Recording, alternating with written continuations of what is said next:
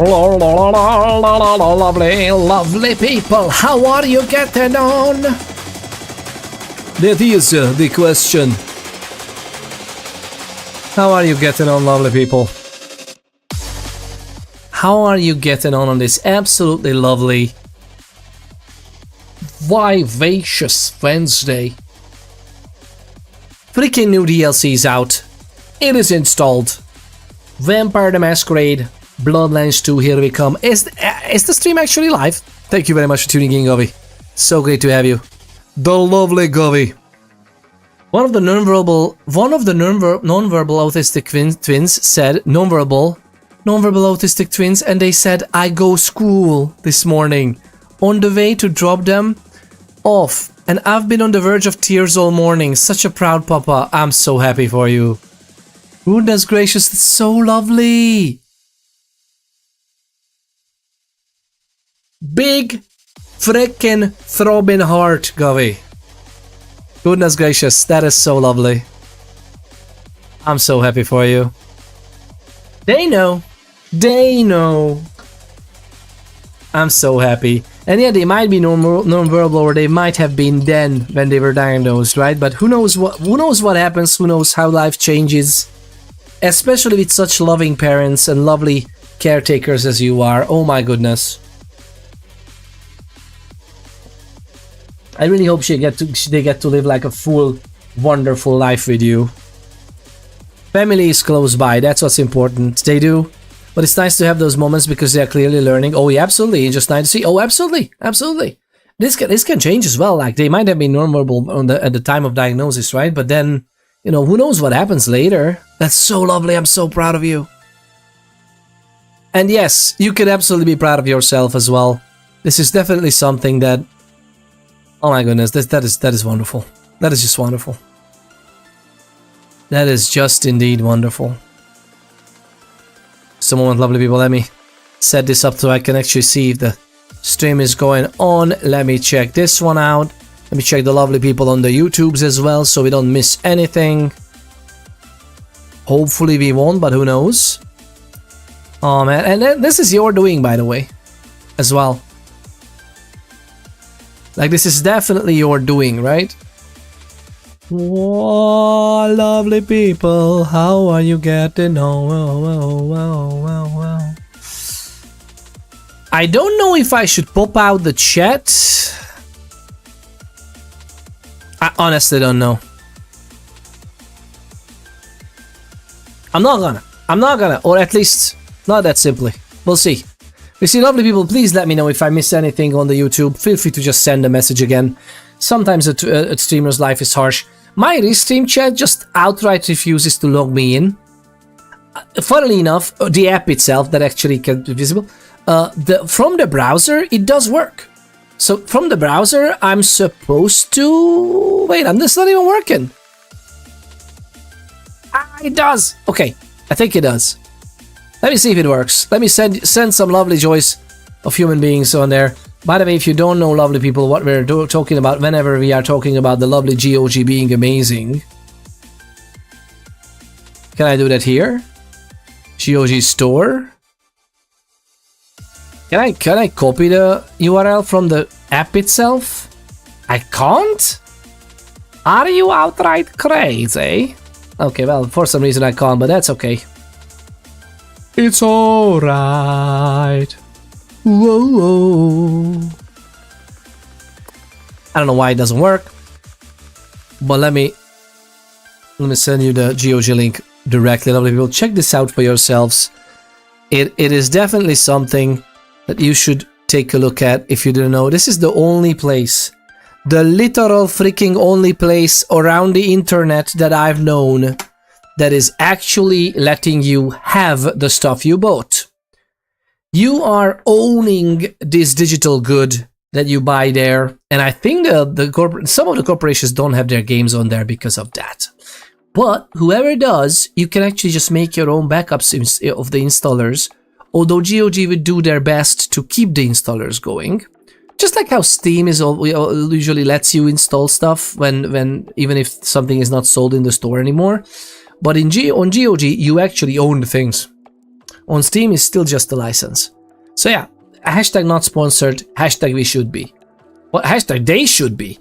Whatever they're doing in good old games, GOG.com actually preserves gaming for the future, which is amazing. They have an initiative as well. They are even taking donations for the initiative to go on. They have brought back to life very, very old games. Oh, and they are making sure that it runs on like Windows 10 and 11 and everything. So it's pretty good. Tuning in from my hood. My hood old Twitch app. Sadybugs, welcome on in. I mean, it should work, right? Twitch app should work. So welcome on in. It's great to have you. I stopped that like tuning in from my hood. Sadybugs, thank you very much. Sadybugs and hood. All of you are welcome. Thank you very much for tuning in. The lovely people, if you don't know who Sadybug is, goodness gracious, do yourselves a favor, lovely people. Do yourselves a favor and check out this absolutely legendary joy of a human being. Lovely to watch, laid back, lovely crafting streams. Yay for Mustache and also for Peter. Yay! Yay! That's 2 yays. Gradgar Twitch, thank you very much for tuning in. It's lovely to have you. Lovely to have you. Slime. Oh, that was actually Slime Rancher 2 as well. I don't know why I thought it was Slime Rancher 1. Wonder why I thought that. It doesn't matter. It doesn't matter what I think. Citybug says, "Oh, shucks. Thank you for being nice, even though I called you a Viking." No. That's close to heart. No worries. No worries. It's fine. It's fine. It didn't induce anything in me. other than warmth. Viking is a huge praise. Yeah, I'm fine. I have something. I must have something in my bloodline because of the multicolored beard and mustache and stuff. So I'm not. I don't know from where this comes from, but you know, who knows? Who knows? And I'm now in the lands as well. I'm lying in the lands, so that fits. It's fine. All right, I think the stream should be up. I think everything is okay. Tell me otherwise, lovely people. I think we should just start the freaking. What are you doing? Start the game. What I wanted to say also. Oh yeah, the title is called Bloodlines 3 Rating Room because. Do you think it will happen? Lovely people. Do you think it will happen? I really freaking hope so.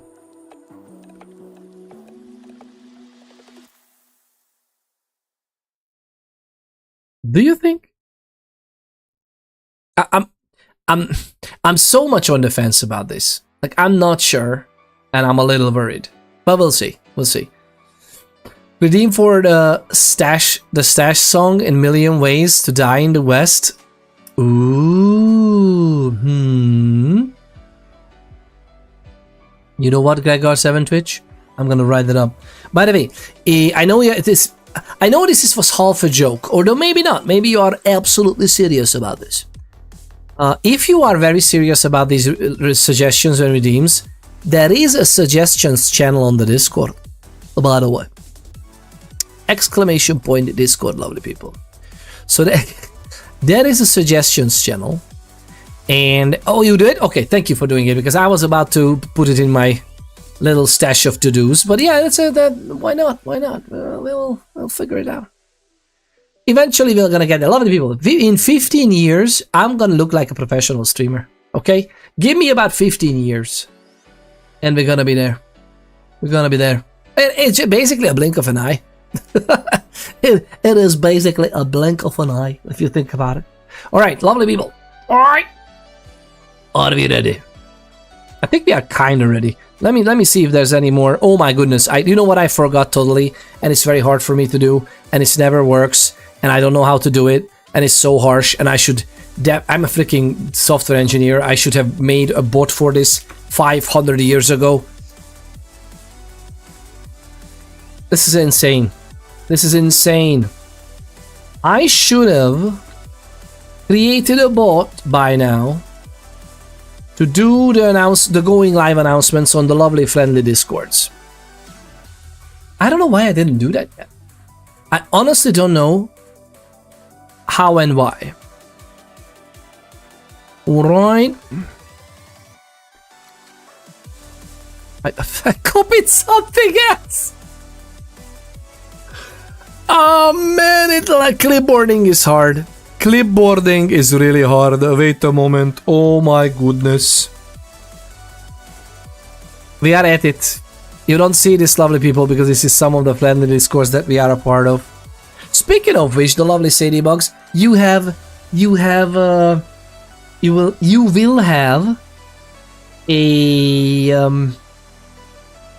movie night on the Discord. So I've heard. Right.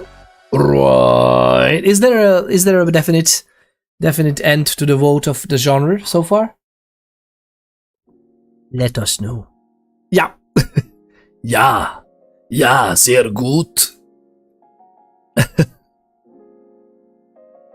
Yeah. Okay, so lovely people, what are we doing here? I'm gonna say these things. Yeah, so I'm so afraid they're gonna not make Bloodlines 3. Do you think Bloodlines 3, Vampire the Masquerade Bloodlines 3 will ever happen? By the way, Citybugs, have you played Bloodlines 1? We may have talked about this before, but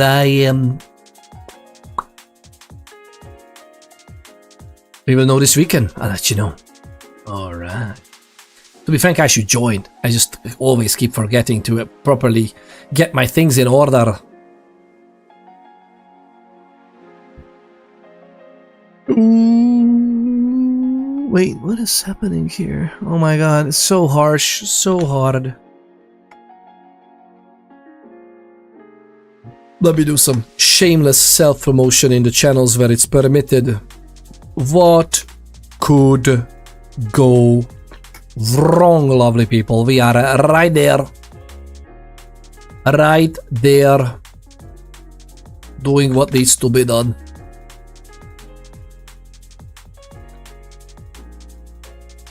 No, but I'm excited. No, but I'm excited to see. Oh, nice. And you haven't played Bloodlines 1 either? Oh.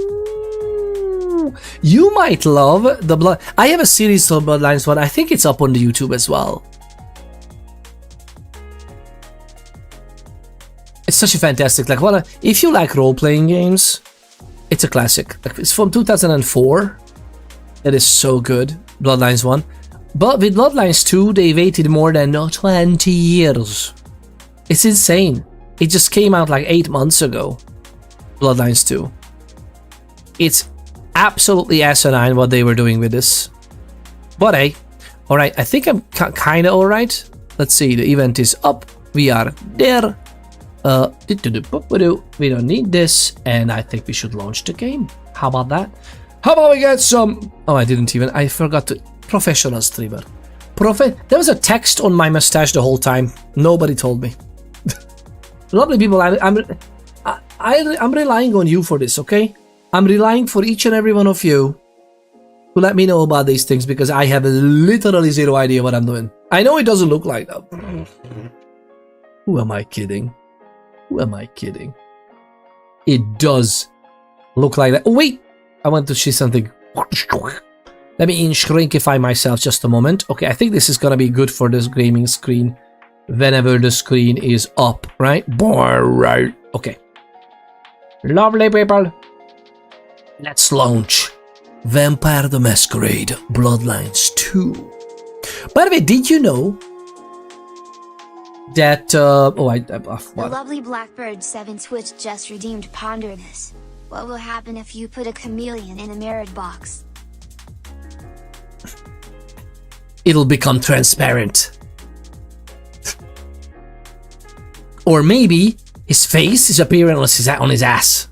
Like those are the two things. Nope. That's not it. Detective. That's not it. In all seriousness though. Oh, lovely people. I wonder what happens then.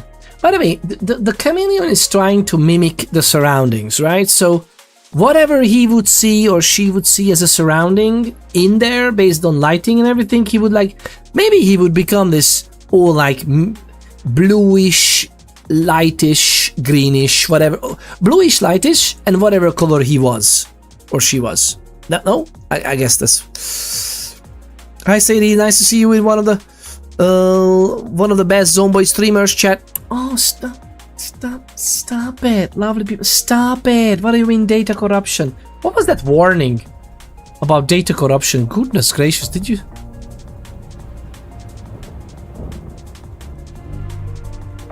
Silence!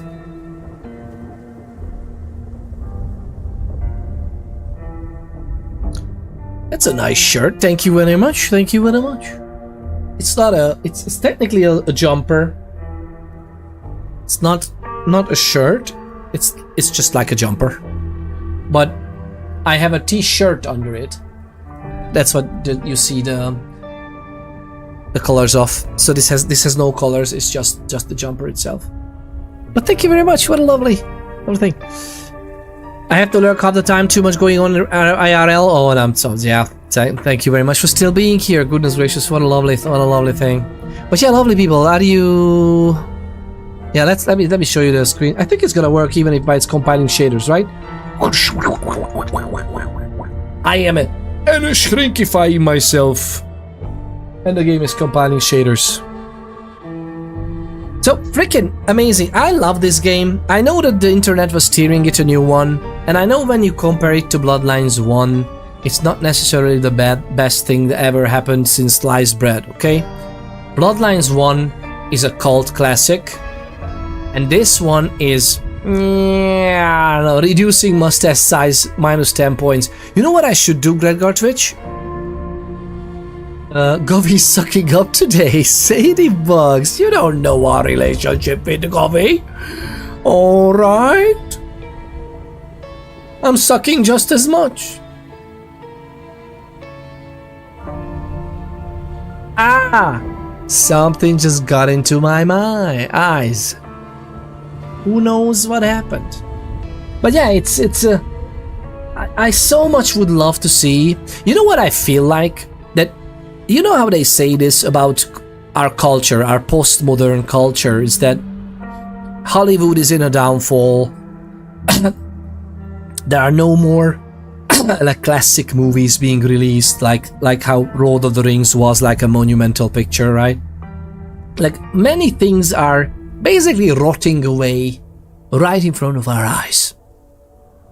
But do not lose hope. At least not yet. However, think about this. Everything is going downhill. However, there are some gems here and there. I don't know what happened with the grand big writing in the 21st century after like 2010. Arguably even before. But after 2010, it was like a type of game releases. And that's the industrial, that's actually an industrial, it's a scientific term. So after 2010, the game industry became a... That's how we call it in the software engineering industry.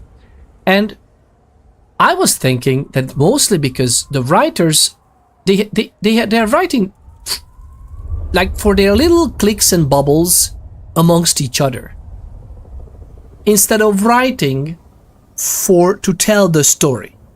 Instead of writing to tell a story of substance, they are just writing for their little cliques of writer friends. God, that's so cool, you were so cool with that theme. That's how I can't have any other rational explanation as to what's happening in gaming and in Hollywood. Let me know. Maybe I'm not on the right track. There are so many other variables going on. I'm sure there are, but I think this can be kind of boiled down to that they are like writing to their own little bubbles and enclosed writer cliques, instead of, hey, I have this story to tell. There's substance in this. Maybe somebody could take inspiration from this, learn from this. There are definitely learning key points I would love to share with my teenage children, this is how we grow as humans and humanity. Like, you know, there's none of those. It's like, oh, it's politically correct, let's do that. That's what I feel like. Not that by itself politically correct would be bad or good, per se, right? The way you say bubbles itches my brain. Did I say bubble? They're little bubbles, right? The bubble they're in, you know, the click. Live in a bubble, baby. Your own reality. The only thing happening, whoever gets this reference from this little lines, please let me know. Live in a bubble, baby. The only thing happening in Hollywood stays in Hollywood. Amber Heard.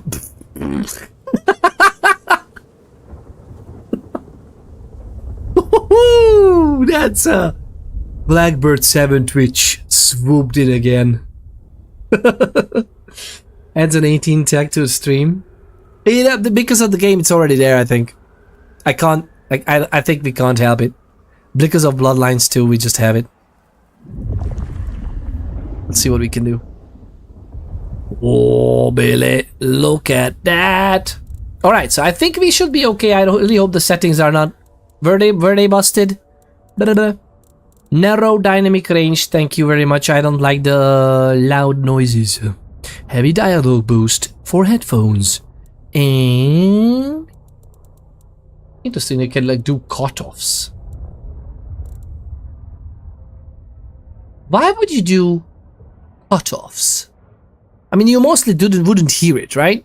Mad one, welcome on in the lovely Mad one.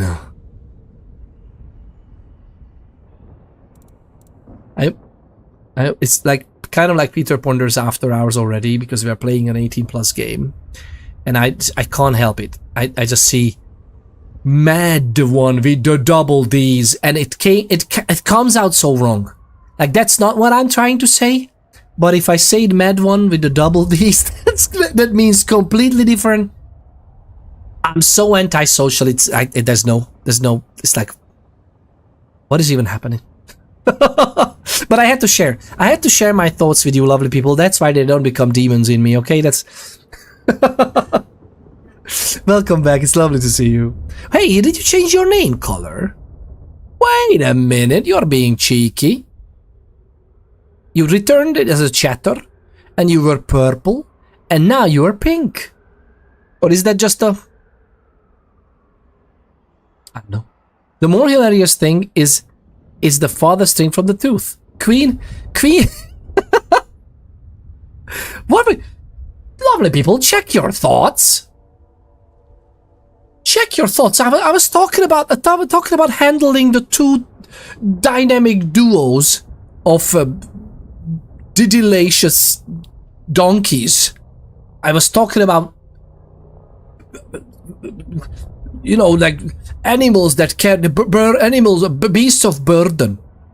I'm talking about beasts of burden. Pity. I'm contractually obligated to read up everything I see in the chat, lovely people. This is just what it is. So, queen of the itty-bitty kitty community. Hey, you're queen. You're queen. That was from the King of the Castle. I was a chief. Was it?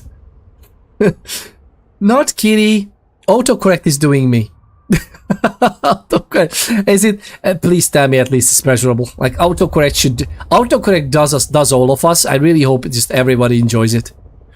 I love Dragon 40. Welcome in your lovely saying. You gotta say it now, Peter. Kitty, we said it. You gotta say it now. Not kitty. Autocorrect is doing you dirty. Did I read up the word dirty? I almost missed it. I think we are otherwise good, right? Limit the frame rate, but otherwise don't. Tip of the DLSS. Ultra out of our minds. There's nothing else, right? Lovely 1993 just redeemed emotional damage. Nah, there's no. As you can see, you've not only just been scammed, by the way. There's a 0 emotional damage. Not true. Automation decided that it's not. Emotional damage! Why though? What happened? My emotions are perfectly fine. Oh, I'm so sorry, Mad One. I'm so sorry if your emotions are scarred in any way. That's never gonna happen on this channel ever again. Ever again. Joke's on you, I had my fingers crossed. I don't know. Honestly, I'm trying my best. Goodness gracious, thank you very much for the lovely emotional damage. I'm now scarred. Oh, scared. Freudian slips. I mean, I'm now running ahead. I'm now scarred. Okay, so you said scared. What am I doing? So many freaking announcements and... don't worry, I'm not touching you, lovely people. We are not that close yet. I was just touching the thingy on the camera. Just popped up. Lovely people. So, how much do you know about this, by the way? Vampire the Masquerade is... Okay, I am biased. I freaking grew up with this thing. Kind of. Not really. I was a teenager. I was a very late teenager, actually. Whatever. The point is... one of the best tabletop role-playing games ever to be created. I truly believe. And I think it's because I love how many ways you can play this. Kind of like D&D. I love the Dungeons and Dragons as well. But Vampire the Masquerade has some extra oomph. Fluid intake. Just a little bit of extra. Fluid intake immediately. Thank you very much. Thank you for taking care of Peter's biological well-being. I love Dragon 40. I love Dragon 40 too. Coincidence? I think not. I absolutely love Dungeons and Dragons. I absolutely love Dungeons and Dragons. I'm actually about to Dungeon Master, Game Master in Ravenloft soon. The lovely You Love TM. Dragon 40 just redeemed posture check. Oh, thank you for taking care of my musculoskeletal health as well. Goodness gracious, very much appreciated. Oh.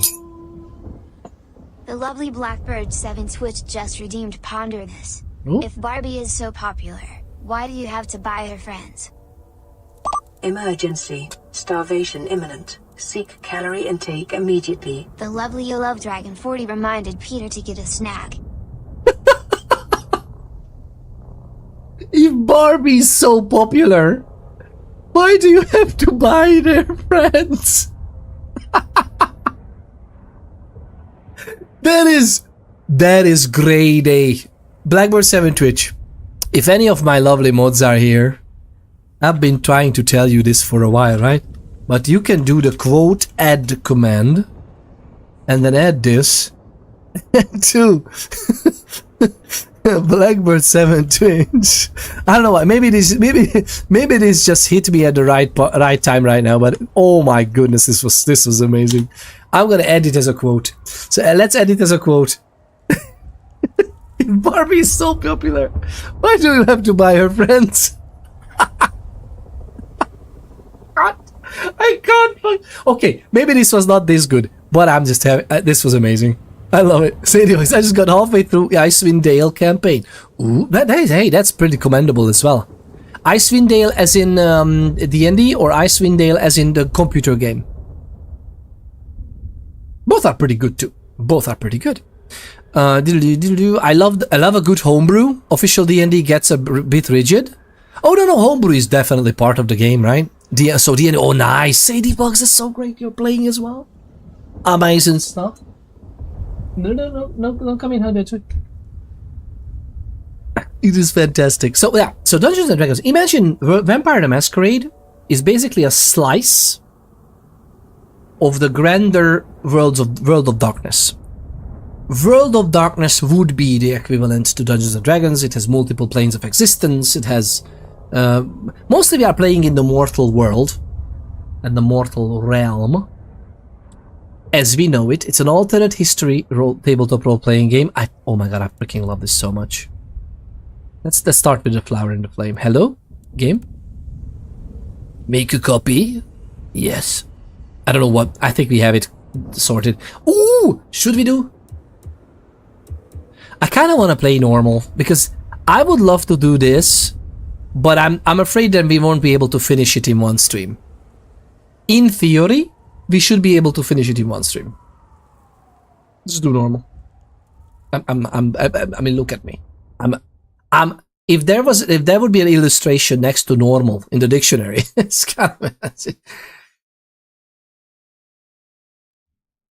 Stop it. Stop it. December 2024. God, I'm a moth magnet. The lamp was just right behind me. Back to work for me. Oh, I'm so sorry that you won't be able to watch most of this then. Hello. Hello. Ooh, Isabella smells werewolf. I'm waiting. Shh, keep it down. And I asked you not to call me that. Come on in. What is it? Guess what, Willikins? I have news. I've just come from the glacier. What? Is she really gone? They got Lou? Of course not. You can't dislodge a gargoyle without a wrecking ball. Why? You disappointed? No. So what is the news? What's happening at the tower? Have you got word from him? Okay, we are just in media stress. Those of you who don't know the story behind this, I'm wondering. Let me know how interesting this is. Without that, oh my goodness, have I eaten my snack? I don't even have snacks prepared. Goodness gracious, you're sending me away. Do you send me away right now when we started the game? I Love Dragon 40. I forgot to. Hey, I have a little smoothie with me. Does that consider the snack? I have smoothie. It's basically a snack, right? No. Which no? You don't want to send me away immediately? Or no, I should get my little cute bum up and then bring back some munch. Willem is a Nosferatu, by the way. It is classed as a drink? I don't know. Well, if I class everything how I class it to my children, then smoothies are basically dessert.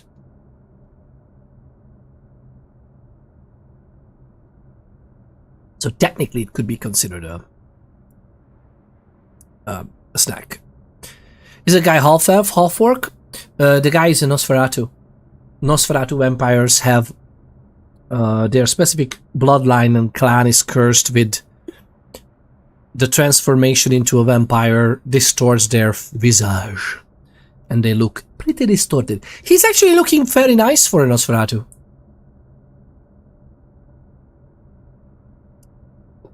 Yep. Usually they develop like bat-like ears and stuff, yeah.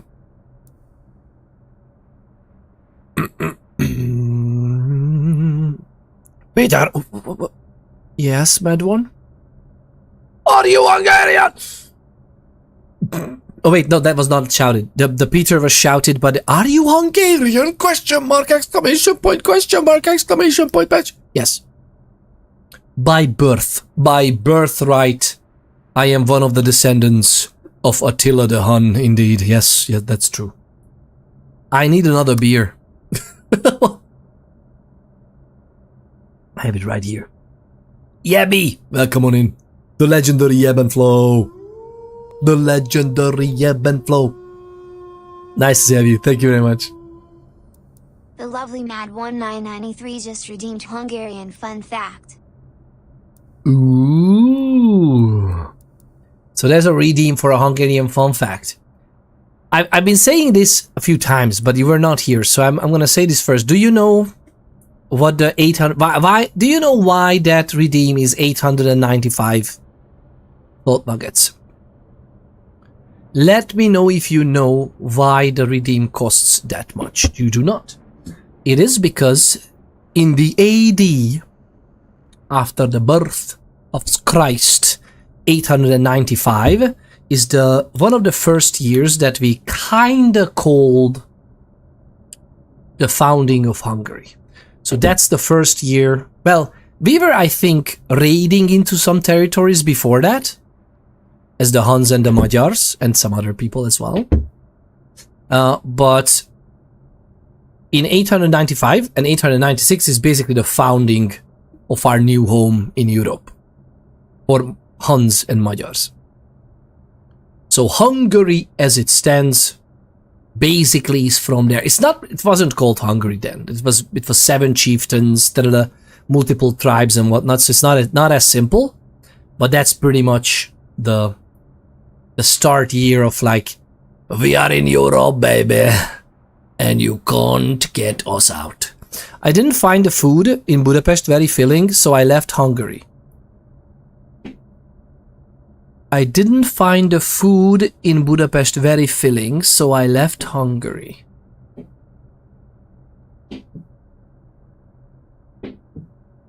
Did you eat turkey?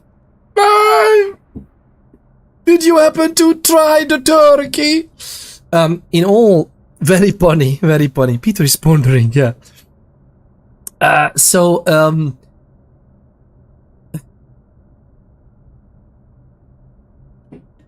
You know why I got stunned by that? I was just stun-logged by that one line. First things first, it's from Blackbird7 Twitch. He usually jokes. And I was a little stunned because wait a minute, like, if you have seen any, maybe some high-end restaurants are like giving you the tiny little bit of like sneezed on the plate. Bon appetit. Apart from that, you can get huge amounts of food, like so much.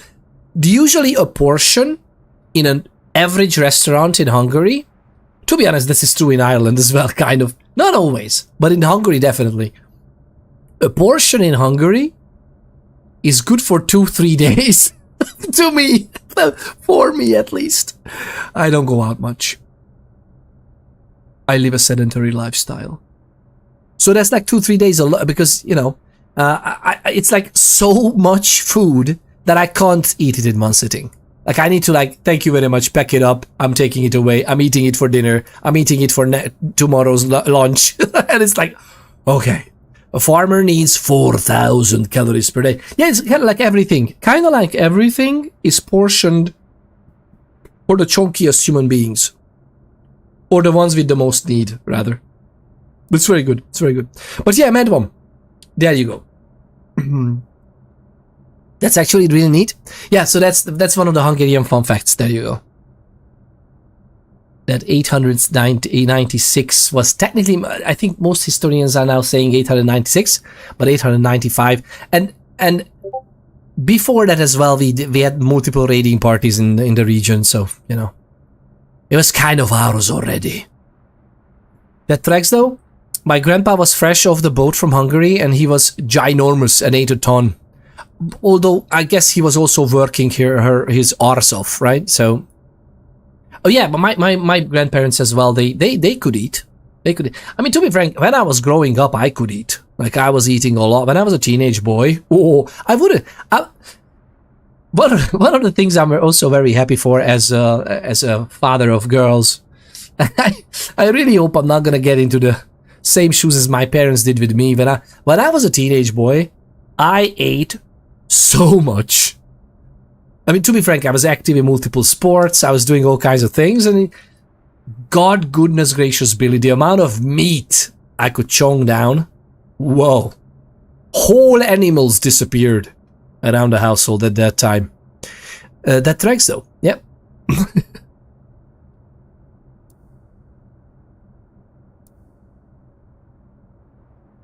Lost a key piece of the plan. Would we be happy? Let's go with this one. The rumors are true. Guess who I saw leaving Lou's lair? The nomad, large as life. Kissing boots or cheeks, who can tell? But this is too early. Oh, Kaninkia, relax. The big bad nomad won't gobble you up yet. Then we can't do the plan, not without the Elder. Oh, I think we can still make things happen, you and I. No, this has all gone wrong. I'm never gonna see my family. Willem's story is so... Isabella sucks. You wish. What do you mean, Yebbenflo? What do you mean, Yebby? She kind of does. Her main quest was a hassle. Oh, you mean the fighting her? I liked her as a boss. Honestly. I honestly liked that part. It was a little bit underwhelming. Like they could have made us have a connection with Isabella and then like build it up, and that would be a interesting twist of like, oh, she's in on it or something, you know. Like that's by the way, there's gonna be a lot of spoilers more than likely if we go into that territory, lovely people.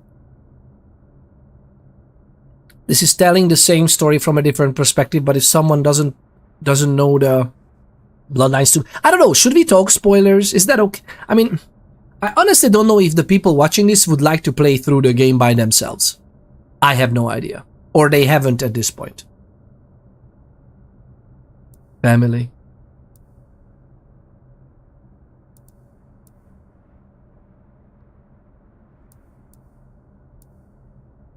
Willem's story, by the way, is heartbreaking. I was genuinely so sorry for this guy.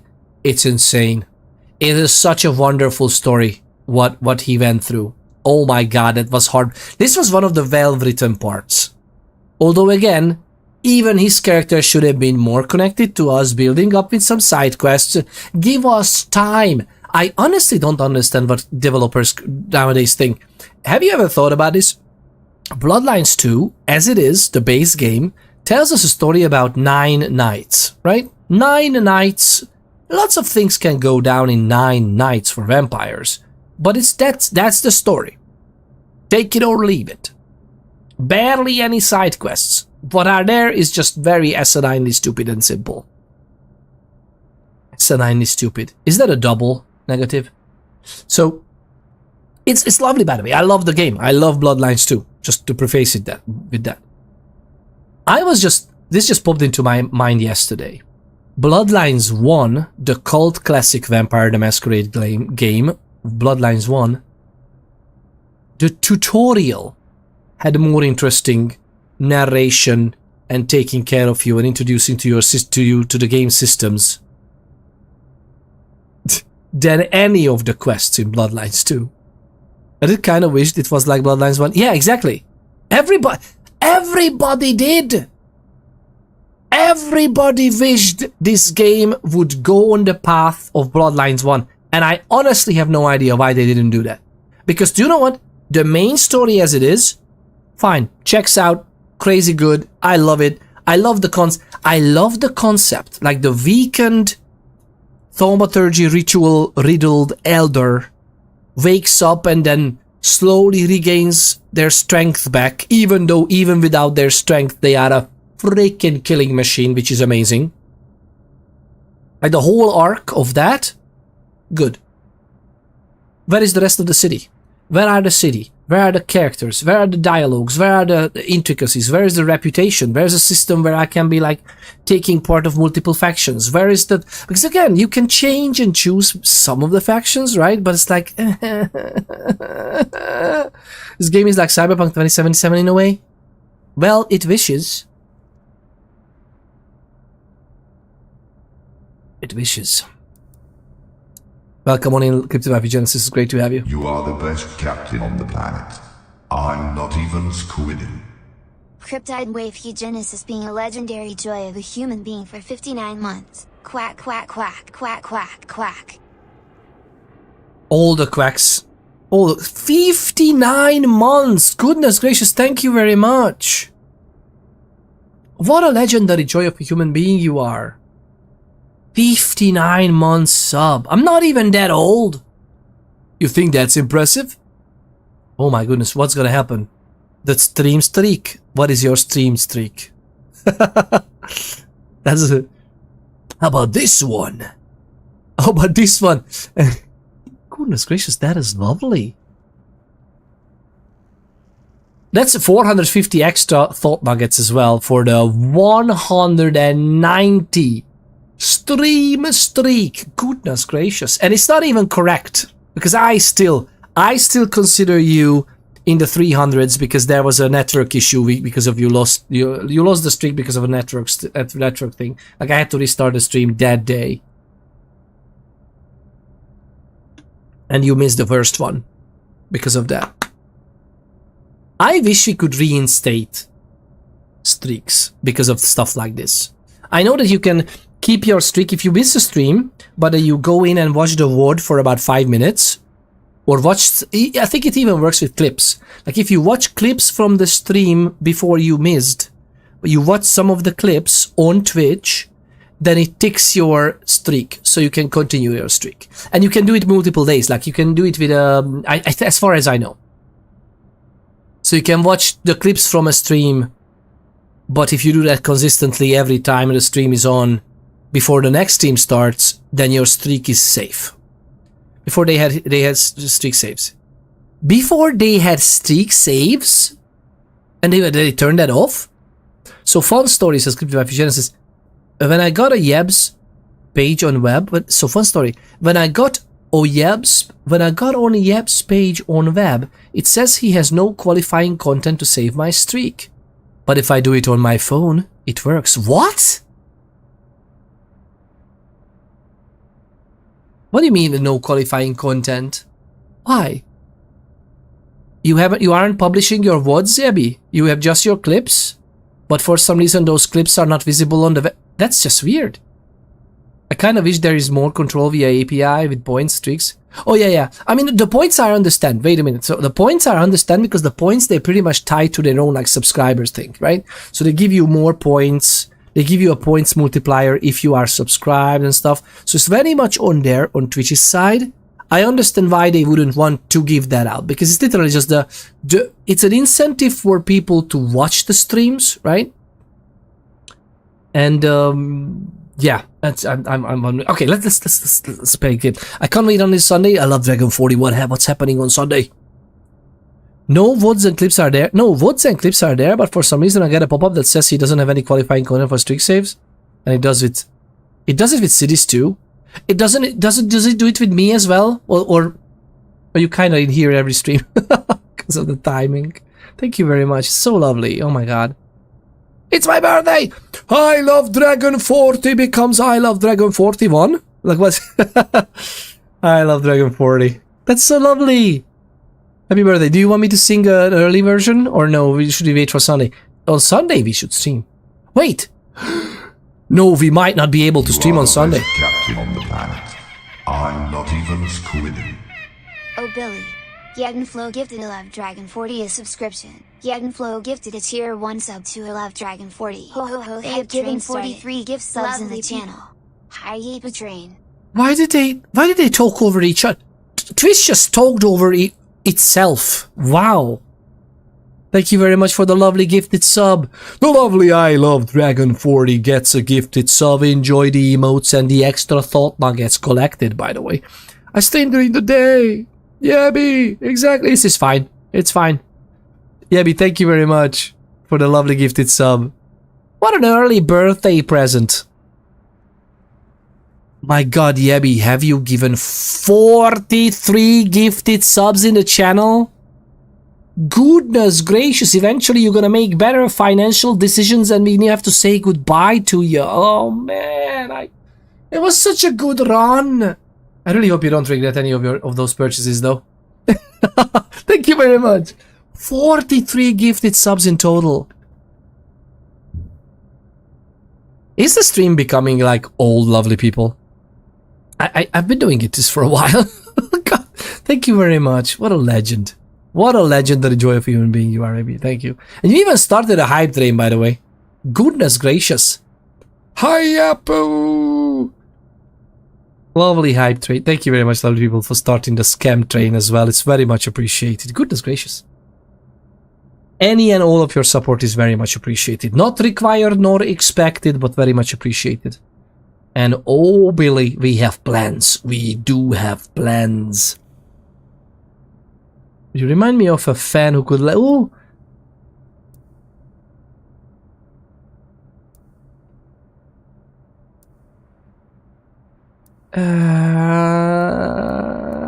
Let's go with this one. Oh, I knew a director back in LA. He was like you, obsessed with his perfect vision. Baron Abrams? From Hollywood? What? No. Abrams did film. This is theater. LA is more than the celluloid circus. His dreams landed him straight in someone else's trap until he couldn't even move his little finger without permission. Ooh. Forget your grand spawn. They've forgotten you. You have other bloodlines to care about now. But he knows how to find them. I was promised my one goddamn chance. What'll I do now if it all falls apart? He's all goddamn it. I'll ask her. Isabella slays. Isabella is. What is that there? Did you say scam train? Nah, never. I didn't stream on my birthday weekend like I said I would. I was too irritated. Oh, I'm so sorry. Oh, we should do that. Peter, what's the minimum bits for TTS? Exclamation point bits or exclamation point tips? But I think it's 16. Just like the Sega Mega Drive or Sega Genesis, it's 16 bits. Yeah, it says the end of it. It says 16 bits. Have text to speech. Oh, why are you asking it? What's the? Oh, you want to make it dance, or make it speak a foreign tongue again? 3 a.m. I'm at work. What? Yebby, it's 3 a.m. for you right now? Goodness gracious, man! Is it really? Are you at work?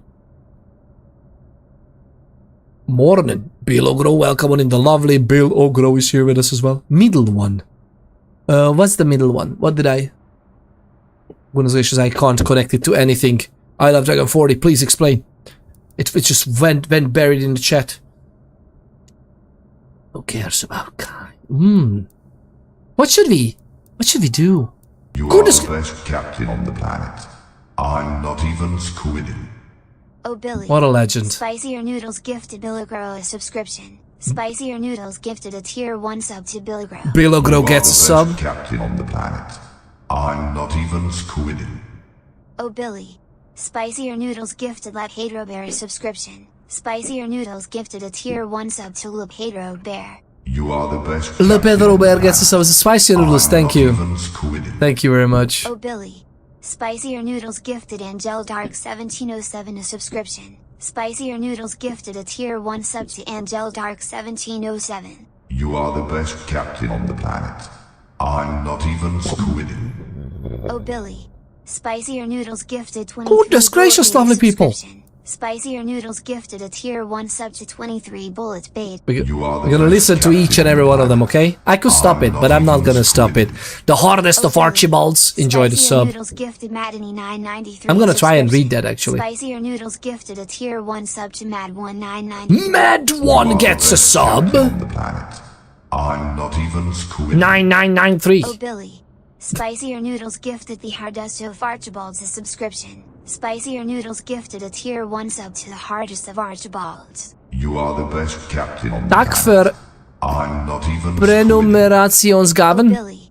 Spicier Noodles gifted Is that Snake it? Drone a subscription. Spicier Noodles gifted a tier 1 sub to Snake Drone. Snake Drone. Captain on the planet. What a lovely bunch of choice of human beings. Thank you very much, Spicy Oh, Billy. Noodles. Spicier Noodles gifted Grad Gartwitch a subscription. Spicier Noodles gifted a tier 1 sub to Grad Gartwitch. Grad Gartwitch gets one. Servo Bob. Even squidding. Oh, Billy. Spicier Noodles gifted Yebnflow a subscription. Spicier Noodles gifted a tier 1 sub to Yebnflow. You look like you could use some coffee. I do. Thank The you, lovely actually. Kryptide Wave Genesis cheered 20 biddies. Remember this? Let's see if it still works. Chong tung tung tung tung tung tung tung tung tung tung chung chung chung chung chung chung chung chung chung chung chung chung chung chung. We're never gonna play the game, by the way. It's just never gonna. It's a foreign The tongue. lovely Evanflow cheered 100 biddies. Thank you very much. What a legend. What a legendary bunch of choice of human beings. Yeah. What game? Yeah. What are you even talking about? It's not a game. It's a family album. No. It's a family album. It's okay. It's it's okay. I love the selection says focus on now. Yes. Well, I thought we were watching Goonies. That's all, folks. It is Swedish. Yeah, hardest of Archibalds. Welcome in. Thank you very much for tuning in, and thank you very much for tuning in to thank the lovely spicy noodles for this. It is Swedish. I only thought it's somewhere up north. From somewhere up north, but I didn't know if it was Swedish or not. How's my pronunciation? Tack för prenumerationsgavan. Tack för prenumerationsgavan. Thank you for the subscription. Is it that exactly what it translates to? I have no idea how to speak Swedish, by the way. I know it doesn't show, but God, goodness gracious. That was butchering it, wasn't it? Other selection, thank you very much, lovely people, for the PDs. Thank you for the subs. Goodness gracious, and the hype train is still going! Hype train is still up! Level 4, we're almost at level 4! I wonder what emote it's gonna get us. Oh, we don't know. Okay, so we only know at the end of it. Lovely. Thank you very much. What a legendary joy of human being you are. Are you interested in the game? Yeah, are you interested in the game? Solarpunk stream was awesome. Her Solarpunk... Oh, the... Who's Solarpunk? Peter, do you remember Milano chick? She's how I found you. I watched her PZ streams and she rated you. She's back streaming again. Oh, nice! Milano chick is back. I'm happy to hear that. She's such a lovely joy of a human being. A lovely streamer. Is that how you... Yeah, you came with that raid, Cryptid? I didn't even know. I did not remember that. Spicy noodles is just an absolute joy. As usual. Tongue, that was in foreign tongue, yes. My beard badge is now brown. Nice. It's not, it's kind of like a yellow. It's Imperial Fist Pus Yellow, okay? The hardest of Archibalds. What a lovely nickname, by the way. Thank you very much for tuning in for the gifted sub and everything. From the lovely spicy noodles. Okay, can we go? Pus Yellow. I got it on my sites, yeah. Pus Yellow. Oh, nice. Okay, let's see what's in the emote chest. Mood. It's a mood. Is it the Viking mood? Ugh, mood. This is. I don't like it. Okay, so this is the new emote. Thank you very much, lovely people, for unlocking this gem. 2-2. Oh, you got a different one because. Wait. The Serval Bob? That's a different one, right? Yeah, okay. So you got that from somewhere else. Who was the artist on this one? Plush. And the Serval Bob had the remote Dionysus 1911. What a lovely 1911 at the end, just like the gun. Lovely people, thank you very much for being here. Okay, what should Isabella say? Let's go focus on now, right? Isabella is focused. You're always going on and on about this. Change the record and pay attention to the here and now. Last I saw my father was 6 decades and a whole continent ago. And that's still too close for comfort. Golly, I regret saying anything at all.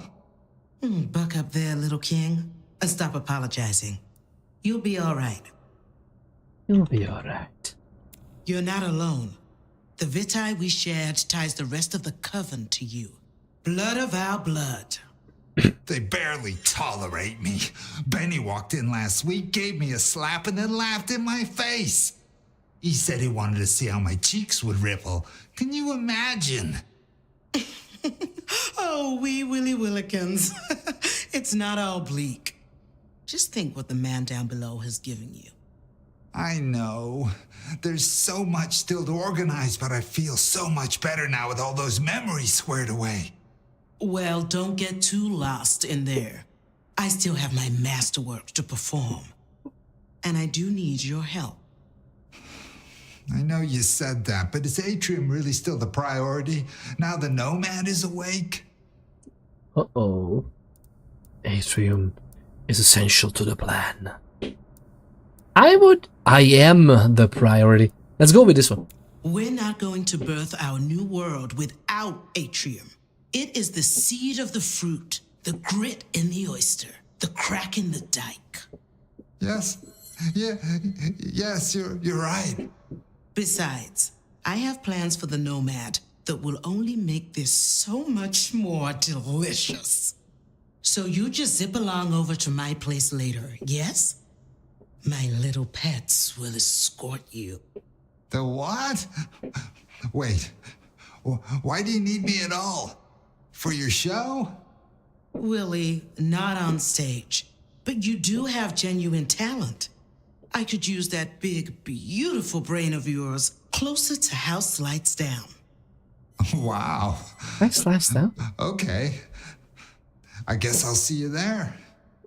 Lovely. Ta-ta! Ta-ta!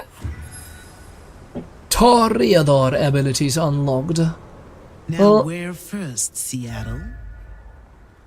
Ooh, Billy. I love that they chose this harsh weather, logged in, snowed in type of thing to basically also in-game explain why we can't leave. That's not what I wanted. Do not get me wrong, this is a nice rapier. That's a lovely rapier, in fact. Goodness gracious, how you getting on? A lot of people are farming for the lovely Jeff. I'll be right back. I'll be right back. Making myself another drink. I'll be right back.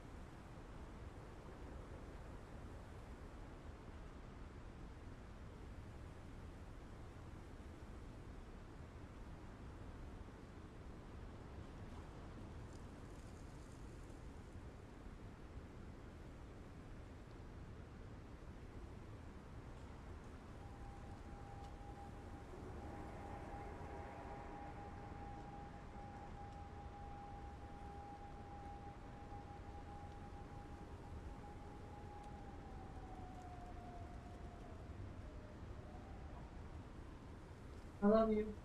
No, I need to continue, okay?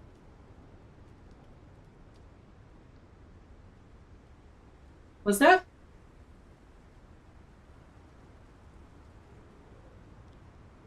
Honey, you can't come in right now.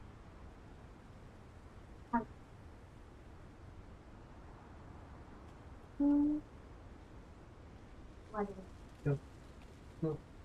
No. Why? Because you tank it. No, I can buy you some new ones. Ask mommy.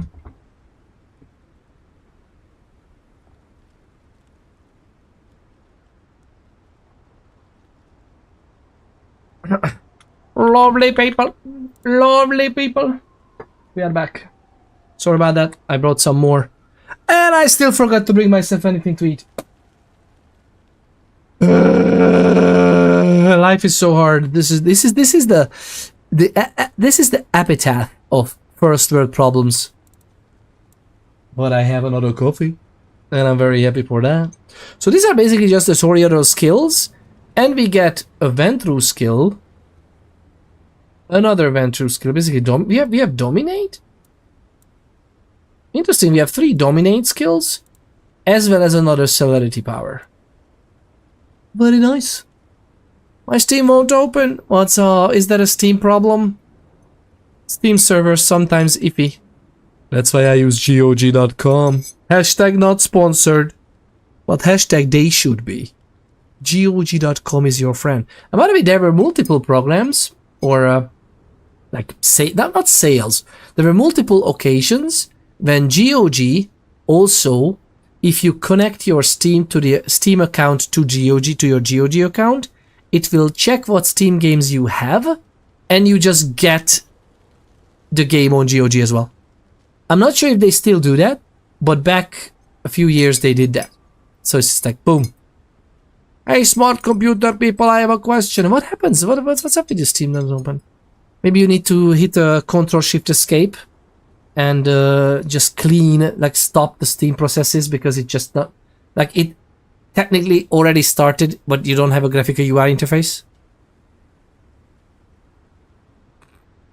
User interface, I mean. I'm glad she figured out the flying thing. Ooh, with what? I get vertigo, and apparently I get vertigo from video game.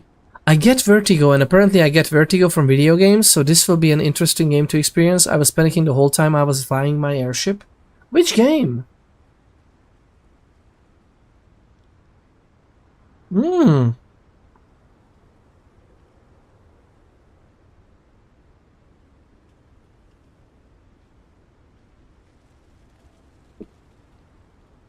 From Solarpunk airship?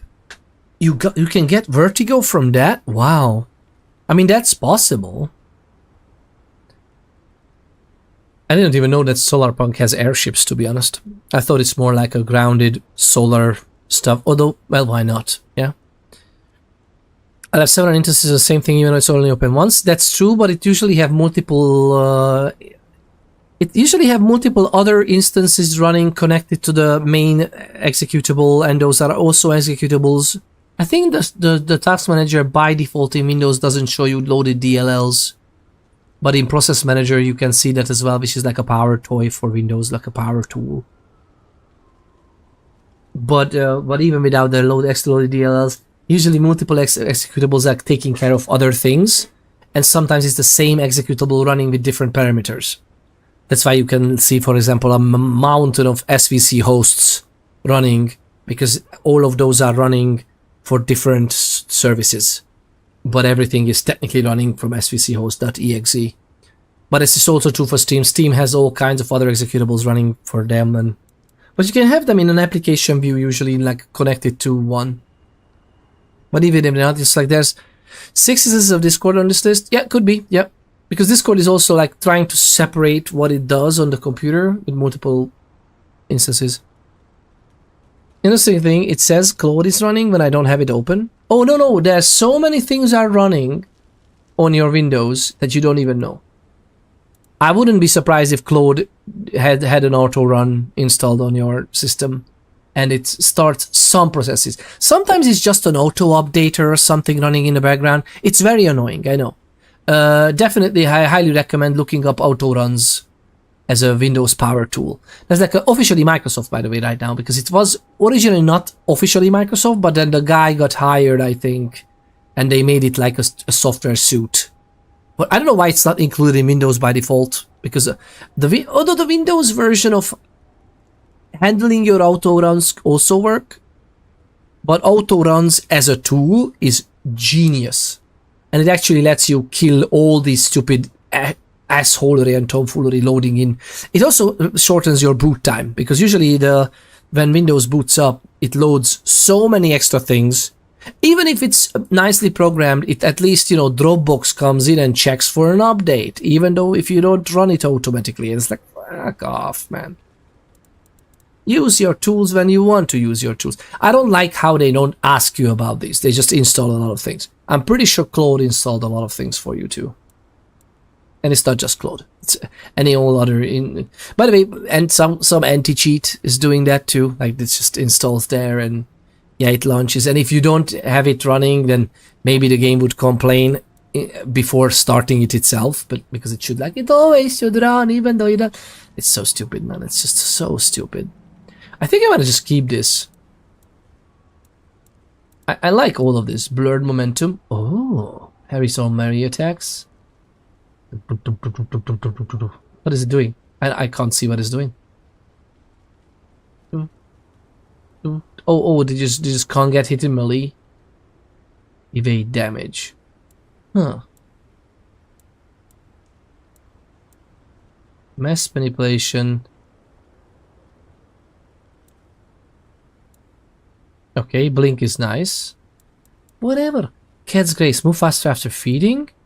Relocate abilities recharged over time. Okay, so we had these. Nice stuff. We still don't have an inventory though. No taxis, no buses.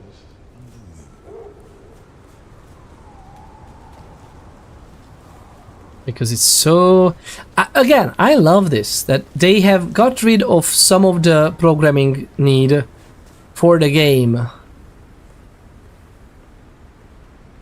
Because... You forgot about the China call. Well, you forgot that I need some sleep sometime. Alright. A visit to the magnificent conservatory for some special fertilizer. So this is the haven for... This is the haven for Willem. I didn't even know that. Never even... Oh.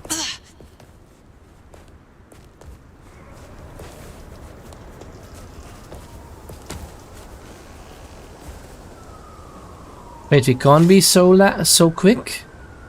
Whatever. Look at those ice on the... I'm pretty sure it wouldn't look like... Would it look like this even if it's turned off and everything? Like if it just build up and then elongate on the ice by itself? I'm not sure. Okay, how many tasks do we have? Special fertilizer. Sophia's blood lab for a little research. Ooh. The gardens to find a thorn for my roses. Sophia's blood lab for a little research. The gardens to find a thorn for my roses. My dearest, the most stylish. We have things to do.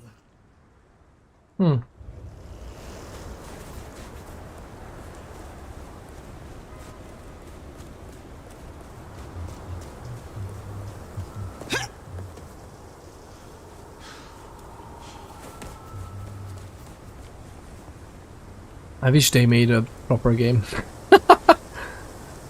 I don't mind the idea of not having most of these in, but eventually it would be lovely to, like, if I don't want live service. Don't get me wrong, but it would be so nice if they made a game like this, it's perfectly playable, there's a story in there already, there's multiple story DLCs, let's go, blah, blah, blah.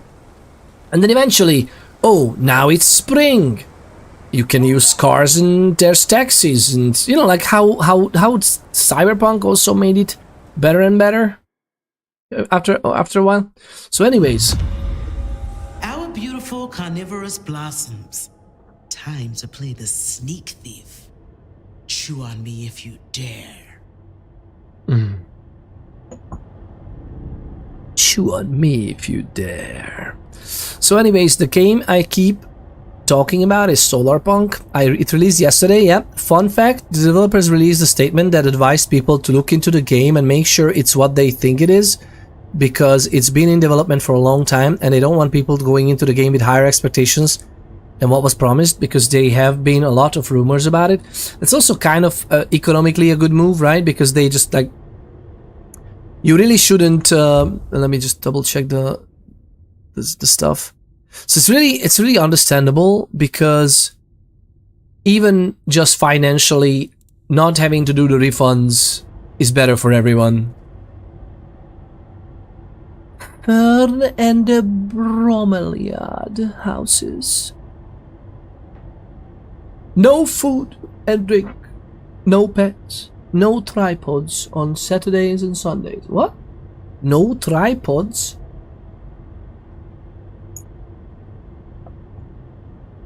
How specific?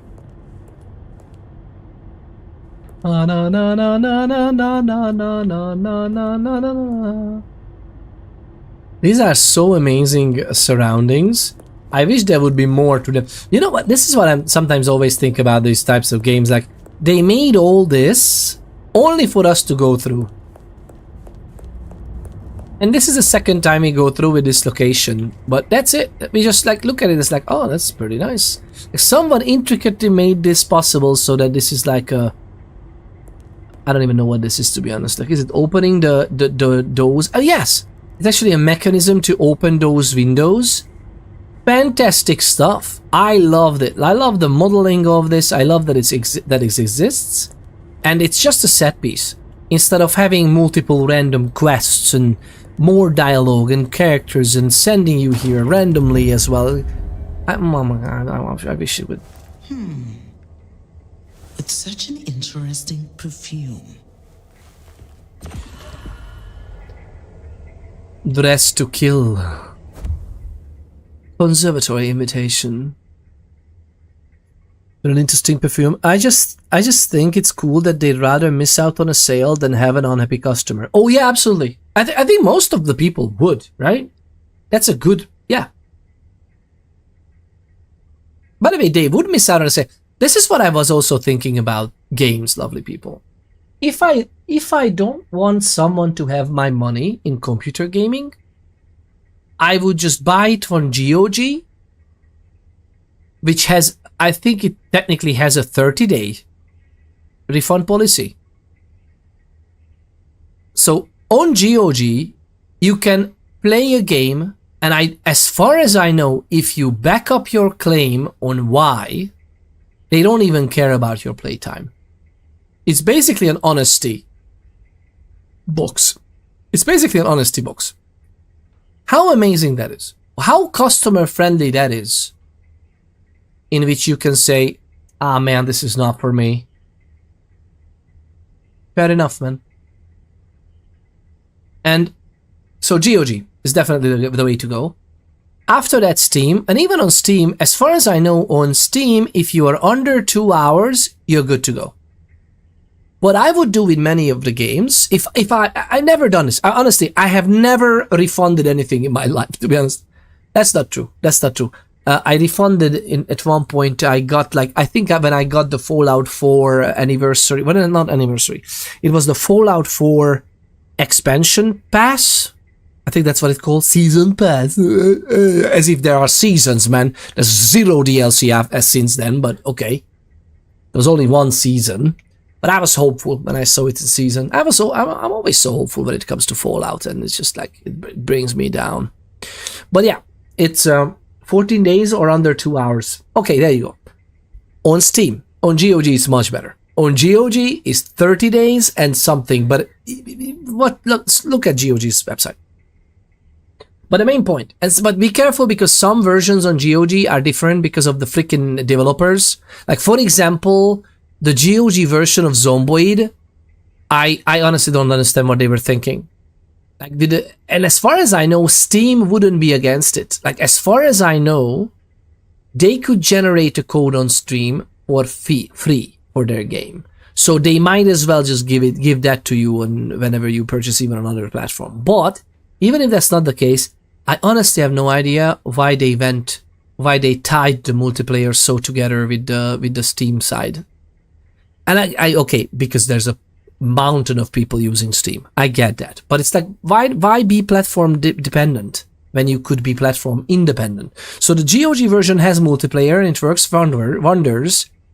But as far as I know, you can't connect to Steam servers with the GOG version of Zomboid, which is like, so you need to be on the lookout for this. So whenever you buy on GOG, you need to make sure that you look at the comments or whatever and usually GOG does a very good job on explaining that, hey, full disclosure, this game might not be a different version. It's not going to work with whatever crossplay.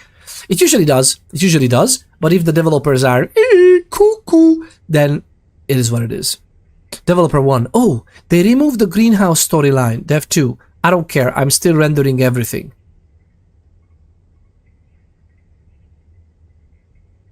Do you think that's what happened here? Games that don't have pause buttons annoy me. Oh yeah, what a quality of life when you are in the middle of a cutscene and you just hit escape to pause and then you can do whatever. Or you know what I love? The one positive thing at mass because of console ports and in general games being developed for consoles. This is where this quality of life. The pausing on cutscenes basically came from the consoles, because your wireless controller might run out of battery whenever. So eventually they had to implement, or they just lose connection. So they had to implement a way for you to not miss the freaking video and cutscene because there's a huge splash screen of, oh my god, your controller is lost. Chill, bro. Like, even if you don't need a controller. But again, some games in the cutscenes would require you to press some buttons or have to make choices. Sometimes it's even timed, you know. And I remember when some of the games didn't have this, and that, like, you literally, if your controller lost connection or anything happened at that point, you were pretty much brigged. And it's like, come on, man. Like, can't you detect, if the system can detect, like, oh my god, we lost connection to your controller, why wouldn't you just pause the freaking scene, man? And I'm happy that more and more game developers are like, yeah, that's like a absolute normal feature to have. That if there's anything happening, if you alt tab, it auto pauses for you. I think even Zomboid has a function now in an options menu, like Build 42 has an option in the menu. Two options actually. One is if the screen loses focus, like if you accidentally click out, or anything in Windows, by the way, because Microsoft knows better. They decided, oh my god, there's something that is in focus now and not your game. And you know, I don't know about you, but this happened with me with the previous versions of Zomboid, that all of a sudden I was in a different window. And I'm like, I am on full screen. What are you doing? I was on a full screen app and Windows still decided to, I don't know, give me a splash screen or something. Sometimes it doesn't give me anything. It's just like as if I went and pressed the start menu and I'm in the desktop. And I'm like, I don't even see anything. The game is going on. I'm literally being munched to death as we speak because Windows and Microsoft decided that I need to alt tab for some reason, which never happened. Now, there's an option in Build 42 Project Zomboid that, hey, if the window loses focus in any way, shape or form, pause it. And it's not going to help you in multiplayer, but thankfully it's very rarely an issue. But there's another option that if you open the map, it auto pauses for you as well, which is very nice. Because usually what I'm ended up doing many times is like, I'm opening the map, it is a timed action in the game, and then I hit pause if it's single player anyway, because I'm reading your lovely people's chat messages. I don't want to get bitten in the neck, right? Like it's a different thing when you want to like make and I love it that this doesn't stop you from making a very authentic playthrough of no, when you are browsing the map, you're in danger. Let's just go, let time go. It's a resource that you are wasting on the map. Yes, fine. You can still do it while it actually protects you from stupid stuff. I think it was the PS4 that had a go to menu pause option when the controller disconnects or runs out of battery. Go to menu pause? I don't think it's an option. Is it an option? Maybe it was an option originally. To be honest, I played on PlayStation only with my friends. I never had a PlayStation on my own. Just for some reason. I almost picked up a PlayStation 3 and a 2. I almost picked up the PlayStation 2, but I decided against it. I was just going with the Xbox and some others like Sega stuff. And then, back in that time. And then it was PlayStation 3. And I ended up going with the Xbox 360 because of Kinect. Actually, it's interesting. The reason I didn't have a PlayStation 3 was because I picked up the Xbox for the Kinect. And I didn't regret it, by the way. I love Kinect. I'm so sorry that Kinect died. Although it lives on in lots of scientific projects, which is fun. I love that. But yeah, it's stupid. And then I almost picked up a PlayStation 4, but then I was just playing with PC so much that I'm like, I don't care. Most of the PlayStation games would come out on PC anyway, and I'm like, there's no incentive. And I also hate the incentive. Like I many times almost picked up a PlayStation because there was a game that I was interested in. And I don't know why. I don't know about you, lovely people. I'm kind of like this rebel inside, and it's not. I'm not saying this because it's cool. I don't think it's cool. It's just I don't know how else to say it. If something is guiding you towards something so obviously that yes, we have exclusive games because you're gonna pick up the console if you want to play it, then I'm like, well then, no. How about no? Like I don't like that. I freaking hate the idea of, oh, you want to play it now? Then buy this 3, 4, 5, 6, now it's like what, 900 euros? Shit. Like, no, thank you. You look like you could use some coffee. The lovely Kryptide Wave Eugenesis shared 20 biddies. I would like your opinion. There is a game on PSP/PS Vita that only came out on that system. It's a Harvest Moon / Story of Seasons game. Okay. The sci-fi version, like Rune Factory but sci-fi instead of fantasy. My local game store has a copy and a used PSP. Do I want to splurge and get myself something nice for my birthday since no one else did? 3. What do you mean no one else did? This sounds like an amazing idea to poke the hobby about, no? Or just tell him that, hey, you got me this. Thank you very much. It's amazing. I think it's about... I always tell this to mom owners as well. Like, if you see something nice and... well, usually I just take hints. Like, I'm poking her and she tells me and it's like, okay. I'm gonna make that happen. And eventually I do. God, sometimes it's so slow with these things. Adulting sucks, flaccid rooster. But other than that, that's what we're trying to do sometimes. It's just like, we are on the same budget as well. Like we have like shared bank accounts and everything. So it's like, hey, you got me this. That's technically, yeah, we got us that. It's nothing like, it's not really even her money, my money, usually. But we kind of end up like that. Like, hey, I love this. Hey, that sounds amazing. And it's a local game store. You're basically supporting a local business. Used PSP sounds amazing because usually it's like taken care of and refurbished, I guess. So it's like nice. That's amazing. Thank you for the 20 biddies as well. The lovely Kryptide Oh man, thank you. Shared 30 biddies. Does anyone else eat bananas with a fork because they don't like to touch the banana? I'm pretty sure, yes. Honestly, I'm pretty sure. Some people are just like have an aversion for yeah. Some people has an aversion. Have people is plural, right? Some people have an aversion for the texture. So I'm pretty sure they eat it with a fork. Yeah. Heck, I love bananas. I don't care, but I actually love the texture. It's fun. Like, I love squeezing it in my mouth. However, stop. Do not clip this out of context, lovely people. Yes, I love squeezing stuff into my mouth. It's a long story. It's a long-standing hobby of mine. However, in like fruit salads and whatnot, I sense sometimes if I'm there at the table and I don't want to wash my hands after the banana, for example, and I usually wash my hands even if I touch only the peel, because the peels of the bananas are usually treated with like a light radioactive material. It's not as crazy as it's radioactive. It's just icky. Like it's not, the radioactivity of it is not that big of a deal, but it's slightly radioactive to have it slow down in ripening, because it ripens usually on the big huge ships. So I got that. By the way, slash clip it. Oh, anyways, I do. Thank you. Feel free to. By the way, yeah, it's kind of like, yeah, it's the unbeknownst, untold rule, right? When I say please don't clip this, I usually mean please clip this. It's gonna be fantastic. I think it's slash clip. Well, slash. Do we have a slash clip command? Do we have a slash clip command or no? I don't even know. Whatever. It's okay.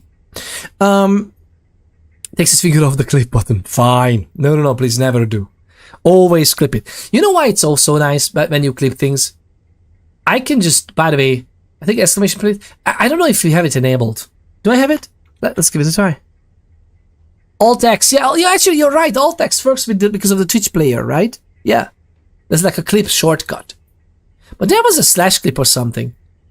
Whatever. Doesn't matter. If you make a clip, by the way, it's gonna be a clip on my channel, and I can, like, all my modders, my editors, and my admins.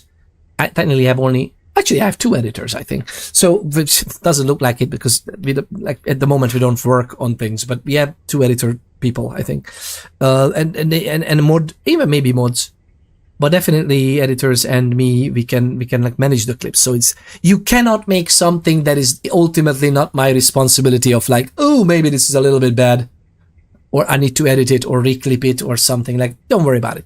Even if you make a bad clip, if it's about something fun, I can actually go back and make it like, you know. If you're in doubt, make the clip longer, so it has the stuff in it, and we can always edit it shorter. I made like 10 clips of Peter dancing in a tutu. Thank you. I think we have those, right? We have those in the clips page, right? And if you're interested in the Discord, there's a clips page. Oh yes, there's clips. There's a highlights channel. And feel free to, by the way, it's not just even me. Like, you can, any highlights in your life you have a short video about, hey, put it up there.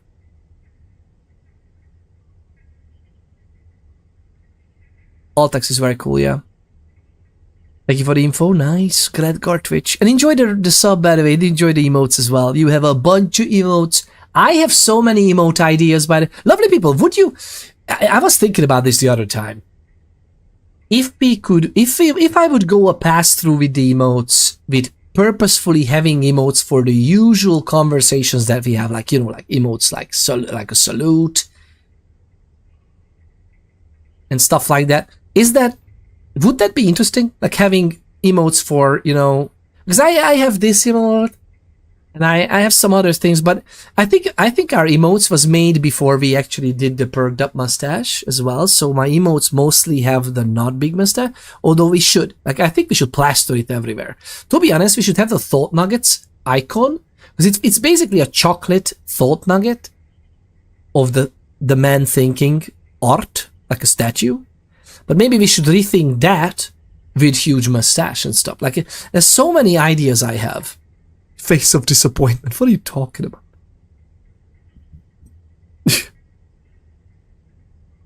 Chocolate poop nugget. Exactly. That's kind of like the point of it, making it look like this is like, is it chocolate? Is it not? Brain farts. Something else came out. Careful with farts, lovely people. Careful with flatulence. You would never know. Some of these days, you just never know. You mean like a donut worry emote I was supposed to make you? Yes, please! Hey, 55 Genesis, we could actually jump into a call and make it together. I would love that too. You don't have to do it if you don't want to do it on your own. But I was thinking about, yeah, or I don't know, we play like Planet Crafter, and on a break we would just do that something together. I would be happy to make an emote for you and for your channel. Goodness gracious, as well. New reality TV idea right there. Is it poop or chocolate? That's the next. Like, it's basically the next Villid blend. The next Villid blend series. It's still only one. I so much love that emote. Actually, who did you make? Oh yeah, yeah, sure. You are using it on your channel. That's amazing because you made this for. Did you make this for Bunny or Rabbit? I think you made this for Rabbit, right? Oh, it's for Moradin. Okay, so Moradin's beard had it. Is he streaming? Is Moradin's beard back? Would be so lovely. But yeah, that's such a lovely. The Gun Gem emote is one of the. I love that. I think it's such a fantastic emote. Gun Gem. It should be maybe zoomed in a little bit more. And you know why I'm saying? I'm looking at my emotes as well, and I'm like, I need to zoom that in. I need to zoom them in so much more. Just so the when they are small, if you click onto the emote, it gives you the bigger emote picture. It's so amazing. Every emote looks amazing like that. But if you just seeing it in small, sometimes it's just very hard. No, he's not back. I need to check in on him. They had some big storms up that way. Oh, please do. Takes up the whole frame. Oh, I know.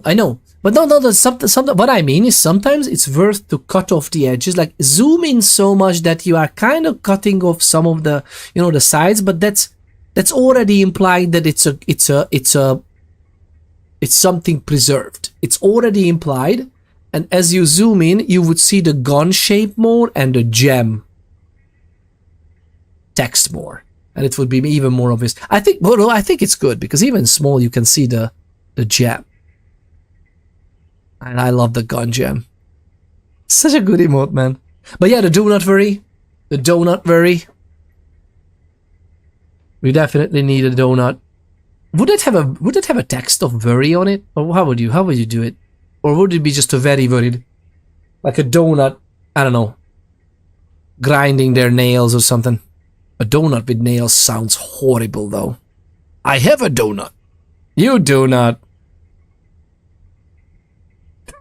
So sorry. I'm back. Had to refresh to see my sub-beard icon. Oh, there you go. Yeah, Gregor Twitch. Sometimes you need to refresh in order to get like the emotes and everything loading in properly for your chat as well. Yeah, it's a good practice usually when even if you resub, it's usually a good practice to just hit an F5 or a refresh on the page. Deep fried brains, indeed. I have only these 4 colors, but maybe I should get more. Do you need more? Lovely people, how many colors would you like more from the deep fried brains? I don't know, let me know. Also, I should, we have a finite amount of emote spaces, although we have a lot, thankfully. Thanks to you, lovely people. It's like every you are supporting us, is growing the channel with like emote slots and everything.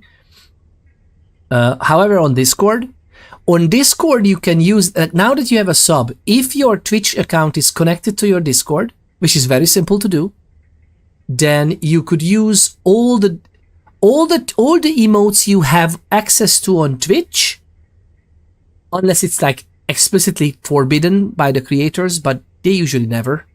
So if you are subs on channels, you can use those emotes on Discord everywhere, which is, I think, a very cool function without no nitro or anything. You don't need a nitro if your Twitch account is connected and you have access to emotes because you are subs. Boom. You can just use it on Discord, which is fun.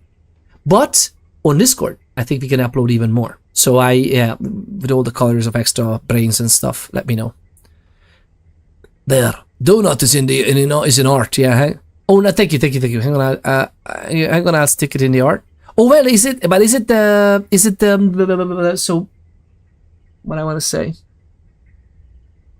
is that a base image or did you already whip it up? Like, is that our remote already? There's a green brain for Zomboid and I'm happy.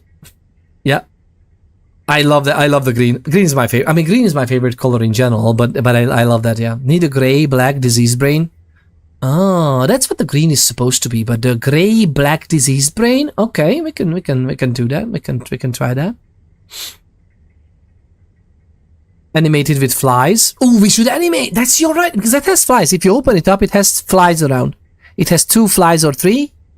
I think there's 2 flies. Maybe the 3rd fly is in front of it, so it's like very small and weird. But the 2 other flies, if you open up, that it's large. Like, do you see those little? The flies are around it as if it's just like a little movement, wiggle, jelly brain, marking. Same for me with green. Oh, there you go. Glad Gartwich. Then you like this green 1 month subscriber icon, I hope. We should maybe redo that. Let me know. Should we redo that? I think it was when we created those sub badges. It was a fun idea of making them after the Wing Chun Kung Fu color scheme. So how you are going up in grades in Wing Chun Kung Fu. That usually also involves time spent with the martial art. Those are the colors coming after one another. And the thing is, the mustache and beard icon. But if you quickly look at it, it looks also like a yak or a she, or like a. It looks like a. Yeah, I think it looks like a yak, really. Which is, I think it was fun at the time, but I'm not sure if we should make something else so it's more obvious. Like maybe some of the zomboid moodles, but with huge mustache.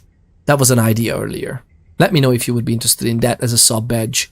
And or emote, of course, as well. My favorite shade of green is illuminated lime. Almost fluorescent. Very nice. Do you like Tesseract Glow? Gradguard7 Twitch, if you don't know what that is, do you like this one? Let me just show it to you.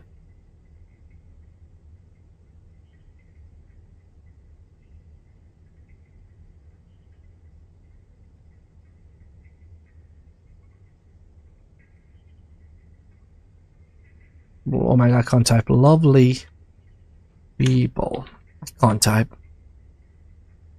So do you like Tesseract Glow? Look it up if you don't know what that is. Radioactive brain. What is it? The glow effect animation? Oh, that would be also nice. Yeah, blue brain. Hey, Genesis, capture these in the suggestions channel. Even if it's just like one item, copy these messages. Feel free to do that. Drop it into the hashtag suggestions channel on the Discord, because these are all amazing ideas. Snowflakes instead of flies. Ooh, cryogenic blue brain with the snow and ice for cryogenic mode. Very good. Snowflakes instead of flies. These are amazing ideas. You mean Chernobyl blue? What is Chernobyl blue? That blue glow? Wasn't that like more of a rainbow, like the effect on radiation in particles in air? Googled it. Yes, very close to this color. I love this color. Yeah, I love Tesseract Glow so much, man. My favorite is more like darker foresty greens, but I love Tesseract Glow on. I'm basically putting almost all my Warhammer 40k models in some way, not all, but almost all, in some way, shape, or form, will contain Tesseract Glow in a little bit. Here and there. Well, we'll see. Maybe not all of them. Like not the generic Space Marines. As generic you get as a space. Goodness gracious, like a freaking super soldier. So conservatory imitation. An imitation that smells strongly of musk, rot, and formaldehyde. On the front is written, "The Conservatory, 7 p.m. Dressed to kill a friend." The invitation opens up to reveal a handwritten note to the singular Mevru. That's her name? To the singular Mevru Moore, whose company is sought this night. She is invited for a tour. Course of morsels to delight, to end with a start, and meet heart to heart. Okay. Tron blue? I think, yeah, that's cool as well, yeah. The Cherenkov radiation blue? Is that it? Send a picture, Peter. Okay. That's the word, yeah. Cherenkov radiation, yeah.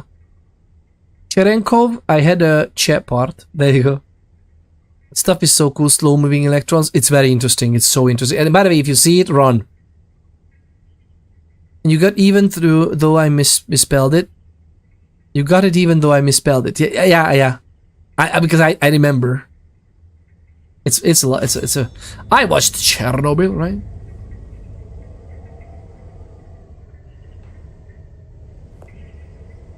Face mask required.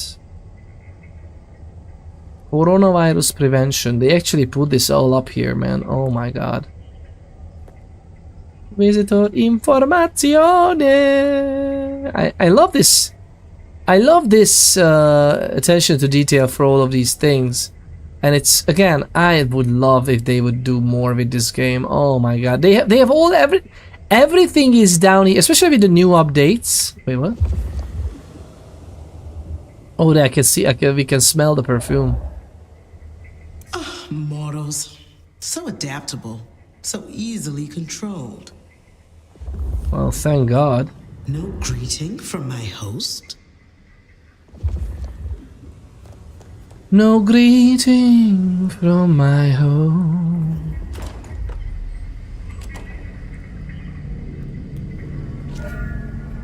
Razor wire. The welcoming party. Press Q. Imagined it. So, what's your favorite plant? Lasso an opponent. Pull them towards you. Can also be used to pull items, weapons towards you to grab. Oh! I'm gonna like fighting with her as well, I think.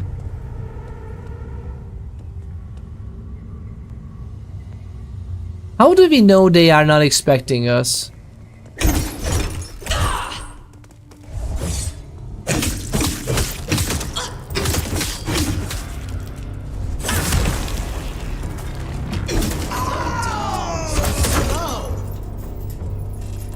How are you, my guy?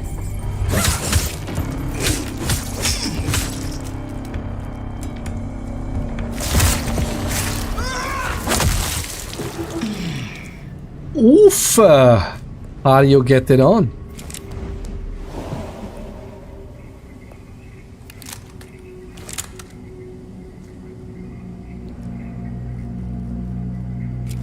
Still the...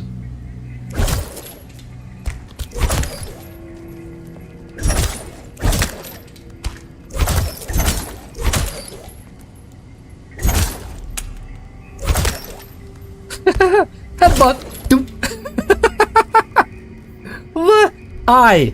I love this game. I can't help it. I know it has so many problems, so many issues, and it has so much potential that is wasted or underdeveloped.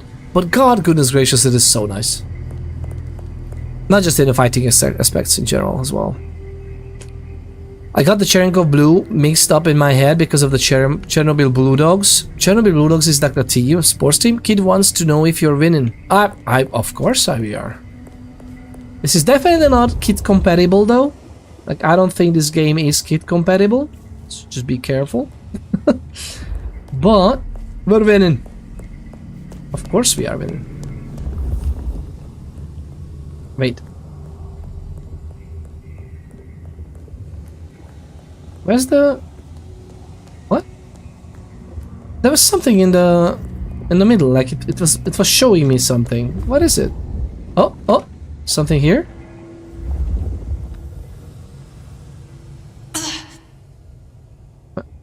I don't even know where we are. Oh, it's on the other side? I assume it's gonna be on the other side. Generic flower. Are you kidding me that this thing is called generic flower? Oh, come on, man. No, there are wild dogs in Chernobyl who have turned blue because of mutations from radiation exposure. Oh. Ah, so that's what happened to Bluey. I will have him quarantined. I live in Australia. Yeah, Grandgore Twitch is like, no, we got it under control. Not to worry, whoa, eh. Not to worry. Unusual flowers. The conservatory contains plants that Isabella does not recognize, despite all her knowledge of perfume and scent.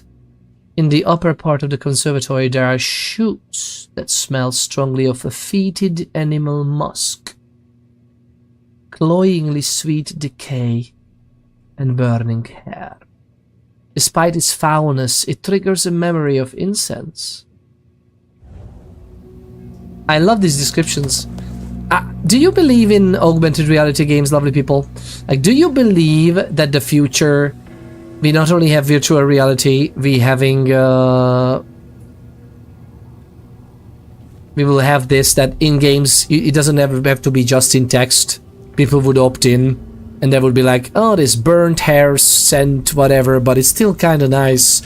They're just gonna mix it for augmented reality. Bluey is a girl. Yeah, Bluey is a girl, actually. But her dad is also blue. Yeah. Oh my god, I was 2 years old when I learned Bluey's gender. You didn't know? Although she's an animation, I still feel very guilty for misgendering. Yeah, Bluey is actually a girl. There are 2 girls. Bluey and Bingo. Oddly enough.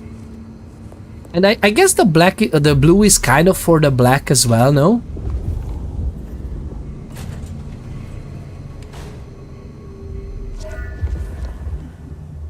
Why the shift change? They wanted more bodies on the ground. What, someone's gonna break in and steal a tree? See the game? Nah, man. I mean it. Swervy has just sucked all the air out of it. The rookie is good, though. I'm too old to keep on caring. Can we move on without hurting anybody? Is that an option? I mean, we already kind of like killed 2 guys, but...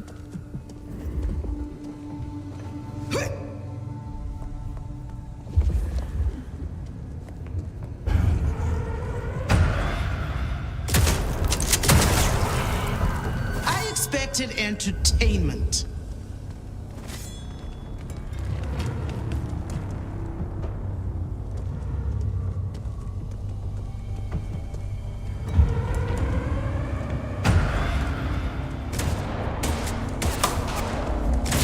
Well, they are shooting at me now.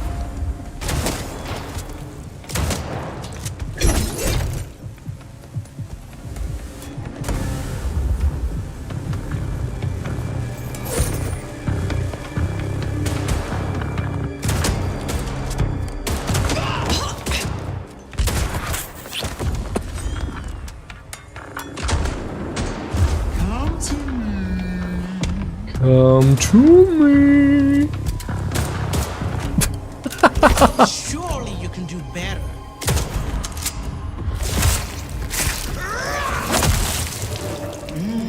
I'm the other Pedro, yeah. How many Pedros? Do you mean Le Pedro Bear? How are you getting on? Lovely to see you, Pedro. How's the family? How's the wifey? How are you getting on? Give us all the info. Give us all the deets. Other Pedro. Yeah, I mean, it was...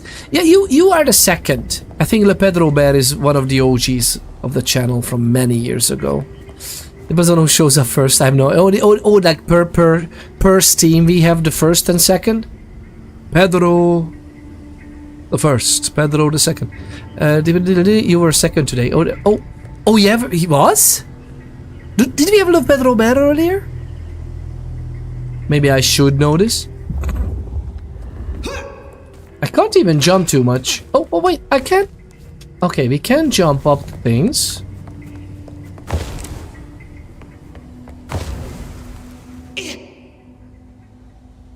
Do we have more of these things?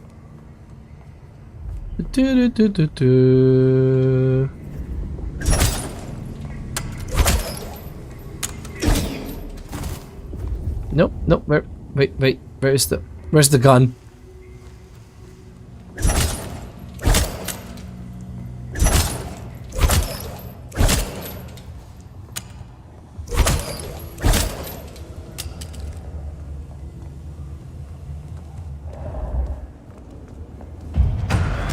Hi.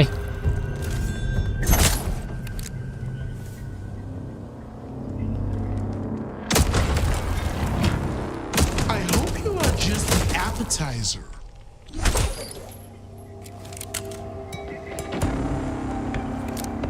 5 more rounds, though. I hope you are just appetizer. I love the combat mechanics in the game, though. You reminded me of a very interesting change in social perceptions.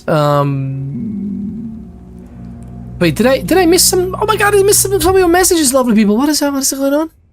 My kid is upset with the show. I like it because it's about 2 sisters. It's like how Blue in Blue is. It's like how Blue in Blue's Clues is also a girl but magenta, and Pink Dog. The pink dog is her brother. What? What? So is that in Bluey? You mean? Which is lovely.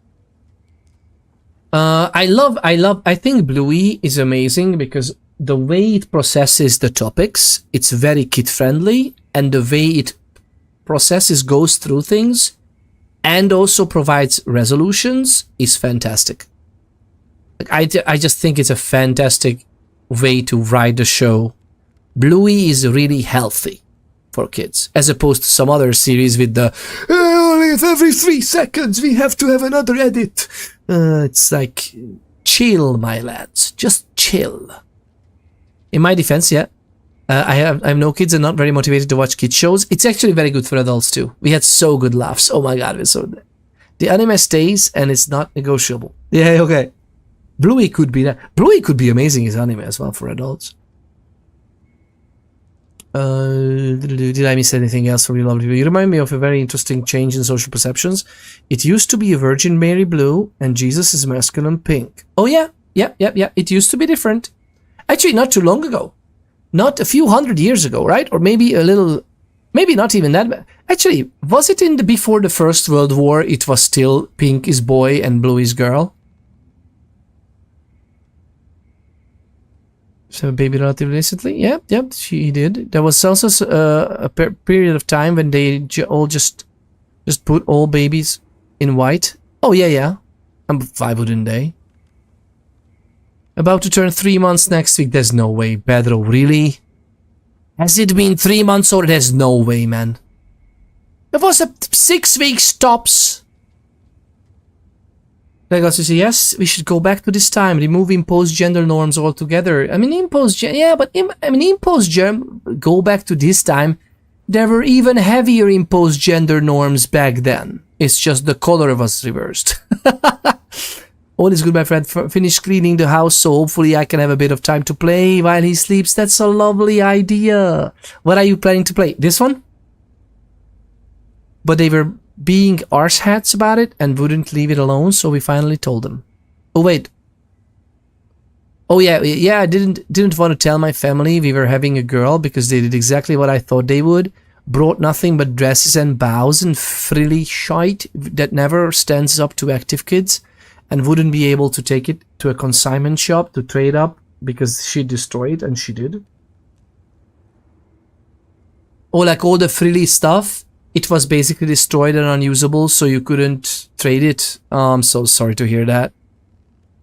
They were being arsehats about it and wouldn't leave it alone, so we finally told them, yeah. Oh yeah, I've arsehats about it. That's so sad though, that it has to be a memory like this. I like Bluey because it does a great job of showing different family dynamics. Oh yeah, as well. There's a kid, divorced parents, kids with one parent. Oh yeah. It's very lovely as well. It's natural to have all kinds of families. Yeah. A family is a family of loved ones. It doesn't have to be like a strict, right? It would be nice to have all kinds of role models and everything in your life, right? But it's not that simple. I can't believe there's another Red Brick, man. It's been an hour since I went out to get. There's no way. There's no way it's been an hour since I went out to get this coffee. It's 5 p.m.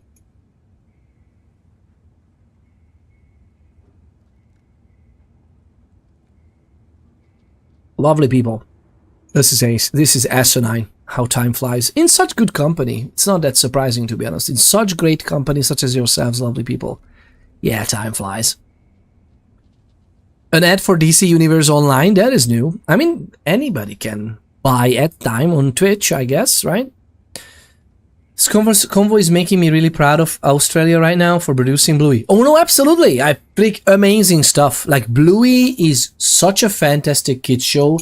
Every single bit of its success is well deserved. I love the free. Have you seen the Bluey website? Look it up. I love it. The last time I checked it, it had like extra activities for kids for free. A lot of free downloadable stuff. The Bluey game on the computer, lovely.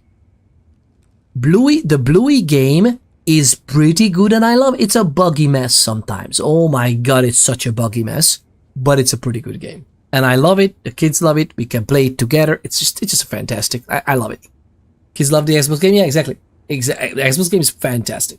It was part of Game Pass. Is it still part of Game Pass?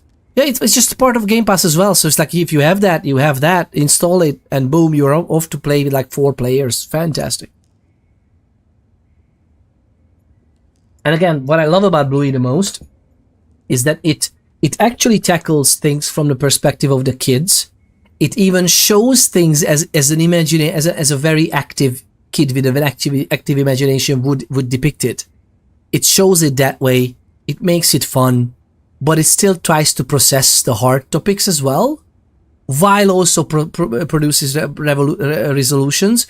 And also I love it that when the kid experiences a range of emotions, it's not always the parent coming in and just guiding them what the right emotion will be and this is how he's supposed to behave. No, they give space for the kid to experience the emotions. Sometime life sucks, flaccid rooster. Okay, lovely people, this is a very important thing we need to learn. Sometime we just feel like a pile of guano, and that's okay. It is alright to feel like a pile of guano. And I think Bluey does an amazing job explaining this, and I love it. I absolutely love it. It's a fantastic series.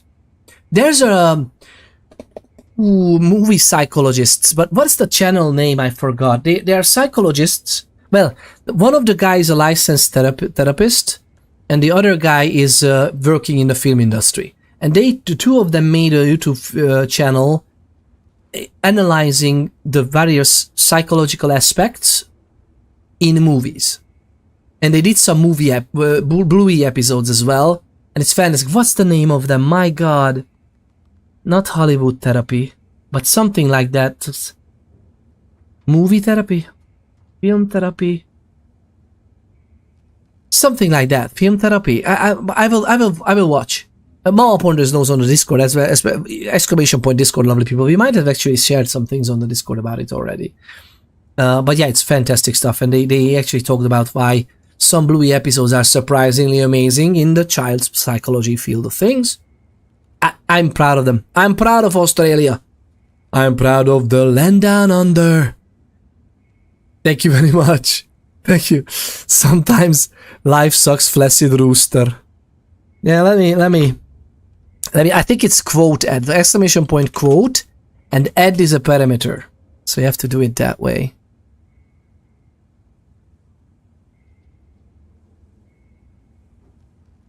Thank you very much. I think I added it now. Yeah, it's added. And if you just type exclamation point quote, lovely people, you just get a. I don't think it would work for anybody. Like, you need to add quote. You need to be a mod, I think, or maybe VIP. So you wouldn't be able to add, I think.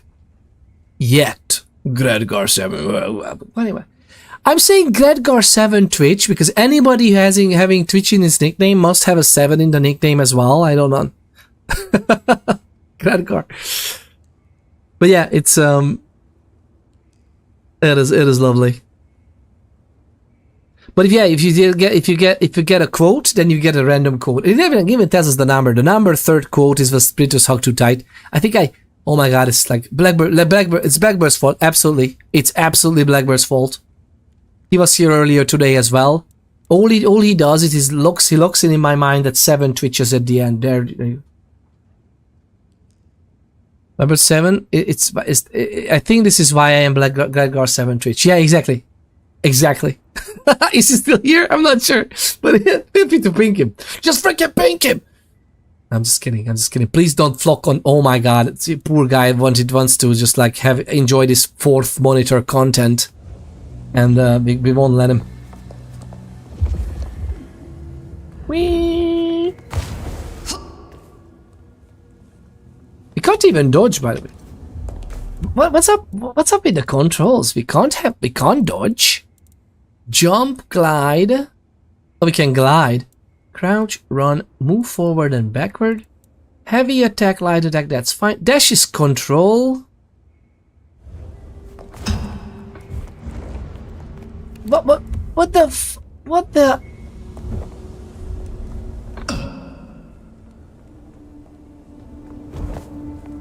This is definitely not the setting that we had. Dip tab ability is targeting, and the tab is lowering, the raising, the lowering, the raising. Interact is interact. Bitarapt. Q is Q.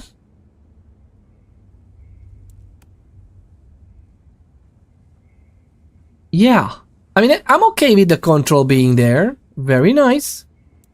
Much better. Can we do Q on the... Actually, wait. So dodging... Telekinesis?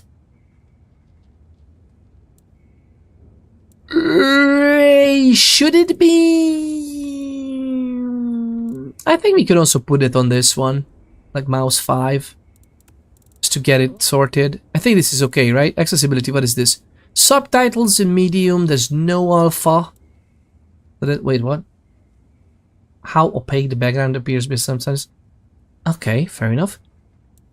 Noir mode. Oh my god. But you can just go to like noir mode and that's it. Disable photo mode when activating when pressing P. Why would it be default disabled? Like, why don't they just... If it's just P, which is far away from all the default keybinds, why would they... That's just weird. Clicky.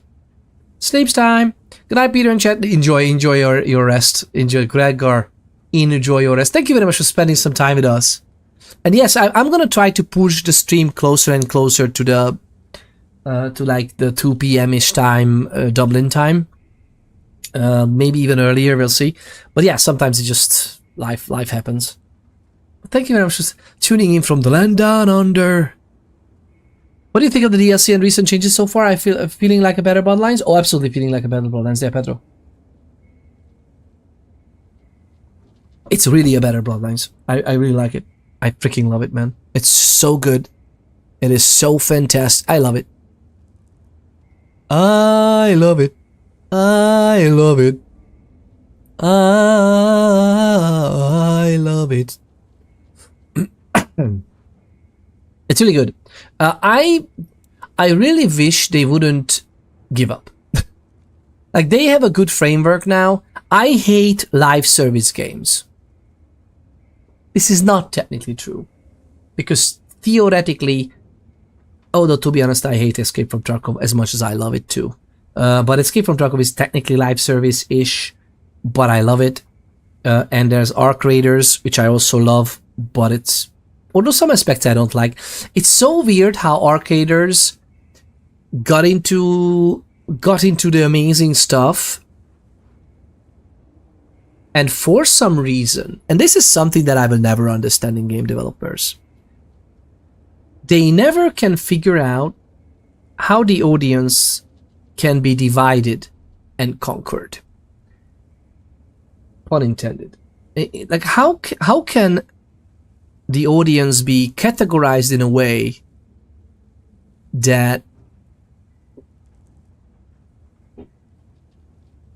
everybody in that category or box you would like to put them in or label you want to put on them, everything of that should be... What is this lancing? What is this shit? Combat lancing reduces the perceived change in FOV by the combat field and view boost, while maintaining the increased peripheral vision. What is this?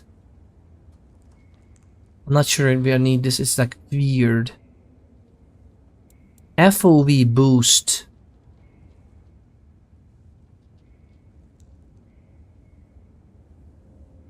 Improve peripheral vision.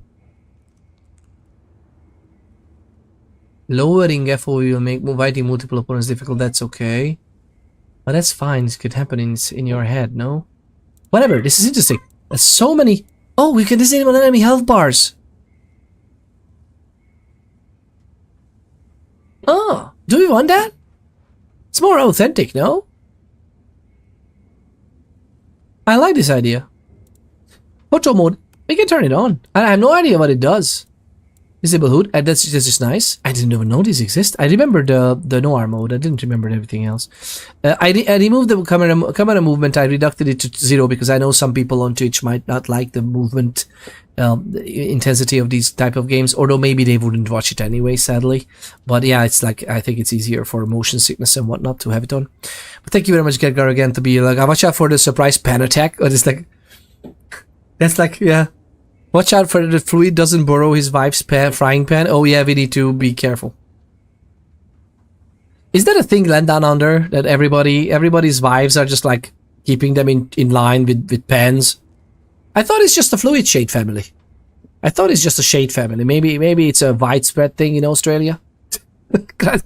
Gregor, next time you have to tell us more about this. Enjoy. Thanks for the tasty brain gnomes conversation, and thank you very much for being here. Gregor is so happy. Good night. Have a wonderful rest. But yeah, lovely people. What do you think? It's a pretty common stereotype here too. Oh, the pans? Okay. Is it since PlayerUnknown Battlegrounds or something? Oh god. Okay, I think we're good. Yes. Oh my god, this is such a weird...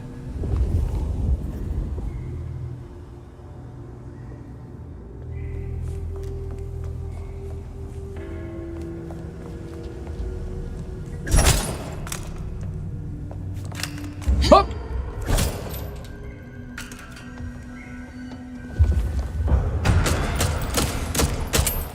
Whoa!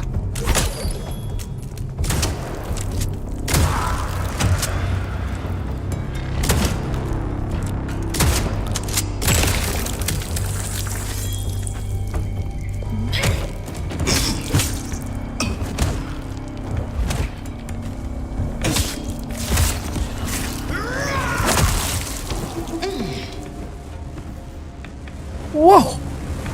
Woo! Baby! Let's go, baby!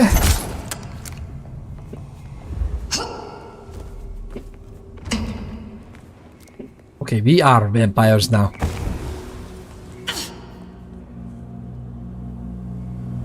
Oh, lovely people. Smash. Peter, what are your thoughts on survival crafting games outside of Zomboid? I freaking love them. What do you mean, what are your thoughts? I think it's a fantastic idea to even have... Or they are across?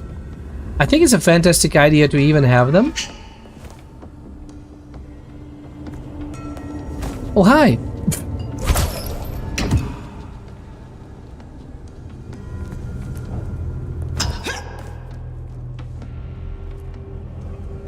So I love the idea of...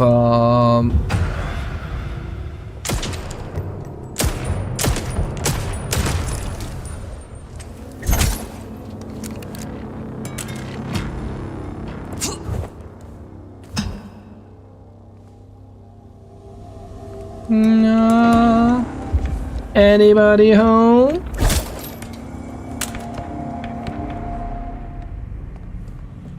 Actually, can we pick up two? No. Well, we can dual wield, I think, in this patch, but I'm not sure if we...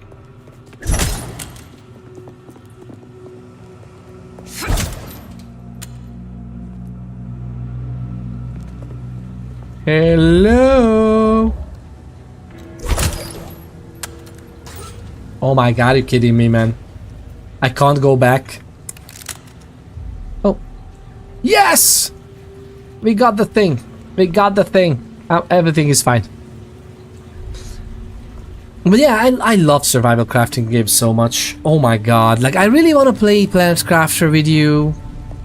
What is it? I love Cryofall. We should play more Cryofall together as well. I think we played a little bit together, right? For Cryofall. Or maybe we wanted to, but we couldn't get the multiplayer to work. I'm not certain yet. The same thing. Figure's memory of incense. In the lower part of the conservatory, under a violet light, grows a plant with a scent of sweet cream, sour earth, and notes of scorched rubber, or perhaps burnt peanut butter. It is a reminder of something, but the memory is difficult to catch and evaporates when thought about too hard. I love these flavor texts.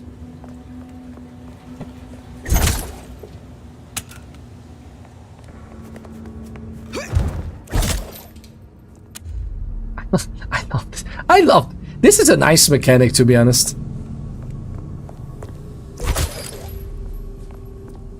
Hello?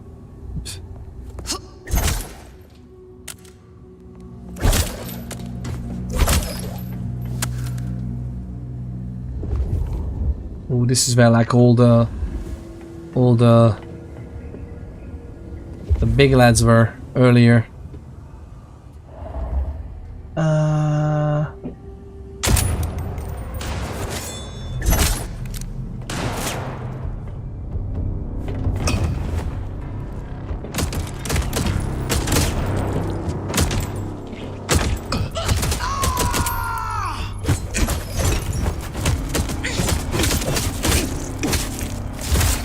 Oh, maybe I should actually do this, yeah.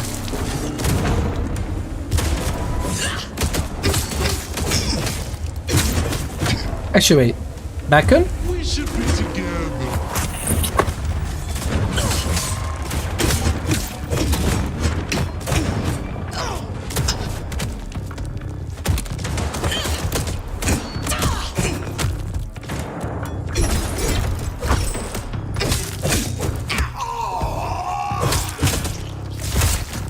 Really, man?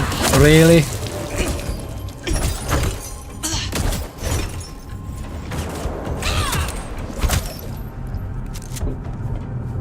Where's my gun? Give me, oh, in my hands. It's in my hands.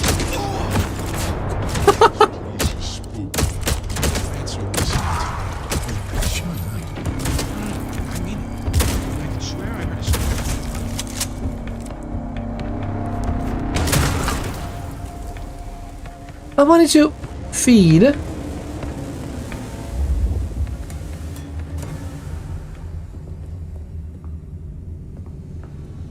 Oh. Hello? Oh, Bailey.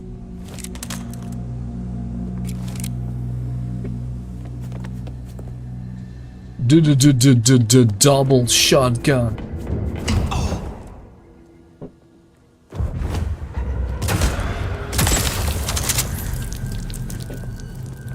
Talk to me, oh, talk to me.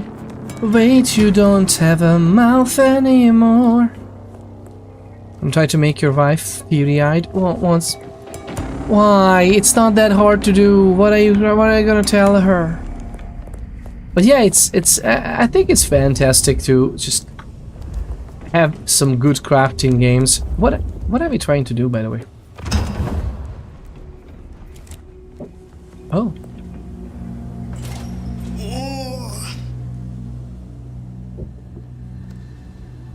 Wait, can I go back? We can't even go back anymore. Oh, this is the thingy. Hello? Oh my god, this cursor is crazy. Can I? Oh, I don't have the weapons anymore. At least not. I don't have a power to get any weapons out. Maybe there's gonna be some. There had better be canopies.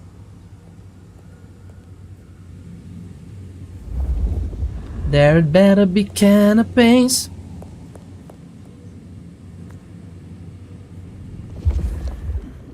What is this?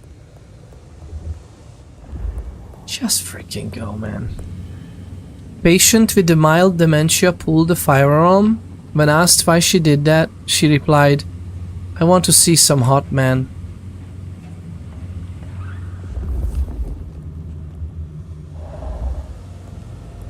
But the firefighters are making a calendar for that. Goodness gracious. It is very cute though. I'm sure they would even pose for her. God. I wanted to see some hot man. That is really cute. That's really cute.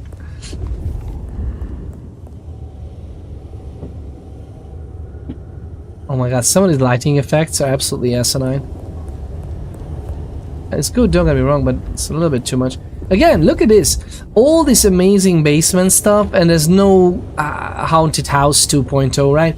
Ocean House Hotel 2.0 is really... I'm still waiting. I'm still waiting for that. Because it's so creepy. Oh, can't my host afford a cleaner?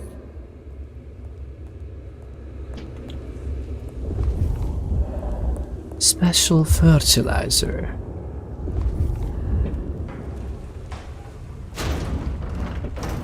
Alright, well, I love this game though.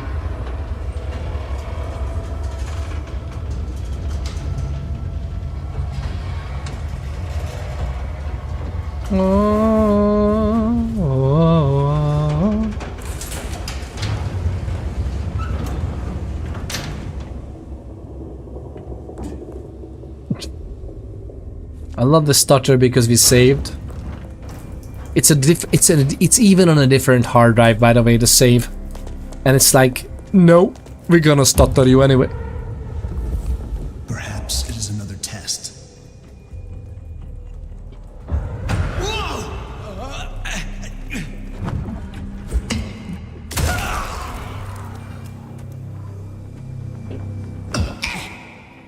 Okay, why can't I feed? Oh no, because okay, fair enough, fair enough.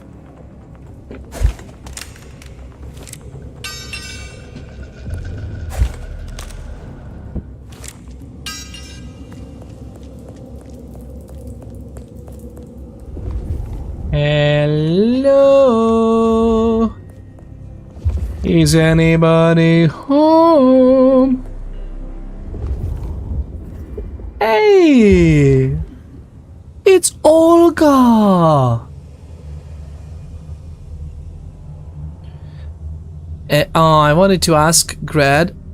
I want to ask Grad if they'd seen the viral fairy bread lady from America yet. What? I wanted to ask Grad if they'd seen the viral fairy bread lady from America. What? What are you talking about? Hello, beautiful. Codex updated. Give us codex. What is this? Cadaver research. Discovered by searching the conservatory. Evidence that the researcher has been studying with that what might be the remains of a human cadaver. However, the tang of the aroma suggests that this may have, in fact, been a vampire that had reached its final death. It does not taste like old or particularly potent blood, but there are other traces that made it less palatable than usual. Make it less palatable. Nice! Nothing like a good cadaver. Am I right? Now, what I wonder might you be? No, there's like some plans for parts of the city, I assume, right?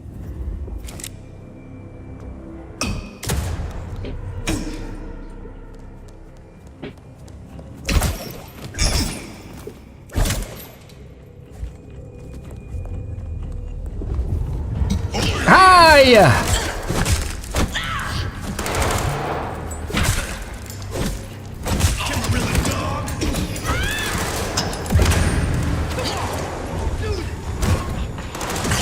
Okay, I may have failed this. I should maybe fight them instead of just trying to evade and jump around. Lovely people. Lovely people. I'll be right back. I'll be right back. Just a mere moment. Just 1 second of absolute joy. Read this. It's lovely. You can't even see it because of my camera. Maybe you can see this one. Actually, characters? Do we have a... Oh, you can't see them because my camera is in the way, right? I'll be right back. In just a mere moment. I'll be right back. I need to get another hot drink because I feel like that. I also need to... Peter ponders after hours. Okay, just a moment. Some dumb woman from the US who claims she's a foodie and cooking influencer. She said she was going to fry fairy bread from Australia and then somehow faked it up beyond belief. She did literally every step wrong for a 3-ingredient recipe. Really? Like, how can you do... Like, you can bake it... Like, you can age the dough bread, or the dough bed. You can also fuck up the timing. You can also do so many things wrong. But just the recipe itself, like, what's happened? Goodness gracious. Alright. I'll be right back. And we're gonna continue in a mere second. Okay, sure.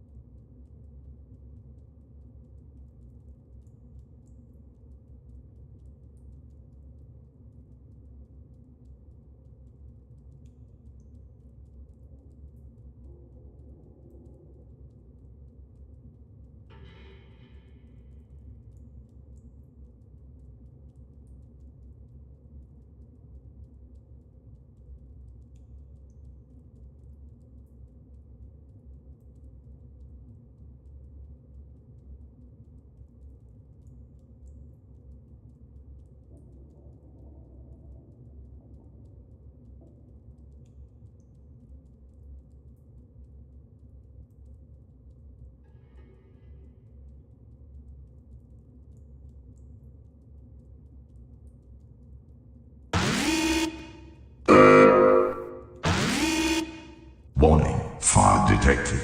Warning, creature attack. Warning, fire detected. Unknown 0ST rated with 15 lovely people. Ooh, Billy.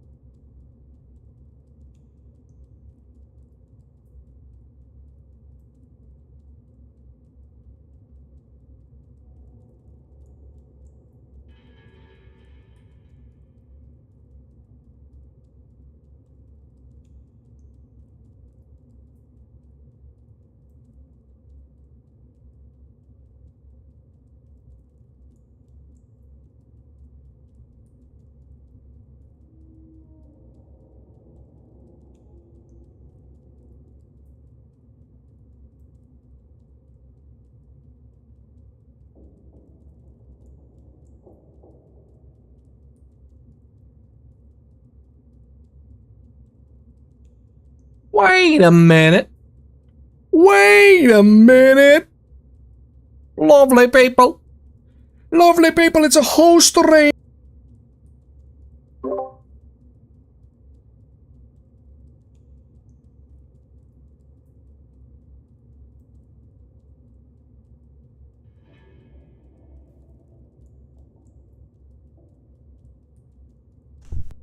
Emotional damage.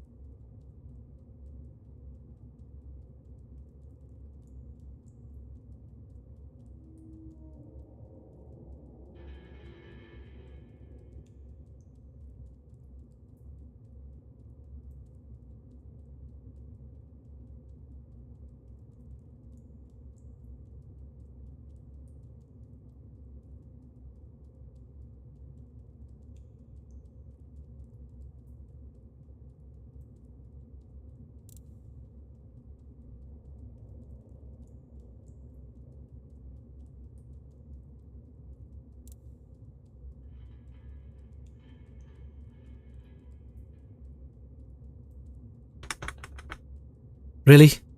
I was talking the whole time with a muted mic? But I pressed the button for not. What do you mean your sound is turned off? Was I muted? I think that's what I started with unmuting the mic before turning on the camera. Goodness gracious. I don't know what happened. I'm so sorry. I am a shark. Thank you very much. Thank you very much. You are a daddy shark. Boom, boom, boom, boom, boom. Thank you very much for the love. And I just assumed the gender. Maybe you're a grandma shark. I don't know. It could be anything. Thank you very much for lovely. I am a shark. Thank you for looking out for the professional streamers out there. I honestly thought that I started with unmuting the mic before I sat down. But maybe I did not. Maybe I did not. To be honest, it wouldn't be unbelievable. I've lost all sound, it seems. Or you're on mute, I don't know. I'll be back in 5 minutes. Just starting over, But audio levels are okay. Like, what's happening? Is it back? Is audio okay, lovely people? Please let me know. Are you hearing anything? Yeah, we didn't drop any frames. Nothing is bad. If nothing else, the game audio should be like there's an ambient audio in the basement and from the game. That should be there, right? Dang it! Then I won't be back. I'm still here. Oh, that's oh no! Welcome in. But yeah, answer me on Discord on like where should we move the Atreides characters? Because I want to be on the same server still as you, but I think our server got closed, right? Or we are forced to move the characters away from. So let me know. My character is like about half max level, I think. I wasn't playing too much with the 3Ds. I played a lot of Harkonnen on the private server, which I haven't even checked on for a while now, so we should be maybe checking this. It was a community server. Everybody was welcome as well, and is still welcome. But I think we have not played on it for a few months now with Dune Awakening. Was such a great game, man. Again, another gem, just like Conan Exiles. And unless you are playing hardcore roleplay or something like hardcore PvP roleplay servers, that's where it's at. With Conan Exiles, I had so much fun with those things. But welcome back. Dang it, Jonas. So the original dad joke I wanted to share with you was, do I need to look it up, or can I do it? Can I wing it? Let's see if I can wing it. Was that something like? And welcome on in, lovely people. Welcome on in, Raiders. It's great to see you. This is the channel where Peter ponders. I know. Who would have thought? And I almost forgot.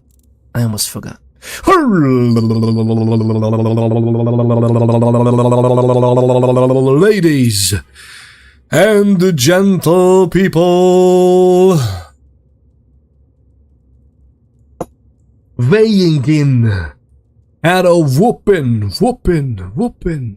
15 Raiders on Twitch, and many more to come. Something in the shadows. The one and only, the absolutely legendary. Is it an artifacting on the textures on the wall? It's fine. Hailing from the beautiful lands of make-believe, wannabe Path of Exile, but it's still in a very early access Path of Exile 2. The one and only, the absolutely legendary joy of a streamer. We are pack. We are one. There is no I. Do you doubt? X for doubt. Press X for doubt, lovely people. But this is no doubt. An absolute legendary joy for human being. Unknown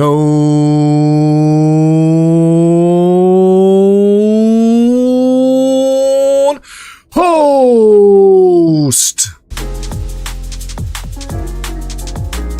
Okay. I thought that it's a random. I just picked the random DMB music as an intro song. This was where it was. I hope you don't mind. We may need to find another one for entrance music, right? How are you getting on, lovely people? How are you getting on? It's great to have you. And Veenie says, what is the Veenie says? Shame, really, because it had so much potential. Yeah, I'm not playing again, man. They destroyed that game for me, I think. I'll go back at some point, but not anytime soon. I must be said. Oh, really? So you haven't even moved your character either? Because I think we were forced, literally, like, did some server consolidations because most people left because they just absolutely winged they shot themselves in the foot with the end game. I honestly have no idea why they did the end game the way they did. I've heard that they improved it a lot, so I may go back and try. But yeah, now you have local servers as well. I mean, you need 20 gigabytes of RAM just to run the local server. They're gonna change it and optimize it and whatnot, but yeah, it's fairly good. But yeah, because it's like you need to run multiple servers to simulate, the deep desert and everything. It's very weird. Haven't played it since they implemented the PvE in the PvP area. 'Cause it's like you need to run multiple servers to simulate, the deep desert and everything. It's very weird. Haven't played it since they implemented the PvE in the PvP area. 'Cause it's like you need to run multiple servers to simulate, the deep desert and everything. It's very weird. Haven't played it since they implemented the PvE in the PvP area. You haven't played since there was PvE everywhere, or like, do you mean when in the Haga Basin the wrecks became PvE as well, or do you mean when in the deep desert they made like the first 5 cells south all PvE? Which, by the way, it's PvE, but technically you can still opt in for PvP, no? I think. But yeah, if you don't have a server, then I don't need to there. I think you can make, like, you get a token to move your character every once in a while. Like, you can actually move servers with, like, you know, backing up your bases now. You can have a base backup tool which can actually include maybe even 3 bases, I think, if I remember correctly. They did some really good quality of life stuff. And then you can, like, make a backup of your save, get your vehicles in. I think it even copies some materials, maybe not.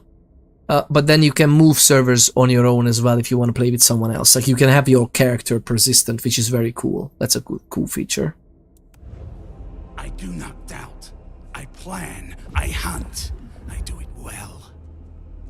Just a few more days and the court's reign will end.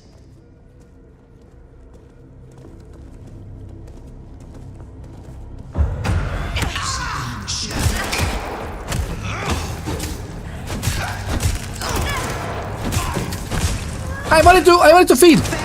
I wanted to feed on her, man. Wasn't fast enough. Me and Scottish haven't played for ages. Yeah, I know. I know we played together a little bit, but I mainly played on our private server back then. I just joined your server because I wanted to get something together. So we played for ages. We lost all our crap and to glitch raiding first time when they did.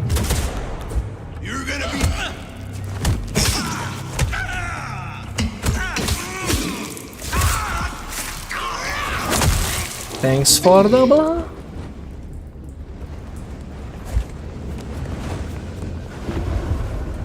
Hello, beautiful.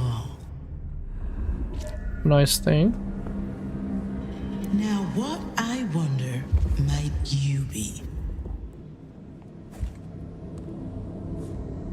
Oh. Oh.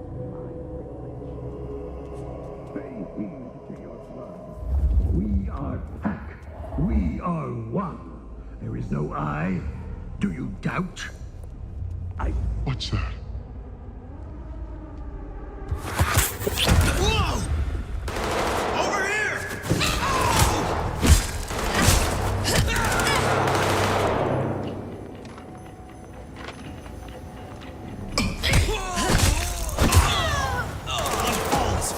Oh my god.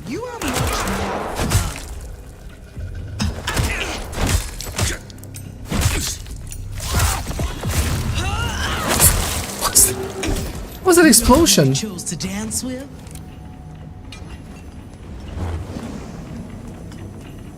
How long does this last, by the way? I don't mind.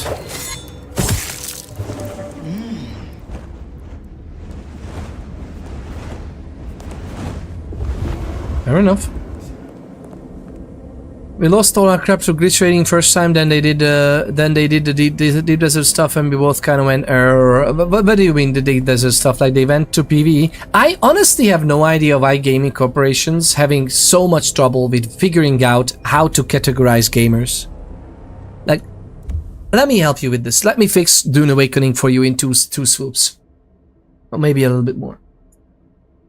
Have a version of the game in official servers, which are PvE. Majority of players in the world likes to play casual, crafting games, survival games even. Even if the hardcore is even if the survival is hardcore, which again, you can have events, you can have all kinds of other things if you really want to have it live service, but again, I would just have different servers for different purposes. But let's say even if it's hardcore PvE, lots of interesting things. The raids should be interesting in terms of, like, you know, NPCs spawning in and stuff. And that's it. No PvP. Don't force it. Although, have a good rotation of interesting endgame labs and endgame events on the big map as well. They have actually now events and stuff that spawns every once in a while on the big overhead map as well, which is cool. Like, I like that idea. That's it. And have another version of the game or PvP enjoyers. Maybe even some extra. If the and by the way, as the economy goes, because that's one of the biggest problems as well, is that you just kept getting the recipes for really high level weapons. It was never an issue. Like even if you kept preparing, even if you would have lost them, it's just such an influx of good quality gear in endgame that it was never. It was a no-brainer. So at that point, I didn't understand. Like, okay, I kind of understand where they were trying to. No, actually, no, I don't understand. I could conceptualize why they went with what they went for in Dune Awakening. With like, you know, the items having only craftable a certain amount of times. Well, basically, one time if you got an endgame item, you can craft it once. It's like every blueprint is one time. And then you keep repairing it, which is actually quite long if you have the right skills especially. But everybody had those skills. Like the skill tree didn't also make sense because you kind of were going for these things anyway. I would have loved, again, multiple skill trees, more interesting, have some trade-offs, but have some positives. Respec fairly fast if you really want. And maybe that's a thing now. I mean, most of these concerns are good now, as far as I've heard. It's just so too late. Like, if it's a live service, why wouldn't you experiment every few weeks? Like, you don't need to wait for like 3 months when people told you on day one that, hey, this is not gonna be working out nice. And it was so weird. But it's not just them. It's not just the Conan Exiles and or Dune Awakening developers, Funcom, that is.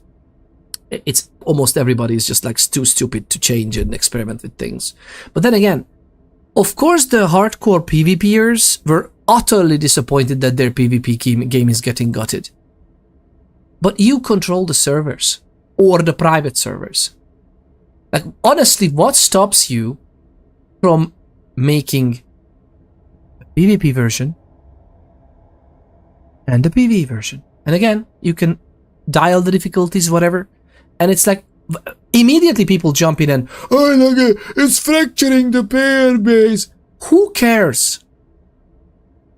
You had millions of players. You had, what was the game record on Steam? I'm gonna look it up now. I'm gonna look it up right now.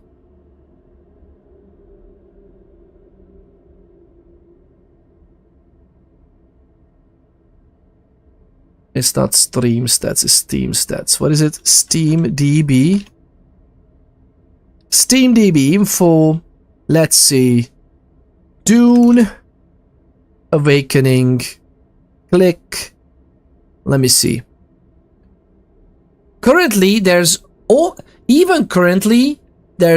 more than 8,500 people in the game, by the way. And people would say, well, it's not 60 and 80,000, that's a dead game. 8,500 people. I wish if I would create any game, there would be 8,500 people in the game, especially after a year and stuff. But hear me out. What is the biggest prices to purchase? How do you see this as the? Oh my god, I need to open it up big. Okay, can we see the chart for all-time high? What is this? I don't care for the price. What is this? Charts? 1 year max. So the max. Okay, here we go. So all-time peak 12 months ago was, oh my god, this is wonderful. So all-time peak is 189,000. Above that, 333 at the end, by the way.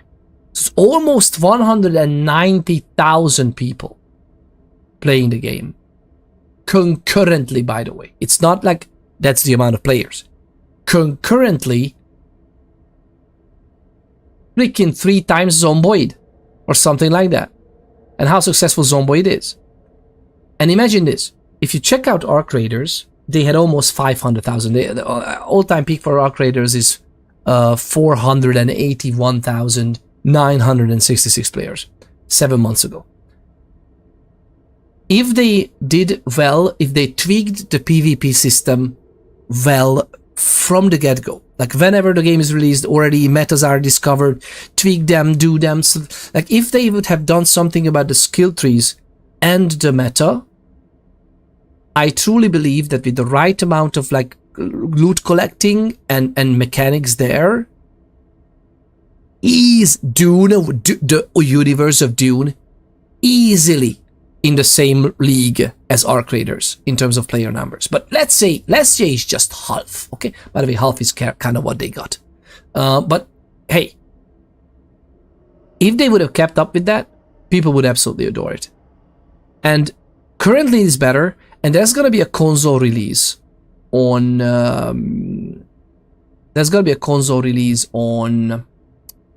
September something, I think. That's gonna be great. I wonder what's gonna happen then. Oh man, I honestly don't know why these things don't work. Malcolm, pay attention to the following tasks. Follow my instructions to the letter. Malcolm? Who's Malcolm? Who's Malcolm? But yeah, it's absolutely asinine to me why game corporations are not doing what. And by the way, one thing, fracturing the player base. You never realistically play with more than 100 people, man. Like, have you seen ever a game other than some hardcore MMORPG from back there were actually really massive instead of just these tiny shells of themselves? Even World of Warcraft, like, never realistically simultaneously doing the same thing together with more than 100 people in this day and age. So let's say you are in the deep desert. Yet let's say you are in, especially in Haga Basin, which is like the population is limited to 40 as far as I remember. And by the way, 40 is a good number if you like survival crafting games. Check out Conan Exiles. We actually ran servers for it, in which we run it on some beefy servers, and we custom increased it for 70 players. We tried with 80. 80 was a little bit too much for the servers to handle, but 70 players, we still achieved server-side FPS, which is not like your rendering, but the updates that happens every second. We achieved like 15, 20 server-side FPS, and you know, running the updates every 20 times a second, so with an SFPS of 20, it was a very, very good playable PvP game. You don't have to necessarily have like, and the server was technically 60 ticks a server, which is like 60 per second, but obviously with all the mods and everything running with 70 people when officials are 40 players, yeah, we stretched it thin, but it worked. Now, 40 players in Haga Basin, Dune Awakening, perfectly fine. So even if you fracture the player base of thousands upon thousands of people, you end up with freaking 40 people chunks on the Haga Basin servers. Let's say you end up with 200 people in the deep desert, more than enough for amazing fights to happen. And again, different servers handle different cells, so it's not like you can't have just the beefy servers or cooperating servers handling some locations, while most of the players, the 200 players, will not be at the same location. So, but even if they are, multiple servers collaborating together, that's what the new technology should be about in Dune Awakening. So it's like, it works. And if somebody said, but it's more servers for them to pay for, everything should be scalable by now. I've been working on game servers since 2010, for crying out loud, and back then we were able to shard and scale servers. It's been more than 15 years when the game came out. 15 years of technology, of being able to shard and scale better. That's why I never understood also when Fallout 76 did away with the Battle Royale mode. I'm not a huge fan. I actually don't like Battle Royales in general. But the Nuclear Winter one was kind of fun. It was shoddy. It could use some extra work, but it was kind of fun, even in its shoddy state. Like, imagine how it could have been if they wouldn't like, oh, there are not too many people playing. Not too many people playing, of course, because it was a cheat fest on PC. It was an utter cheat fest, and they couldn't do anything about it. And instead of fixing the problem or making it private servers for Discords, by the way, where we can be our own admins, and find cheaters. No, they wanted to keep it live service, so they just canceled the whole part of the game. And it's just asinine, utter stupidity, man. And this is oh my god, Fallout New 76. Fallout 76 is the, did I say New Vegas for as a battle royale mode? No, I said Fallout 76. I hope, but yeah, it's I got it. It makes me I work myself up on this, man. It's so stupid. All right, I should actually focus on the game we are playing, right? Okay, let's back. I'm very curious about the game actually. Okay, lovely people. I'll be right back. I need to have some. Oh no, I'm like, yeah, fuck. I would love to see freaking Dune Awakening succeed, man. And they still have everything in their fingertips, by the way. I don't know if the people who got put off would come back. More than likely, all of them would never come back. Unless there's some really good word of mouth. Because they will have a console release in September. That could be huge. If they do it right, just like they did with Conan, by the way. If they do it right, people would come back. And it would be, and with the consoles, compared to the console markets, even if it's hardcore survival games and crafting games, although technically Minecraft is huge on console as well, but compared to the console markets, the PC market is niche. PC market is basically, what, 10% of the whole market or something like that? It's ridiculous. So imagine them being, and they are successful, by the way. So imagine Conan Dune Awakening being successful on PC, and they are amping up for the console release. I really hope they don't fuck it up, man. It's one of those things, man, they never learn from their previous mistakes. And again, I don't understand why they don't experiment. Like, it's not even just learning from previous mistakes. Experiment. Slap a beta on it. If you wanna cover your arses, slap a beta, slap an alpha, slap it on the public test server. Like, do something with that so people who are actually invested can see that, oh, they are working on something on the public test server. Oh, well, we can't play it on the official, but you know what the hardcore PvP guys would do? Hardcore PvP lads would jump into the public test server to test out the new PvP system because they want to make it work. And there were so many people invested in Dune Awakening, and they played over and over, tried the different skill trees. Oh my god, they worked so much on it. I know because I'm friends with some of the lads who are like very competitive gamers, which I wouldn't take it that far, but they are. And they were experimenting with all the skill trees. They pretty much got down the meta in like day 3 or even maybe day 1. And you know, it's fun. Even if you play with just a meta in Dune Awakening, it's fun to fight against each other. But if it becomes, you know, like a jump fest with the ornithopters and then just ornithopter PvP, it's kind of like, that's cool. But you have to either you have to have different game modes at that point, or different types of things that force you to the ground, other than just the, you know, the ruined whatever. What is it? The wrecks of ships, which was a fun idea, by the way. Fighting in the wrecks, that's a fun idea. But in general, even just as maps, like, just mix and match some of those and let us play in them and experiment with the freaking skill trees so we can actually play. My god, they did the same with Conan, right? Kind of, yeah. What do you mean, the console release, or do you mean the PvP system? By the way, Conan PvP was so much in the spear meta. Although spears, even in history, were really good weapons. It's no joke that throughout human history, spears kind of a thing. Even today, it just, nowadays they are called bayonets. But the way a spear works and functions on the battlefield is definitely with us ever since human history, right? Even in hunting freaking mammoths, we did that. And that was a huge deal in Conan for a while. Then they revamped the whole thing. So if I remember correctly, then spear meta is not that huge anymore, but it's still very powerful. But they made it, and it was an interesting system.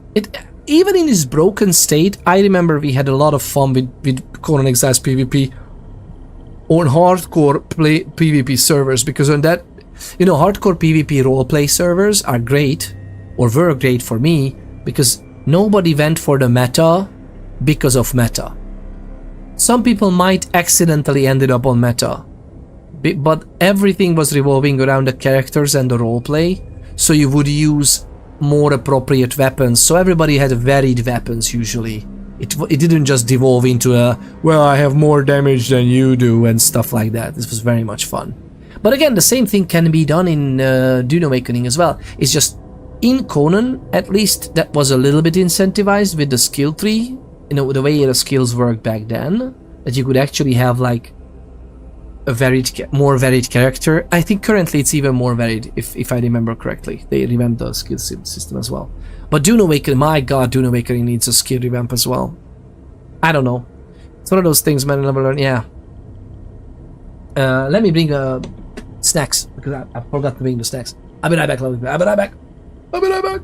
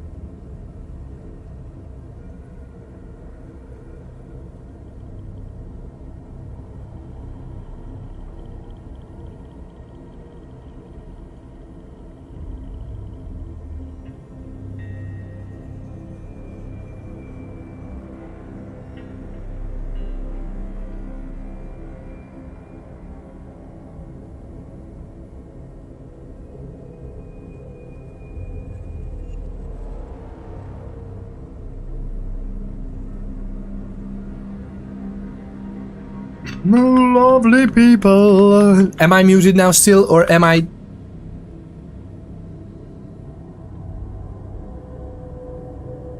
I think I should be not muted, right? I think Alt works. Let me check. Yeah, I should be not muted. I was so surprised that earlier. Was I really muted? My God. I wonder what they did with Conan, to be honest. I really want to get back to the game as well. I might actually join another hardcore roleplay server. I was admin for so long as well.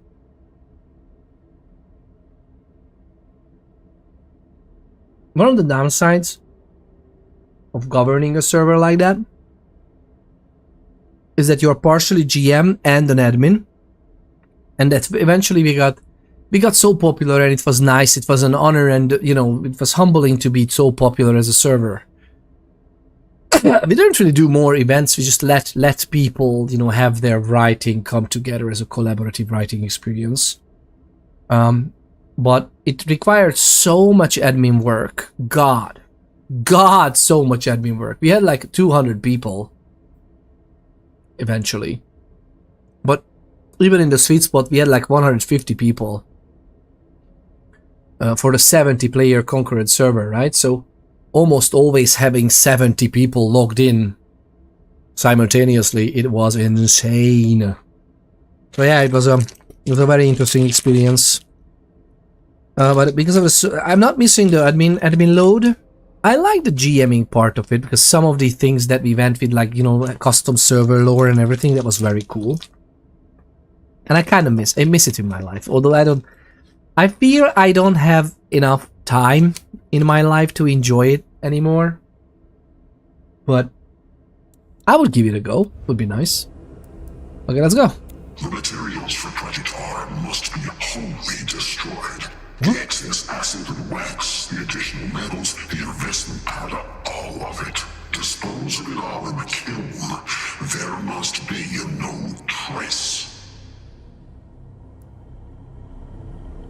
I wish you to make another set of rounds on the pheromone tests for Project S. See formulation 3217. The effect on our flowers is promising, but we need to guarantee a longer window of docility for protection.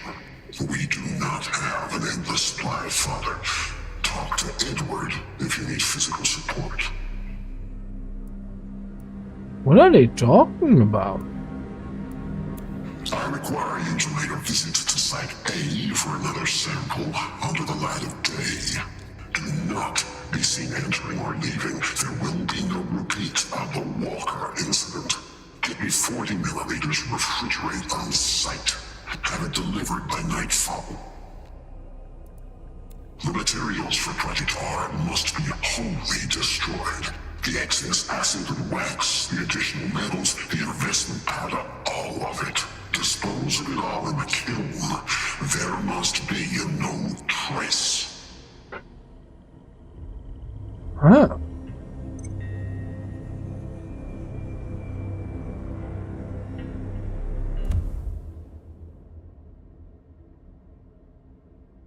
Okay. I think we should be alright in terms of the stream. Wow, so Project S? I wish you to make another set of rounds on the pheromone tests for Project S. See formulation 3217. The effect on our flowers is promising, but we need to guarantee a longer window of docility for protection. We do not have an endless supply of fodder. Talk to Edward if you need physical support.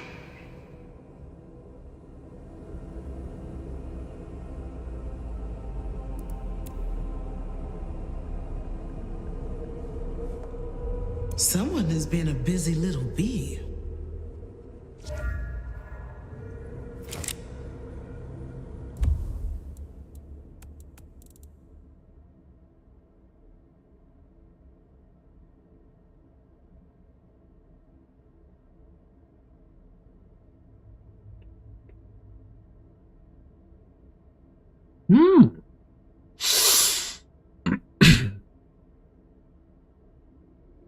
Discovered by searching the conservatory, someone appears to have been working on a complex series of designs for human body art.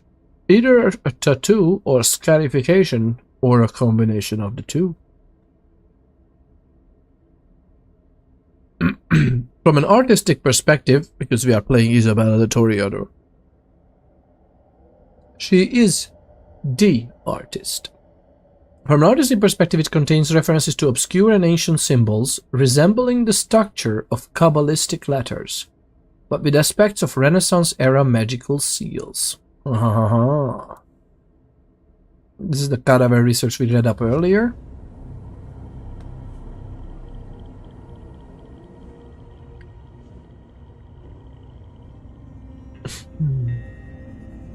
Wait, what is this? A set of other seals? Oh wait, that was the. This is the inside of. Oh, this is the blood lab. This is the blood lab in Weaver Tower, and these are like blood vials. What are those? The Trespasser. That's the name of the. Fuck off, 2020. Yes, exactly, man. God. Oh. Is that... What is that? Oh. Chimiche work, perhaps? Chimiche?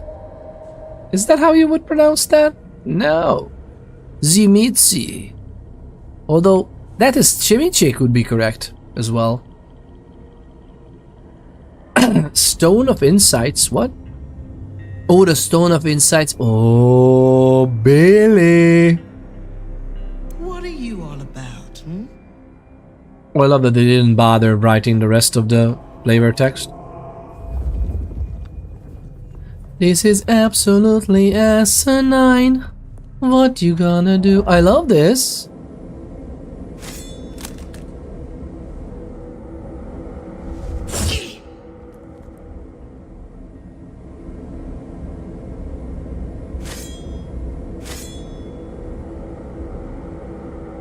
How do you throw this? You don't?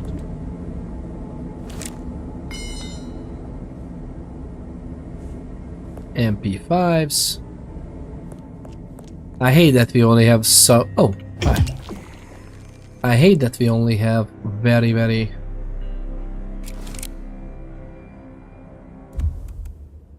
Yep, that's good.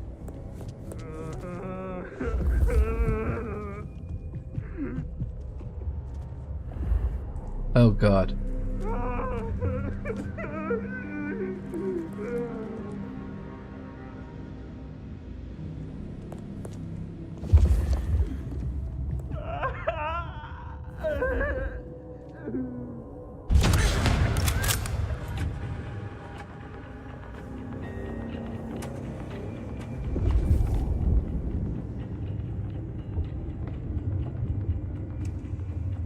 Come on over. Come on over. Come on over, zombies. Oh, now this is delightful. Oh, Billy. How are you getting on? Now I have the same weapons as you do. Hi, Billy. Such fun, but do try harder. Oofa. Oofa. I have to mark this, lovely people. This is such a good.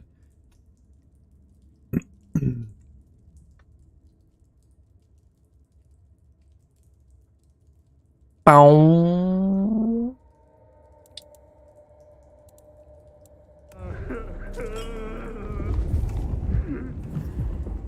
What are they doing with this poor guy, man?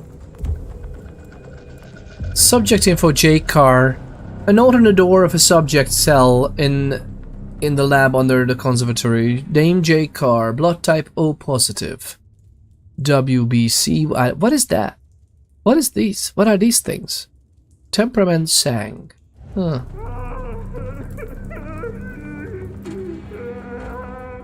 Oh my god, the poor... We can't even open them? Why can't we open these? And Turner. O positive. Choleric. I'm so hungry. Please, please.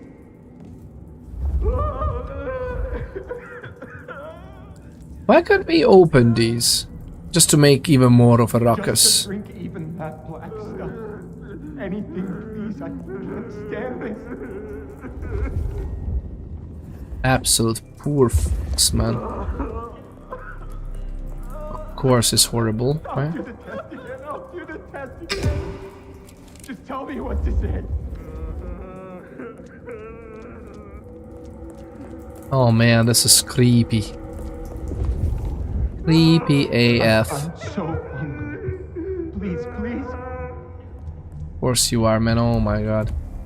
Again, O positive blood types, phlegmatic, choleric, sanguine. Different temperaments. I wonder what... They are definitely doing blood research for thaumaturgy, that's for sure.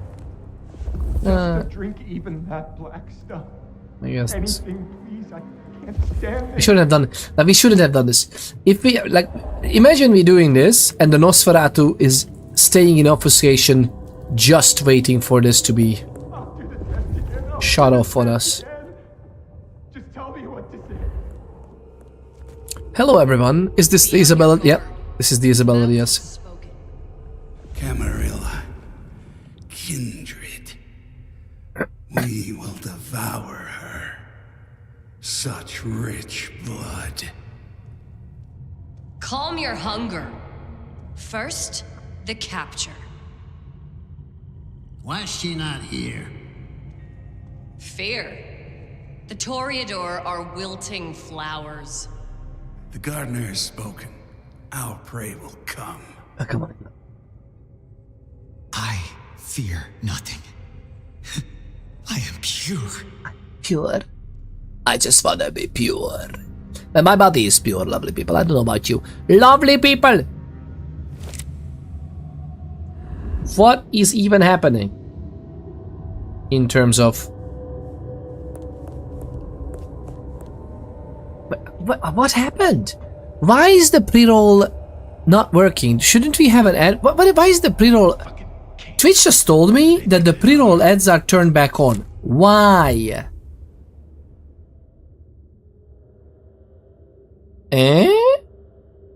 Is what I'm trying to say is Yeah, this is Isabella DLC. It's pretty cool. It's pretty cool, Lebak. We have dual wielding ranged weapons like this.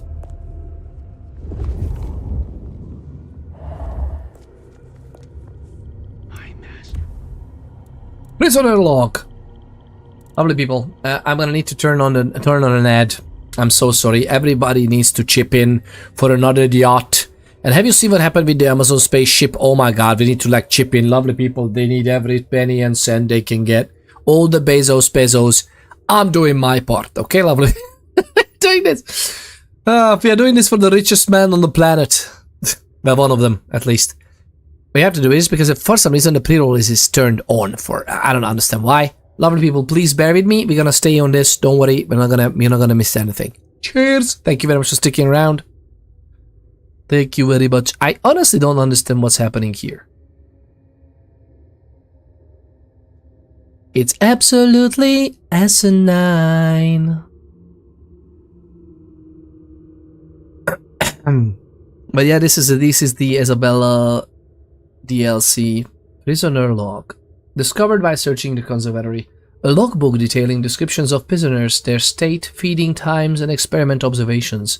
From the pages it is clear that the prisoners are being subjected to different experiments in deprivation and in physical stimulation, all after the application of different serums marked with both chemical formula notes and alchemical symbols. Please note, a separate note is tucked inside. P. That's me! I think. P. Ensure subjects A to AG are disposed of. The space is needed for fresh subjects for the new formula. Do not clear the lower floor. That is now off limits, and you must make that clear to the team. Also, I have been forced to part with Malcolm. Kindly drain him, as the plasma will be useful. You will find the remains on level 2. Bring a mop. God goodness gracious, Billy. I love that they keep written notes about these things. I would love... So listen, Toreador also have the Auspex. I wish these Masquerade-based games wouldn't insult our intelligence for these people leaving written notes everywhere and stuff. At least have it on computers or whatever. But even if you do, like obviously it can be captured, the data could be ingested, etc., etc. I wish this would be more of a mnemonic imprints on stuff around you, and you would feel that as visions with the Auspex, even if you're not a Malkavian, right? And in the main story we had Malkavians, so that would be that is a fantastic idea. Go wild with that, right? It is so weird how they were just every game they're just going with this, like, okay, we don't have everything voice acted, although they could have voice acted all of these, by the way. But okay, they don't. And it's just like this, oh, you found like a prisoner log in a neatly tucked in a folder. Like, come on, man. Yeah, if I would do horrible chemical and alchemical experiments as a vampire on mortals, I would also keep a very nice mental like a written log.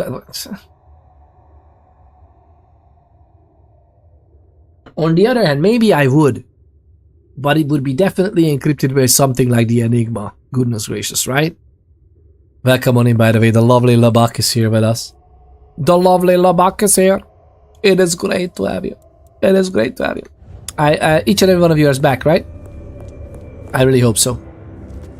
Oh.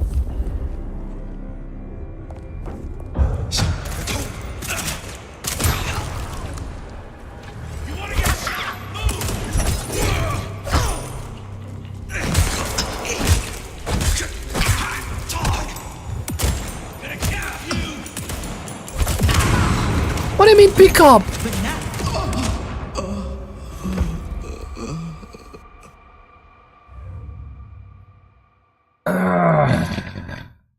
Okay, fair enough. I'm not that big bad vampire as I...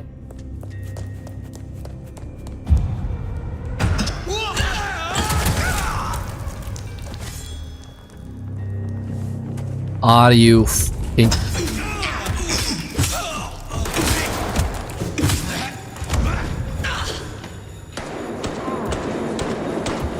Oh, that's good.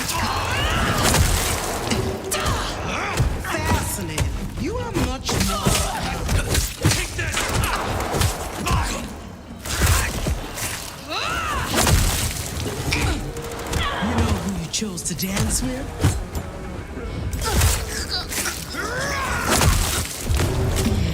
Oh, now this is delightful. How delicious. Where is the weapon? Where is the... Where is the sniper weapon? May my aim fly true. Such fun. Do try harder. Boom, boom, boom, boom, boom.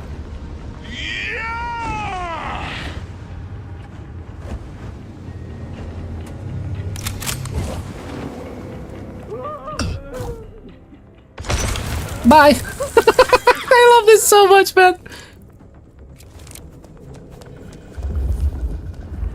Okay. It works. Everything works. Everything is dandy. Oh my god, we need to look it all through again. Did you see the new vampire game? The one that's gonna be finally a CRPG. What a revolutionary idea, right? World of Darkness, Vampire the Masquerade, tabletop role-playing game is gonna have a role-playing game made in the computers? Do you mean that one? It's gonna be amazing, hopefully. Hopefully it's gonna be fantastic. Now what, I wonder, might you be? Oh, Billy. Yes. It's gonna be great. I think we're gonna love it. I think we're gonna love it. Someone has been a busy little bee.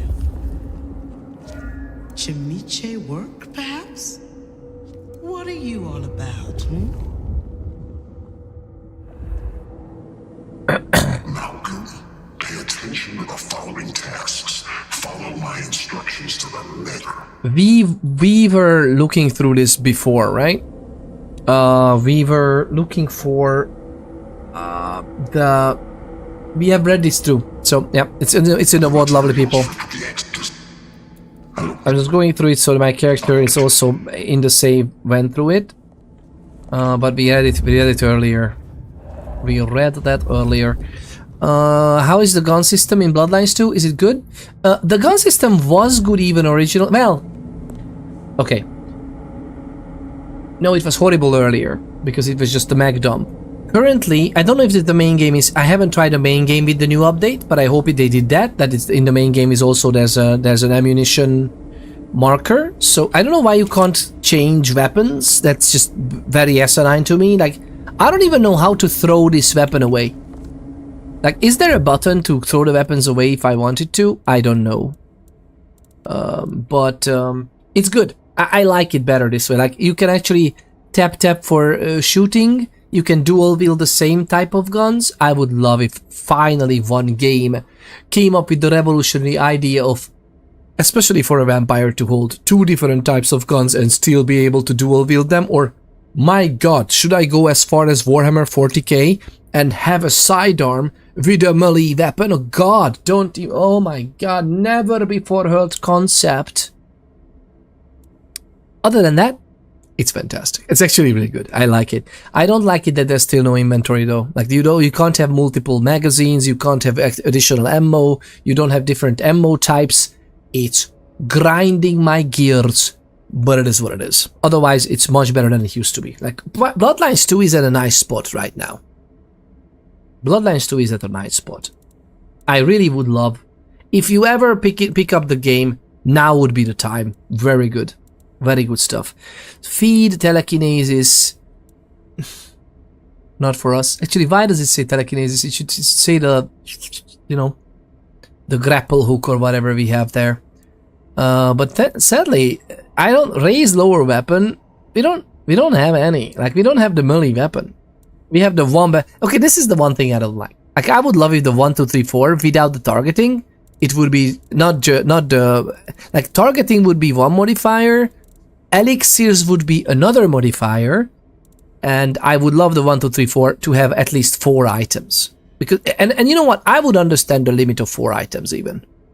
I don't like it, but hey, it would work on the consoles with the D-pad, right? Very easily, and that would be the freaking, by default it changes things. Holding one trigger would be the abilities. Holding another trigger or something would be maybe the elixirs. Would be so much better, because again, you don't use the elixirs too often to warrant the base. I would actually even swap this up, like having the abilities just on these, and then the targeting, the modifier key would be the elixirs. Yeah, it is what it is. It is what it is.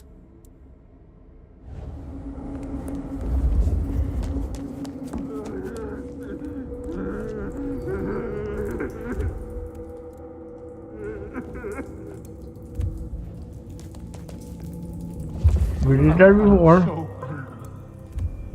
Please, please.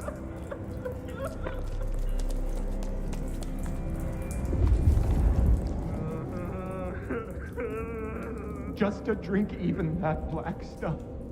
Anything, please. I can't stand this.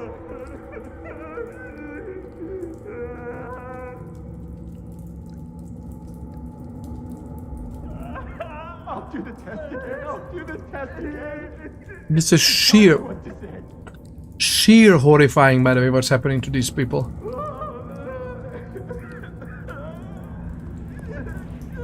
I'm so hungry. Please, please. I fear nothing. Be on your guard. The mouth has spoken. Camarilla, kindred, we will devour her. Such rich blood. Calm your hunger. First, the capture. Capture.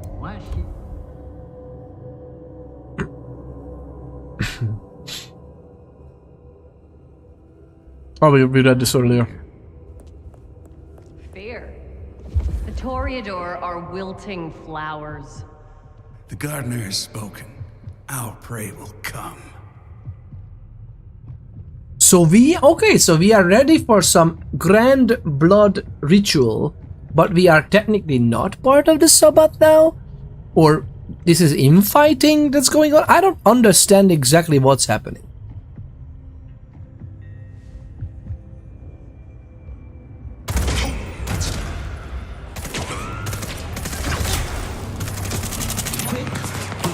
Quick enough. You can't hide forever. Not hide them from me.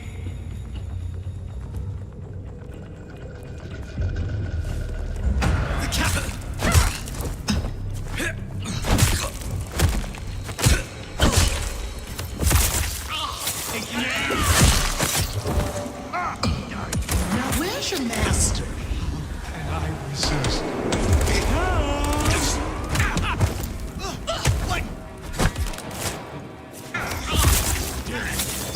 One more?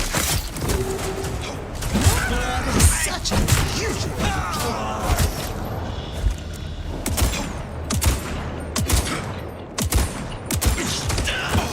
Oh my god, when? Wait a little bit, yeah. Peace forever.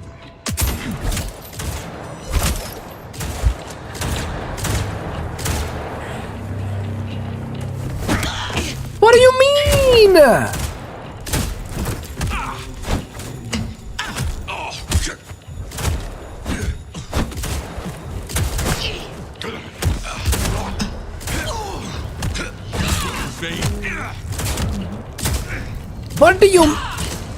What do you fucking mean, by the way?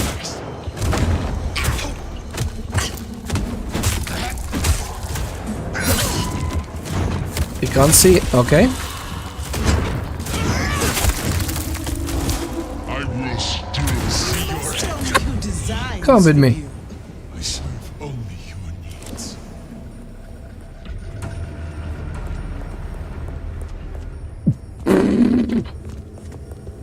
I serve only your needs. I serve only your needs, I serve only your needs, I serve only your needs.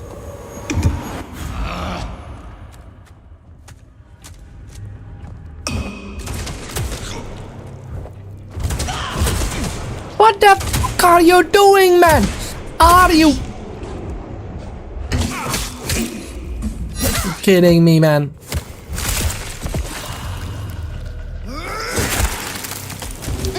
Okay. Come on, try again.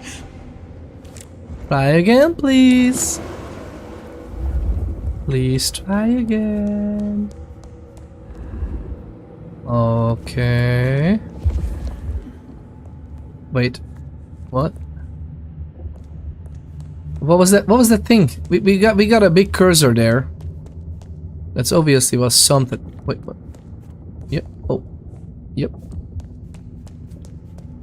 Where are you? Big thingy that looks interesting. Oh, oh, here's the somewhere here. Up, down, up, down, down, up, down, down, up, up. Oh, hi. I don't like this alchemical, the formula stuff as well. Like, it's like so gamified. Of oh, we found a stone skin, extremely nice fortitude enhancement. Right in the gutter. Like,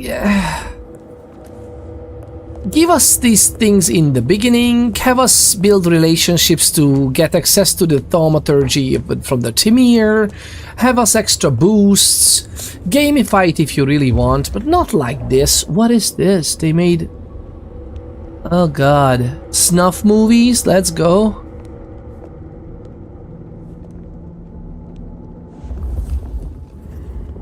Oh my god, now these are creepy. These are creepy as well. These are creepy as fuck. These are creepy as fuck. These are all very creepy indeed. Warning, fire detected. Warning, creature attack. Warning, Lovely fire Black Sub detected. and Twitch just redeemed Aesthetic rated with one Do lovely vampires wear underwear? Ooh, Billy. Ooh, Billy. Oh, Billy. Vampire the Masquerade Bloodlines 2 raid. It is the best type of raid. I like the taste of that. Thank you very much for the lovely raid. Sex aesthetic. Captain, all systems online. Some systems need attention. Oh, Billy. Some systems do need attention, that is true. Thank you very much for the lovely follow. Sex aesthetic. By the way, what a lovely nickname. You can pronounce it so many different ways. Something just got into my eye. So many different ways. Sex aesthetic. If you're also playing the saxophone, I'm gonna lose my mind. How do you get to know, lovely people? Thank you very much for tuning in with the raid. Thank you very much for sticking around after the raid. And thank you very much for the follow again. Sex aesthetic. Here, I'm the doctor of sparkle pensonomics. Exactly, the doctor of sparkle pensonomics. I mean, basically the doctor of the glitterati, right? The lovely Dr. Sparkle Pants has...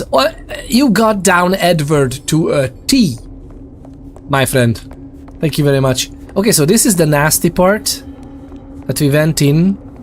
I can't go in from here. But God, that is something we need.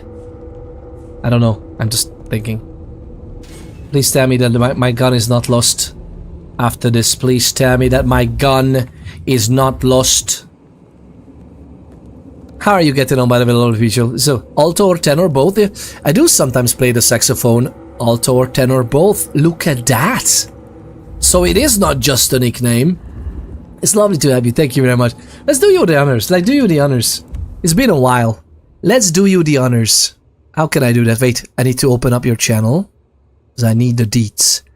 I need the deets. Lovely people. Are you ready?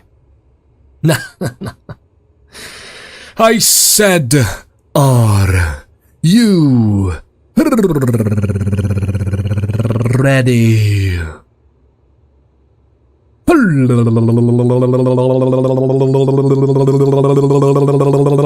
Ladies and gentle people, weighing in and a whooping 30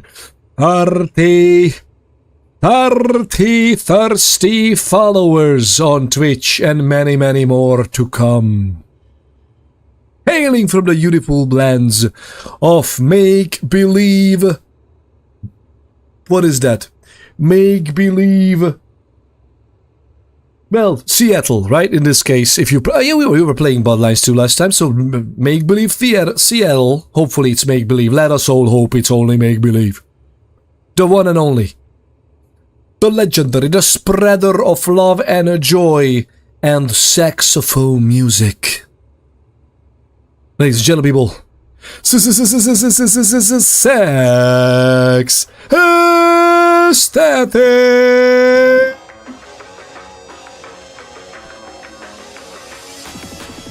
How are you getting on? How are you getting on? It's great to have you.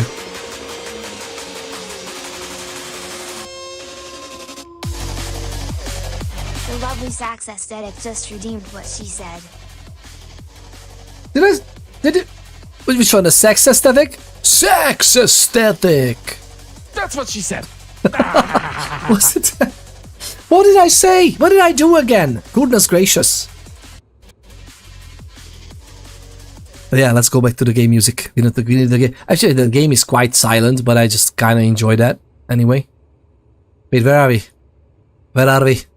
Give me this. Give me that.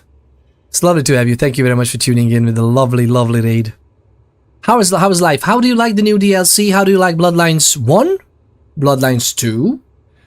Do you like the tabletop role-playing game version of this?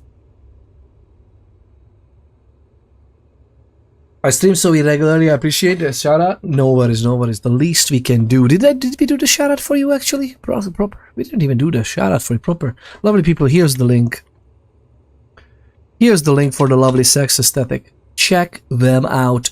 What are you streaming usually? Bloodline stuff? I loved my first 2 playthroughs. DLC was buggy until today. Oh, DLC was buggy until today. But today, the new DLC just released today. What do you mean? The previous one, the loose cannon DLC. Appreciate it, yes. I try to get on sometimes with my sax. Oh, that's good. That's pretty cool. Let's appreciate that. They just released the new DLC and the game runs a bit smoother. Yeah, the game is the best place it's ever been. And hopefully it's just gonna improve. I don't know, I'm a little afraid that they're gonna drop it from now on. Oh, but I really hope that's not the case. You should have a hand on the slide. Dr. Sparkle Pants, what are you talking about? Goodness gracious. Why is your character holding the shotgun like that? Because we are vampires and we need only one hand, man. We are vampires. You know how powerful this girl is? Goodness gracious. We don't need 2 hands on a shot. This is a one-handed weapon. Maybe they patched the old one when they released the new one. Yeah, oh, they definitely they did like a main free update patch as well. The free update patch was pretty significant actually. Read the pesos on the stream. Oh, nice time. What was that about? Is there some highlights we should know about? You only need one hand to operate a pump shotgun? Yes. Yes. You know why? Because we shoot and then we do this. Bam. Bam. But we're doing it so fast, you know, we're doing it so fast that the mechanism cannot handle us. Lovely people. It's like, you know how it is. Lovely people. It's basically, there are lots of, the mechanism cannot handle us, okay? Cannot handle us. That's what she said. I'm so sorry. I'm alright. I'm alright. That's not how I feel. That's not how I feel. I feel okay. I think. Uh-huh. Yeah. There's nothing left inside. Yeah, that's what I feel. This is actually a pretty cool. 2 nails, 3 nails, 4, 5 fingernails, all on the floor. Okay, that's pretty creepy. A lot of stability fixes. Little thin bloods in a line. Bite and chew. They taste divine. I love that they did this, by the way. Sex aesthetic. In the loose cannon DLC and patch, they added the melee weapon power attacks and stuff. So you can actually hold melee weapons in your hand as well if you wish. Freaking love that. And I love that in this version, in the Toreador Isabella DLC, we get the dual wielding and gunplay update. Again, I wish, now the game is in a good spot, I wish they would expand the game. Like now it would be a nice time for another expansion with lots of side quests, interesting stories with the characters, intermezzo things in the story, so it's not just the 9 nights, but we actually get to know, for example, Isabella more. We are working with her on something. We get endeared to Isabella. Maybe even just a slight romance or a hinting on it before BAM! Wished. That's what I was hoping for, but no, it's so asinine. Like, if you think about it, the very first tutorial quest in Bloodlines 1 has more personality and more intricate storytelling and reeling the player in than most of the quests in this whole Bloodlines 2. Which is just sad. Like, I wish they would know better. But it is what it is. I love the game though. I love Bloodlines 2. I think it's still a great game. To be honest, any vampire game is a good vampire game in my book. Like, I just love the idea of a good vampire game. Oh, we can't even go in. We can just look around, but we can't go in. Let's go. By the way, did you know, lovely people, that 2 liters of soda, like every cop car on the Autobahn, the German autobahn, where there's some sections there's no speed limit, so people usually tend to be ending up like a label on the asphalt. Every one of those cars has, like the cop cars have 4 liters, like 2 bottles of this soda on them, because soda, as it turns out, or cola, is very good to dissolve blood. You can clean up blood fairly easily. It's actually also good to clean up a kitchen, like fatty stuff from a kitchen. You can just clean it up. I know we need to get in there, but it's just I don't want to. But yeah, it's fantastic to clean up. You need to mop up afterwards because of the sugar, but the soda itself is dissolving a lot of fats and stuff. So it actually is a very good cleaning fluid for your human remains. It's just we don't condone or recommend doing this, but it's interesting. Carpathies, what a great time to be tuning in. It's written like being the elder. It's written like being an elder makes you so much better than every other character. Bloodlines 1 is a better introduction to World of Darkness. I wouldn't necessarily. I don't have a problem with that part, by the way. Like, I think being an elder is a very interesting, very different perspective. And I love what they did. I knew that they were gonna do this, that, oh, by the way, the Elder is basically an absolute crazy powerful being, even in its weakened state. Like, I love the idea of, like, no, we are literally under a thaumaturgical ritual effect. We are weakened very much, and even in the beginning, the Elder says, my blood is sluggish, I'm weak. Immediately after, we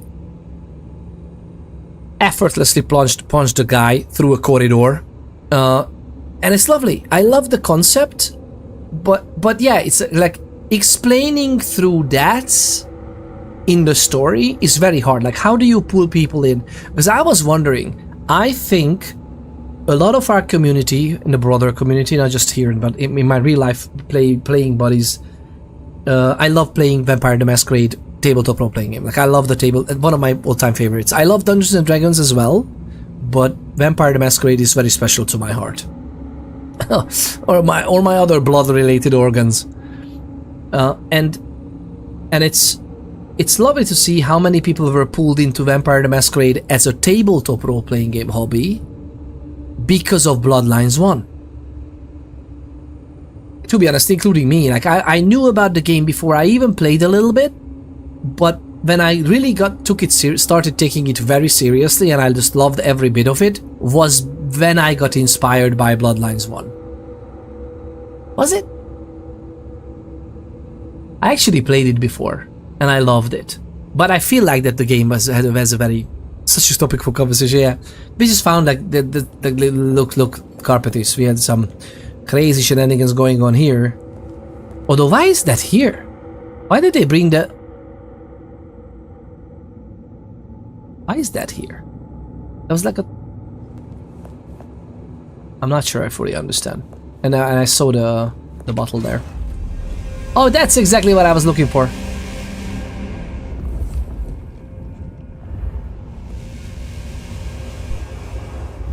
The musical clues.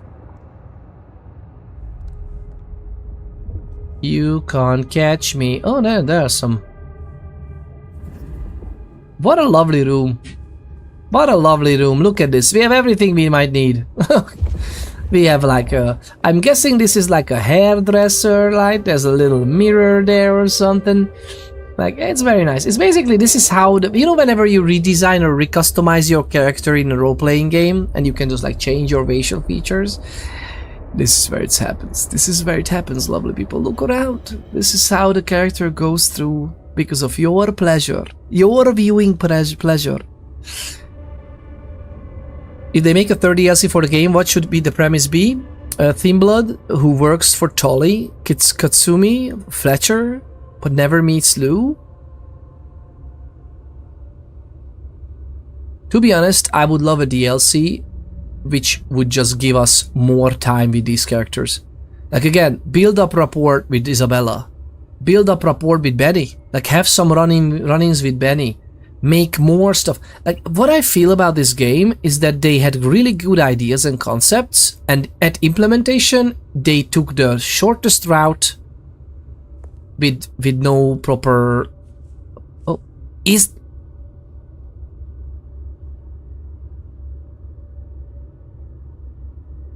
Wait, we just met the Elder, right?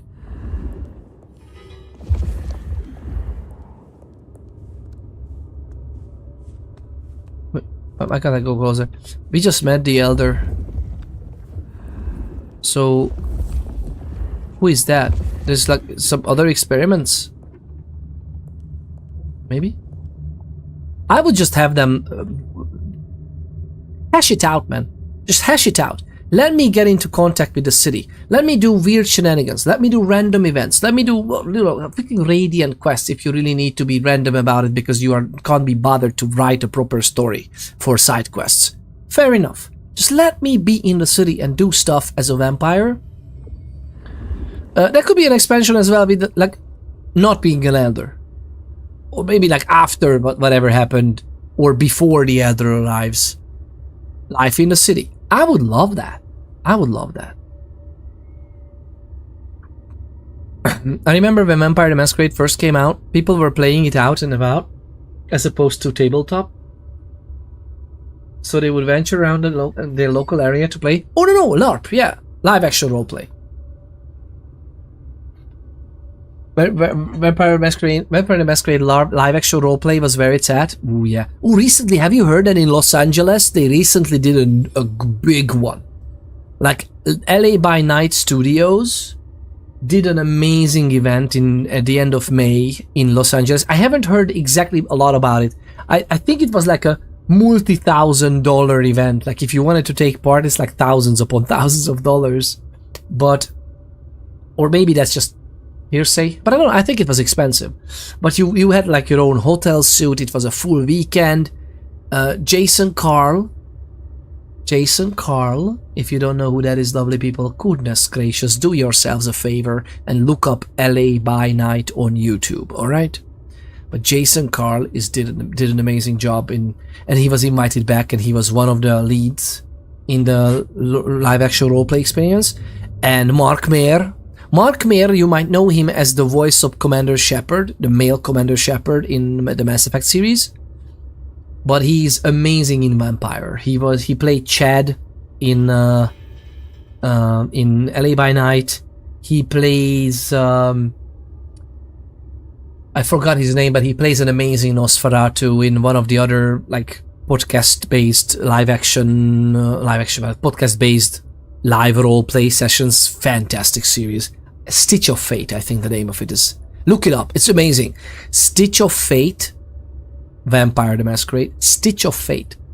Fantastic YouTube series. It's still a thing in my region.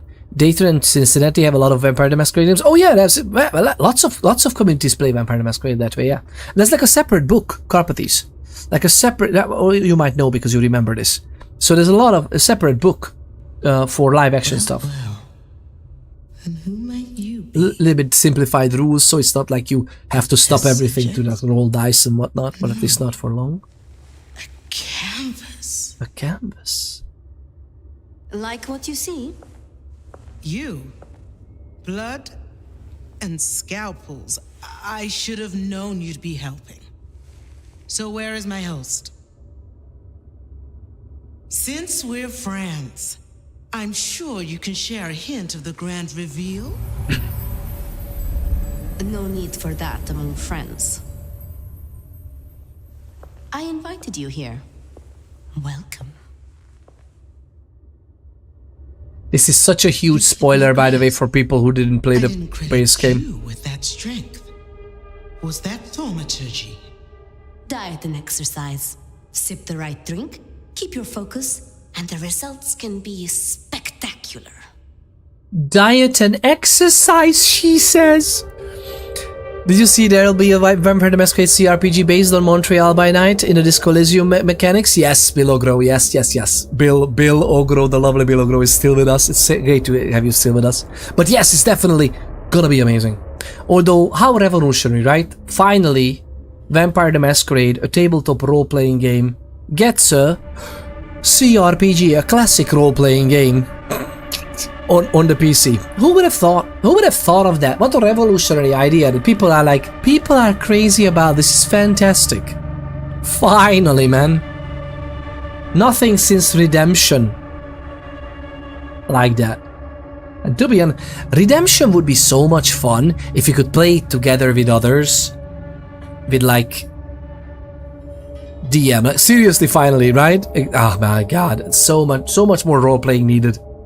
So much. It's lovely to have you. Thank you very much, Sex Aesthetic. Did you find us because of the Vampire the Masquerade Bloodlines 2 category? Thank you for the raid. It's lovely to have you. Thank you very much for sticking around as well. But yeah, it's been, you know how long it's been since I played live action roleplay?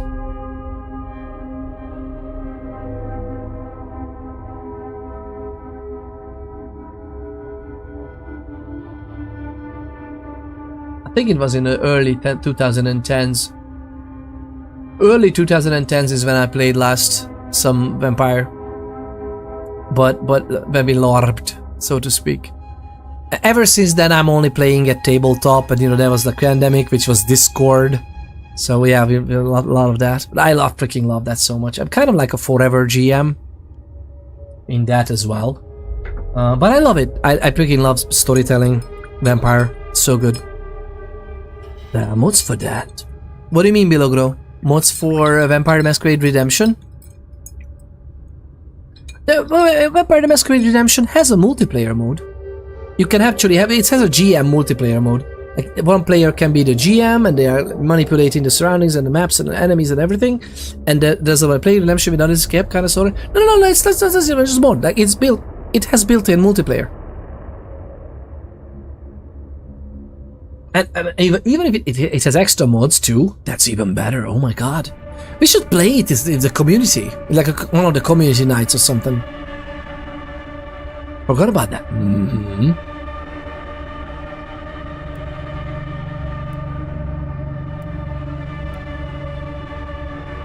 The fashion criminals I've been playing with. That was your doing? Oh, well, I thought you might enjoy the distraction. And I'd enjoy watching. What did you think? A honed blade in a silk sheath. All power and grace. I couldn't tear my eyes away. Ha! There's more to you than I imagined. I've been keeping myself busy. Sophia is such an amazing character as well. I would love... You know what? Sex Aesthetic. Next DLC, if they don't plan to like expand the world and make it even more depth and more substance, do one for Sophia. I would love a Sophia story DLC. That would be amazing. This drink, something the old woman gave you? Mrs. Thorne? No. She wastes her nights counting coffee beans and fixing tap to pay. It's something I developed myself. Anything is possible. With the right source of vitae. And you... It's vitae. Perhaps. Let's see how the rest of this conversation goes. Okay, so she's basically recruiting her. Okay. This makes a little bit more sense now. Vitae is something you can also say, but in Latin it would be vitae. The power of life. Still, or death. Still feel betrayed because of her? Bilogro, yeah, still feel betrayed because of her, yeah. It was so sad. I like this. She's such a good... I love how she is animated differently and her voice actor speaks differently when she's not playing the of course, very helpful. I love this.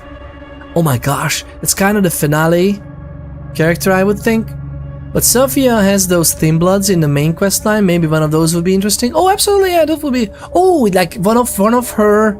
Actually, not even a Thin Bloods, one of her ghouls. Like playing a ghoul would be also interesting. And maybe they would, like, you know, you would get kidnapped, but then the main character, the Elder, frees them because, you know, there's like an optional quest of doing that. But it's now optional. It was a quest earlier, but I think the new version, yeah, last time version, the Loose Cannon DLC, they made that optional, I think. So you don't have to do that, help her. But that's very good. Get freed by fire. Yeah, get freed by fire. I think those were not those were ghouls, right? and see how this character escapes the general carnage. Oh yeah. That would be nice. That would be very cool. And in general, like, maybe he's a ghoul, then they may become Thin Blood, yes, and oh my god, escape the general carnage.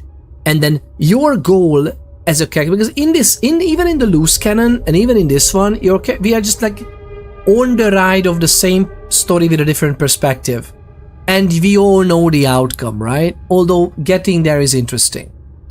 And with that, I would love to see that maybe you are a ghoul, get saved, get to be a Thin Blood for some reason after a while, but that's not how you stop. And Sophia invites you in some indirect ways. Maybe you don't even meet her, whatever, again, but you know, you become one of the fodder, and then all of a sudden, lo and behold, Sophia is kind of the bishop here, right? In the Sabbath. But whatever, the point is, you get to be committing some diablerie, and your goal in the DLC would be to become a fully fledged vampire. It's very interesting. She seems very untrustable. Well, right now she is. I wonder what you would have said. But you were here, Blackbird. Do you remember her in the main game when we were first playing the main game? Who is this? The linchpin of Seattle's future. And mine. This is the Nomad. The Nomad? What? How? You're using an elder? Oh, yes. Impressive. And not a little dangerous.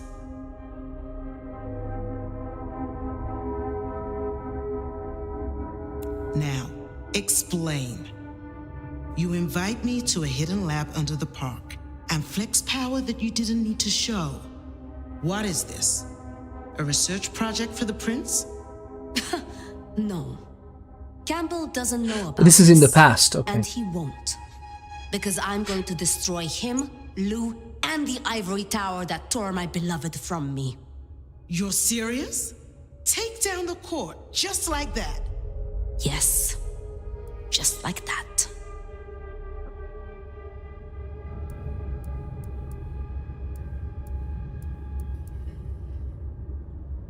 Going against a court for an affair of the heart. Fascinating. Dramatic. And so unlikely. You say this like someone who's never felt a true connection. I understand. But I have. And I know the truth. There is nothing in these damn nights more worth fighting for than love. Oof. Hey, where are the other... Oh, it's just... okay, I hope we're gonna get back to the question marks. Bailey, why do they offer conversation options when there is just one? I never understood it. What do you mean? No, they are different. Fair, I understand what you mean. But some of these are leading to different outcomes. It's just the outcomes, sadly, are not varied enough. Fair enough, yeah. Gotta go to lunch, have fun. No worries, aesthetic, of course. Thank you very much for sticking around. I understand that you need that. Take care of your body and your mind. You deserve a little R&R after the stream. Thank you very much again. And lovely people, if you don't know, check out the lovely sex aesthetic. Sometimes even bringing the saxophone to the streams. An absolutely lovely joy of a human being by the looks of it. Thank you very much for the raid again. So Blackbird73 says that sure, there's more things to fight for than love. A divorce lawyer. Just that's casual, just usual. You know how it is. Love is immortal, man. Yeah, that's absurd, and I love it. Yeah, better to fight for a legacy. Let's go with this.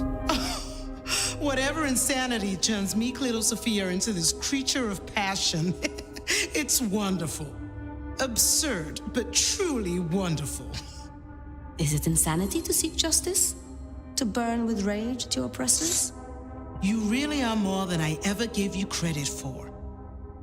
Mm-hmm.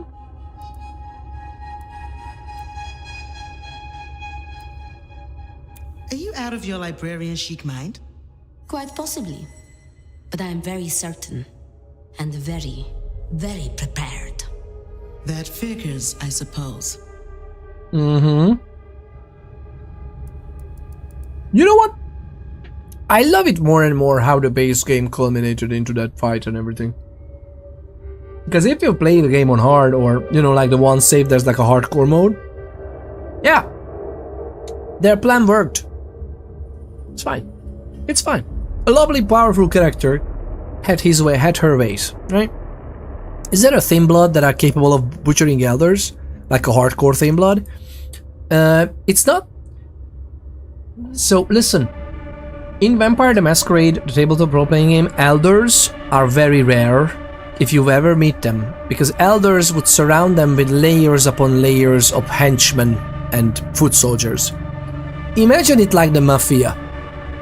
It's exactly like the Sicilian Mafia, by the way.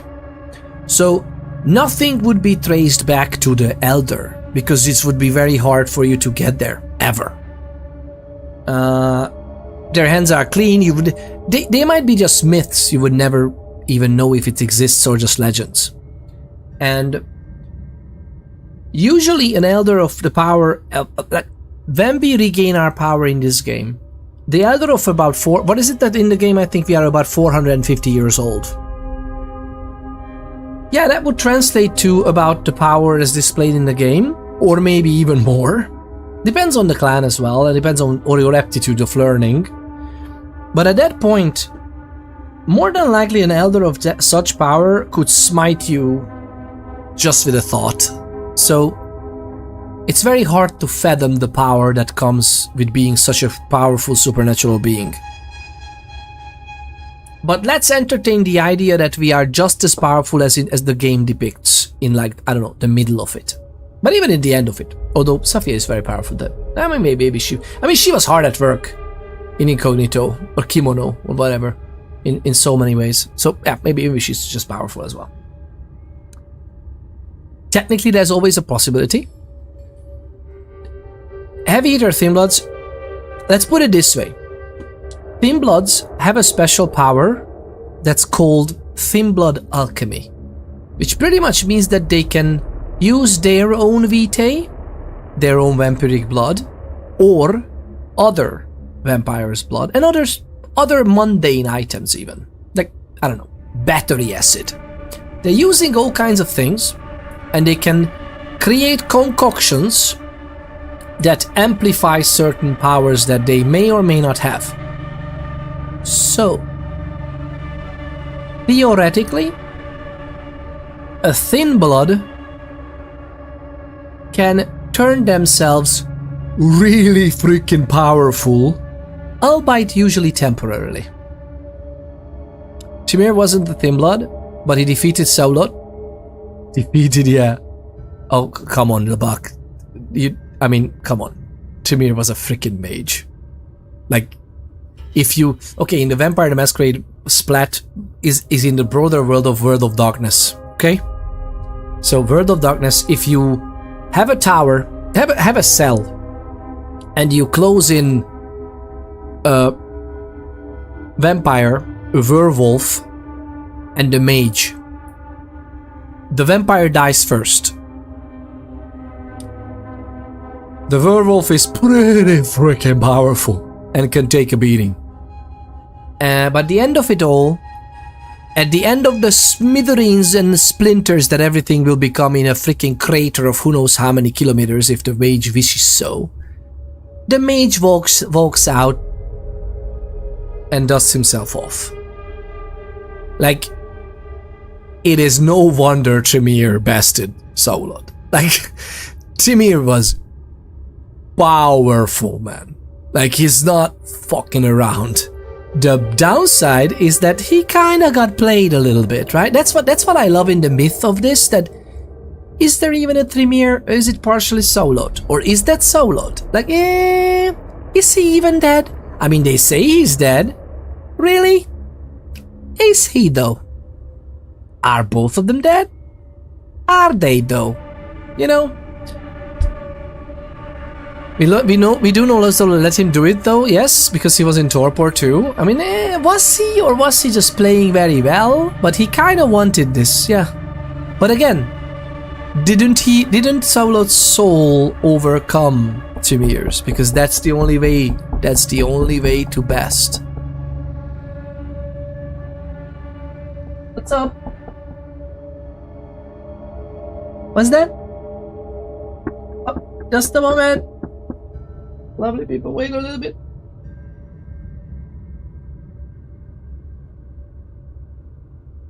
Lovely people, just a moment. Give me a moment. Give me a moment.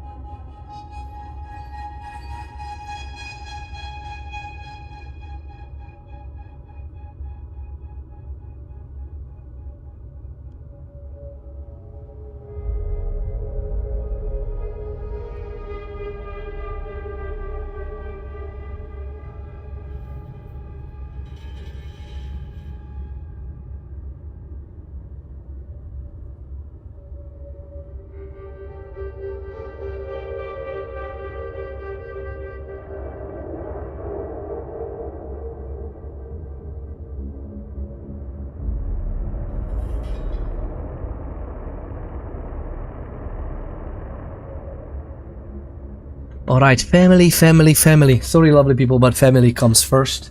I'm sure you know. I wonder how many people I remember there were some people earlier in the channel, like a few months back, right? And they were like really pissed off that I stand up so many times, and it's like, always so many things that happen. Are you fucking kidding me, man?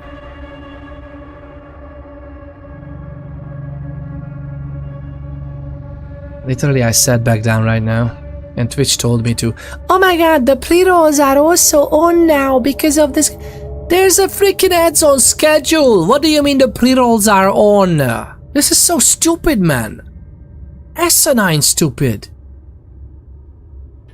Like, what's up with running the ad when the schedule says you should run the ad? They're really not making it easy for streamers, man. It's so asininely stupid. Don't you think, lovely people, that I should be the CEO of Twitch? I could put this organization into a proper working shape in like, fucking give me 1 month. 4 weeks. What are they doing? Maybe Twitch sells the express pre-roll ads? Oh god, man. Even while they know that... You know what's funny in this? It's not even good for them. Like, pre-roll ads are a cancer. And every single user you ask, that would say this. Like, what a user experience, what a customer experience that is. By the way, the customers are not us. The customers are the freaking people who are selling, who are giving them money to show the ads. So, but user, not customer, but user experience. And even for customers, by the way, it's not good for the people who run the ads, because let's assume you are a simple user tuning into a stream randomly. If the first thing you're gonna greet it by is gonna be, oh my god, the best toothpaste I ever... X in the corner. I can do this later. I have stuff to do. It's good for nobody. Pre-roll ads should not even be a thing. They have developed this with like, if you run the ads on a schedule, then you are having a pre-roll free channel, but it's only marked pre-roll free. But if you run an ad anywhere in between, because you might, stand up and go anywhere anyway, so let's get the ad out of the way now. No, that's gonna fuck up the timer, so now you're gonna have pre-roll ads even though you have the schedule. Just not have it as a thing, man. Just not having... Visiting ad, okay, next. Exactly. Like, nobody ever said that, oh, you know what? I have no idea what I'm tuning into, but let me wait 1.5 minutes. Nobody does that. It's the internet. Have them watch for at least 10 minutes. Goodness gracious. If you want to be an absolute arse about it as a service provider, have them watch for 5. But have them watch a few minutes before you do throw something like this at them, because then maybe they were like, okay, this was an interesting topic, the game is interesting, the streamer is interesting, whatever, something is piquing my interest enough that, yeah, you know what, I'm supporting. There's even a supporting culture, by the way. People are watching the ads while spamming the chat with get that bag when there's like a huge raid, right? When somebody gets like a raid of 3,000 people, they are redeeming the ad break redeems, where usually people have that, I think, but it's just like a default redeem on most channels. Maybe even I have this turned on. And it's just so, it's like opening Netflix and then 1 minute ads before you can choose what to watch. Are they doing that? I haven't used Netflix for 10 years. I don't think I have used Netflix for about 10 years. So, are they doing that? Honestly? So, again, freaking, and this is, by the way, a computer engineering problem. It's not that hard. It's not that hard. I've cancelled Netflix, so I don't know what they do anymore. Yeah, nobody does, especially them. Cyanide, welcome on in. Hello, may I ask how far you are on your playthrough? I am just... Let me show you the map. I can't show you the map because of the game. So we are talking to whoever, I don't want to spoil it for you, so whoever invited us to the observatory, or underneath the observatory, if you played the main game, you know what kind of, it's not even an observatory, it's a conservatory. Underneath the conservatory, there are some fun stuff, and we are doing that fun stuff. But that's just the first quest we did. So basically we started, like 4 hours into the stream. We are talking so much. We are pondering a lot. So we started the game, we talked a lot about Bloodlines and tabletop role-playing, Vampire the Masquerade in general, and just in the first mission after it. So we are now having a discussion with whoever invited us. But if you played the main game, I'm guessing you perfectly know well who invited us here. We started today? Well, this is the DLC. So the DLC was released a few hours ago. We are in the DLC. I played this game a few times now. I'm a huge Vampire the Masquerade fan. Oh god, it's way too well. Oh my god, I love Vampire the Masquerade so much. So yeah, this is not the main game we are playing. We are playing, and actually, if it's that's the downside of streaming this. Like I'm mainly streaming Project Zomboid and other survival type games. So I'm usually maining Project Zomboid, Conan Exiles, Dune Awakening. Like I'm usually maining things that is just easy to get in and out of as you watch, right? There is no new stuff got released. Actually, the new patch is pretty good on the base game as well. Like they finally made the ranged combat better in terms of ranged, as in like firearms. The boomsticks are much better to use, and you can also dual wield. Finally. Although again, I've never understood why they don't have a telekinesis power increase. And you could, I'm a zomboid lurker here. There you go. Silent. Yeah, this is not the first time you're here. I remember you. But yeah, it's but yeah, the reason I love streaming Zomboid is because it's very easy to get in and out of. I'm always feeling a little ambivalent or a little bit weird about streaming story games because, you know, I remember myself, like if it's a story game and I want to play it, I'm not gonna watch a stream of it because I'm afraid of spoilers. I mean, I'm happy to lurk, but then I like mute the tab and just put it to the side, and I'm not even gonna watch because I don't want to spoil it. And this is like a new DLC coming out. We are just playing it. I wonder how many people are just like, I'm interested, but nah. So, yeah. It is what it is. But yeah, we are playing the DLC. If you haven't played the main game, these are huge spoilers. Just a heads up. It's not... The main game is still enjoyable with the spoilers. Don't get me wrong, I think. It's a very intriguing, interesting story, but yeah, it's this. If I'm gonna show you this, and we're gonna show you who the other person is we are talking to, that's already a huge spoiler. I love the story games too, but I don't have time to play them all. Fair enough, yeah. So you don't mind? Okay, then we're gonna move on then, because yeah.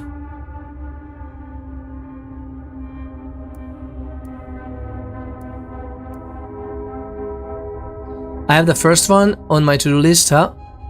But I'm here and I'm not afraid of spoilers yet. It shouldn't be, by the way. Like, it's... The twist in this game especially, it's nice, but it's nothing like the twist in, let's say, Knights of the Old Republic. And you know why? Because in Knights of the Old Republic, I'm not gonna spoil that either if you haven't played it, it's amazing. One of my best story twist experiences is Knights of the Old Republic. Star Wars Knights of the Old Republic. Not the Old Republic, not the MMO, but the one before. It's fantastic. One of my best. In that one, we build it up before the twist really hits you. In this one, the game is just too short, right? KOTOR deserved the third game. It's in the making. As far as I know, Bilogro, they announced it that it's Knights of the Old Republic 3 is technically in progress. I think. That's what they said last. That they are actually making a new single player KOTOR game. It's gonna be fantastic. So the spoiler is not that big of a deal, yeah. But the first one, the first Bloodlines, you are in for a treat. Don't spoil that. Some aspects of that don't spoil. Don't spoil the Ocean House. The Ocean House questline that literally made me cry so many times in real life. Fantastic quest. Hits you in the heart. Do not spoil that one. Play that one through. By yourself, preferably in a dark room. It's gonna hit like a truck. If you like immersing yourself into games, that is. If you're not that immersed, it's gonna be like interesting, but nothing huge. But if you like immersing yourself, I'm talking about Ocean House Hotel, the quest, and I'm having goosebumps, man. Angel Dark says that Ocean House was great. Yeah, it's fantastic. So don't spoil that one for yourself. But everything else is like fine. We have a playthrough on Bloodlines 1 on the YouTube, and we're gonna go back to the playthrough after we're done with this. Because I have a nice ranged combat Nosferatu going on. Cuddly Carl. Carl cuddles. The Cuddles is a nice guy. Alright.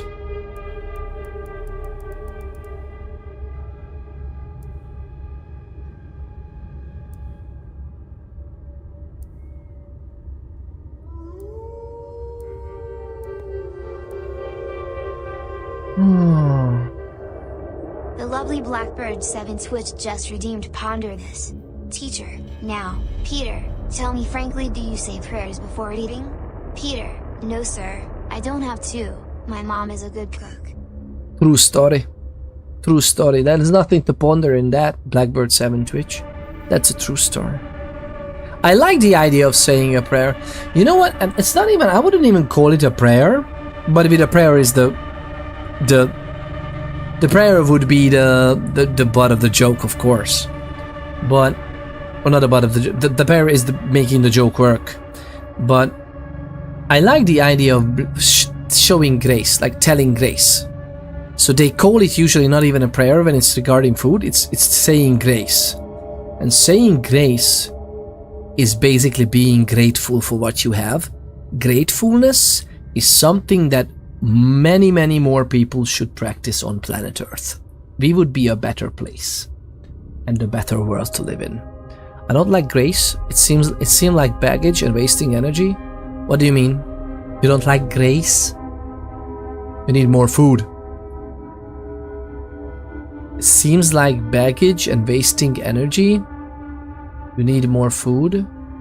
You need more food because you said grace. What? I'm not following. I'm not following this at all. It's like whoosh. What the was that?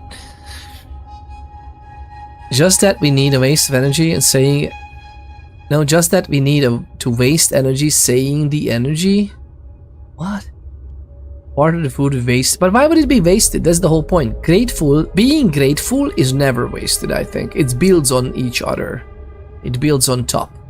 It's layers. Like the more grateful and well-centered you are, the better you move ahead in your life. Properly means the pre-food prayer. Oh, yeah, grace. Grace as in saying grace. Pre-food prayer, yeah.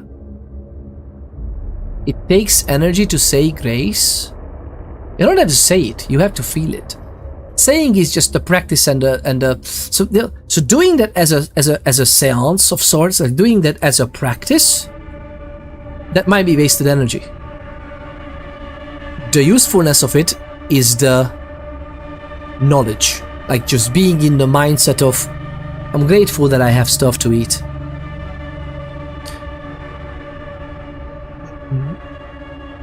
Gratefulness on the right measure is not bad though. Yeah, absolutely not. See, we are just pondering. One ponder this redeem, and we have another 1.5 hours of the stream just this. We're staring at the screen with Isabella. What kind of cardio grace do you do? Yeah, exactly. What kind of cardio grace are you doing like before? We're not only saying grace, we are dancing grace, and we are gymnastics grace before you get the bite. Multiplied for all people saying grace, and it becomes a lot. Why would all people say grace?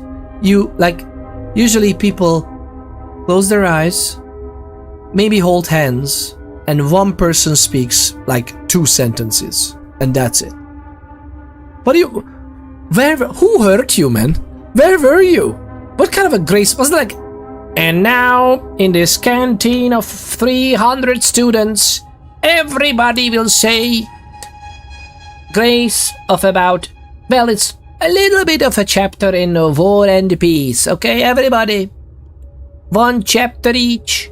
There's only 300 of us. It's great because we get to eat by the time the month of fasting is over. Hello? What's up? I got food. Nice stuff. You want food? No, thank you. I'm okay. Okay. I love you. Enjoy. That would frustrate me. A full class saying this. Exactly. Like, why would you ever do that, though? It's like so stupid. And that's a way to teach kids not to be grateful. Don't think too hard before dinner, kids. You might not get enough food. God, man. Oh, man. That's... no. I'm exempt from fasting because of type 1 diabetes, though. Bilogro. God. That's... Always look on the bright side of life. God, I hope you're coping. I hope you're coping. I hope it's treated well for you and everything is great. Man, I'm so sorry to hear that. But I would agree. You can fast and be diabetic. Just don't take insulin. That's really how it works, man. That's really not how it works. That you can fast, don't worry. Your blood sugar levels might be plummeting into basically subcomatose levels. What? That's okay. Just don't eat more. It's like, what are you talking about, man? And it's still Conan is autoimmune. Yeah, there you go. What do you mean by taking insulin? Yeah, I think you're talking about type 2, by the way. It's like... It's okay, subcomatose levels of blood sugar is fine, you can take it, man. No! That's exactly that. Diabetic 1. Oh yeah? Which one is which? Lovely people. Thankfully, I have no idea which type is which. I'm not even sure I want to know, and I really hope all my life I've never need to learn it. Period. If I don't eat or drink, if I don't eat and don't take extra insulin to transport food further into my cells, oh yeah, that's the problem is it takes out of your blood, right? That insulin is basically lowering the blood sugar levels in your blood, which means that if it plummets too low, you're gonna be literally like, oh my god, not only you're hungry and thirsty, but like very bad. Mine doesn't work like that. Oh, there you go. It's different. Autoimmune. That's, oh my goodness. I hope you're okay. And how is it autoimmune? Like, what does it do?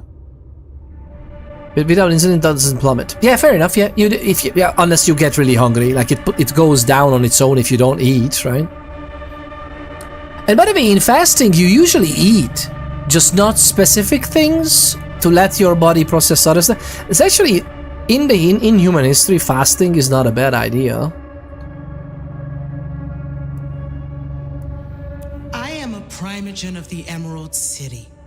You're taking quite a risk in speaking to me. No, I know you.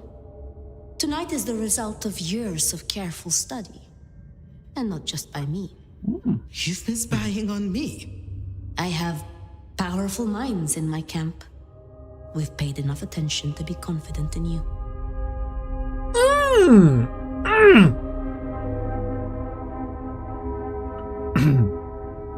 I love her so much. Even if you could win, you'd be outcast. Destroy a rival if you will, but the whole court? The Camarilla would have to act. This is a cycle of enslavement led by a blue blood dictatorship, and it needs to be broken. You don't understand what is behind the Ventru, behind the Camarilla, behind the shape of our world, and what really chains us all. You forced your way into your own embrace, didn't you? You have never liked boundaries, Lisbeth van Ommeren. This is your next logical step. Oh my god. I love this.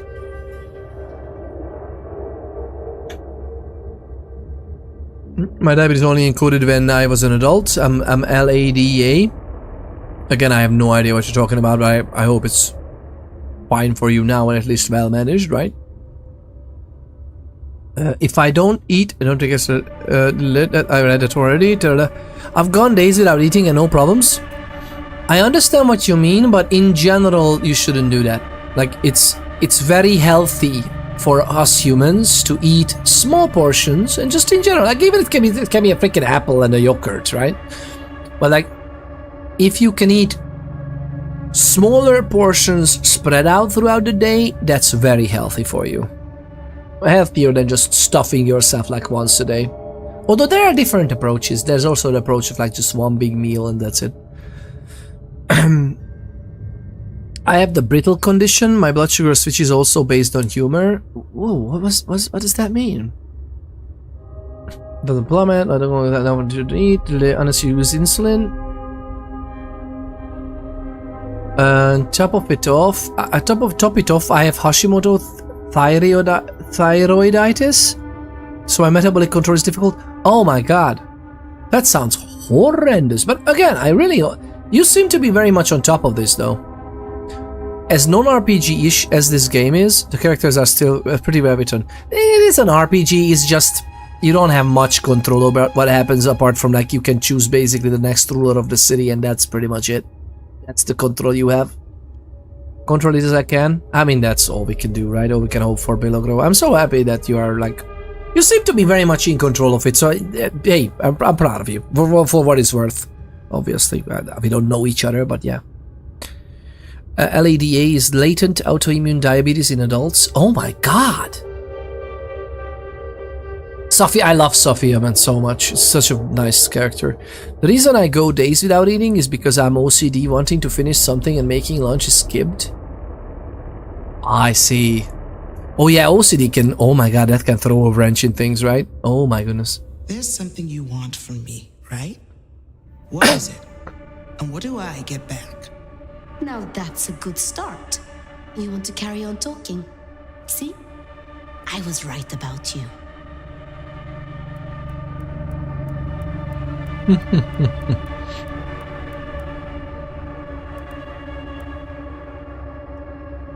After she surprised us with some stuff, maybe don't act like an absolute bitch. 99% of people with the type 1 diabetes are born with it or develop it as kids. Mine only encoded after I turned 35. Wow, I didn't even know that that's a thing. I mean, no, to be honest, I'm not surprised at this point. Nature is so weird sometimes. I'm sorry, lovely people. More than likely there's gonna be an ad coming in because Bezos, I'm doing my part. We need to get the new ship for, you know, the lovely Jeff. I mean, come on. He doesn't have enough money to build spaceships. Chip in. I didn't know. Oof, yeah. I didn't know I had it until I had to be taken to the ICU. Oh my god. Yeah, that's... Oh god. What happened? Like, how did... Like, did your blood sugar plummet that much? Or it was basically the autoimmune part of it? Like, or more... Like, your body attacked itself for... Like... God. You don't have to get into details, by the way, if you don't want to. We can change topics as well. It's very interesting, though. How interesting that nature can be so cruel and weird. Lebuck says, we just had a power shortage here at the neighborhood. What?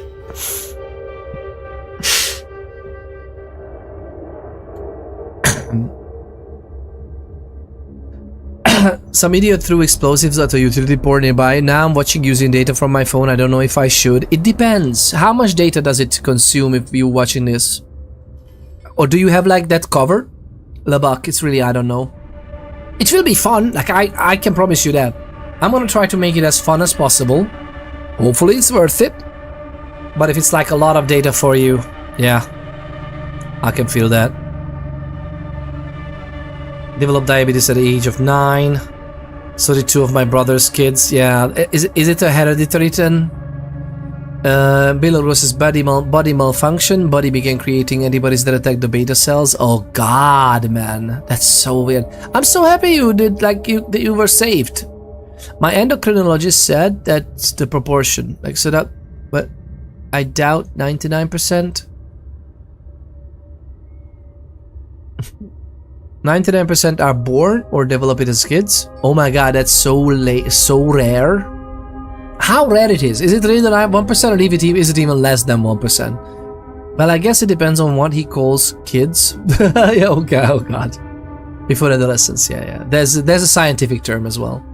It includes a lot of people, but 99% I don't know. I mean, it could be a very rare diseases are rarer than you think, but sadly we get to now explore, because most people live long and the medicine is in a way that you can have lots of people thankfully surviving. And otherwise, no, imagine this, 100 years ago, especially 150 years ago, most of these knowledge about what frequency or rarity a certain disease has, we wouldn't even know, because most people would just die so young from so weird stuff they wouldn't even know. They definitely wouldn't go after proper investigations, because it would be just like, well, they were sick, oh well, they died, oh well, they were old, and we would just handle it that way as a species. We didn't have the information and the data. Now we know how rarely certain things happen, and it's crazy. It is crazy. It can develop at any age. Childhood is the most common onset period, with peak diagnosis typically occurring around puberty, ages 10 and 12, 14. Ancient Egypt had accounts on diabetic people, but didn't know what the disease was. Yeah. I mean, it's basically a metabolism disease. But apart from like metabolism, as in, oh my god, they can't just eat something, or they eat something and they literally died. Like they have no, like, is that because of they had no idea? They had surprisingly well defined processes for stuff, but yeah, they had no idea. I love the lighting here as well. It's very interesting. He had medical accounts about people that had to urinate a lot and got very thin very fast. Yeah, I want electricity. I know, Labak. God. But how is like, what kind of a name? Are you happy you're moving soon because somebody threw an explosive? My doctor told me that I may die due to diabetes. At least that's a sweet way to go. Well, if it's on the upside, then it's very sweet. It's very, very sweet. If it's because it plummets, then it's not that good. God. Oh, sweet. Yeah. God, man. Thank you for the point of this redeem. So, Labak, I'm so sorry. Lily, there was someone in your neighbor who threw a freaking... People are saying it was a kid doing a prank. Doing a prank? Throwing it at critical infrastructure. What the fuck, man? The more these things happen, the more the world is going crazy. I'm actually deeply in thought in buying some of these local, like, not generators, but maybe even generators, like some of the aggregators, but not... I was thinking about setting up a wind generator, like a wind turbine. You know, there are those wind turbines that are like the spiral ones, which doesn't need to be too high. Doesn't need to be too high in the air and too tall. And one of those, and some solar panels that you can just wrap out if you want, so you don't have to like occupy space necessarily. You can just fold them out and fold them in. And those can be all plugged into the same charger system and have a battery pack and just have it charged.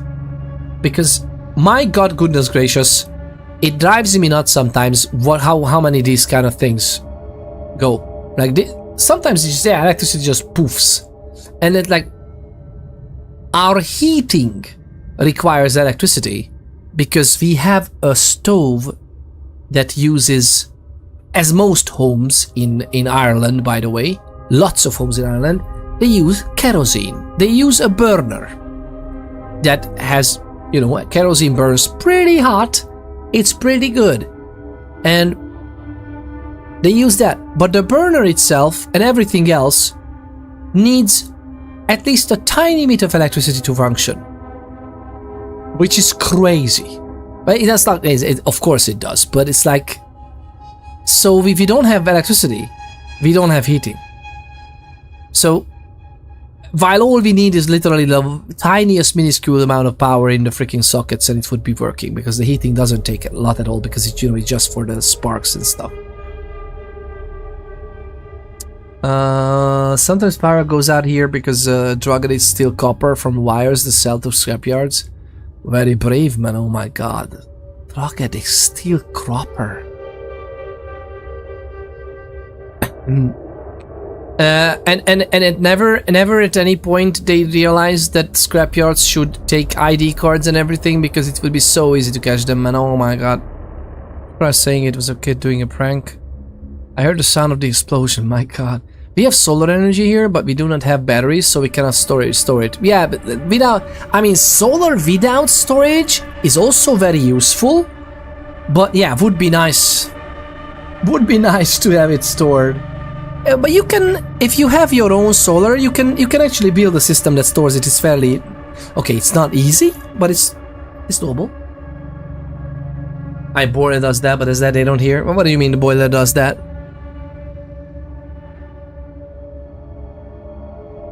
Wow. Higher pitch. Enjoy good performance. Huh.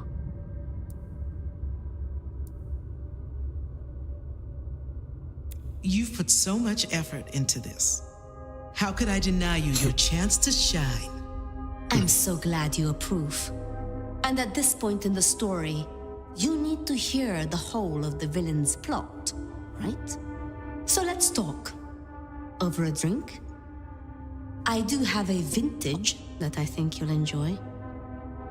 You can feel the aura, can't you? Go ahead.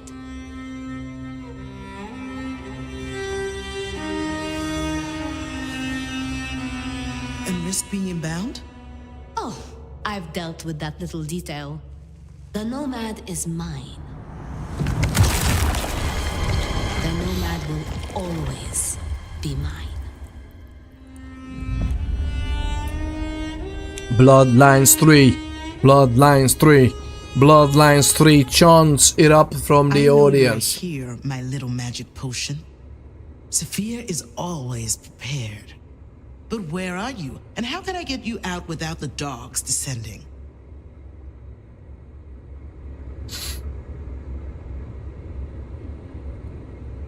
Angel Dog, that's why I love my open flame cooker stove. As long as gas is there, I can use a lighter. Oh, we have a stove for heating some part of the house, so we have a fireplace. Again, most homes in Ireland have a fireplace, so we have heating that way. But that is not for the whole house, in a way. Like, it's in like cold. It never was an issue. Like, we have electricity, so that's fine. But I was thinking about this. That my God, if the electricity otherwise goes out, and we only have that, which is a proper stove. Like, it's a, wood burning fireplace. And yes, as long as you have the lighter, yeah. Bloodline 3, an actual RPG. I mean, I would love it so much.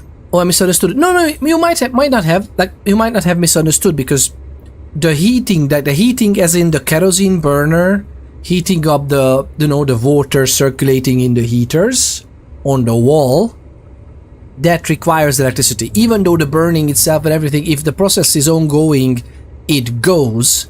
Although the pressure in the tubes, that is also like the circulation that is also provided by a pump.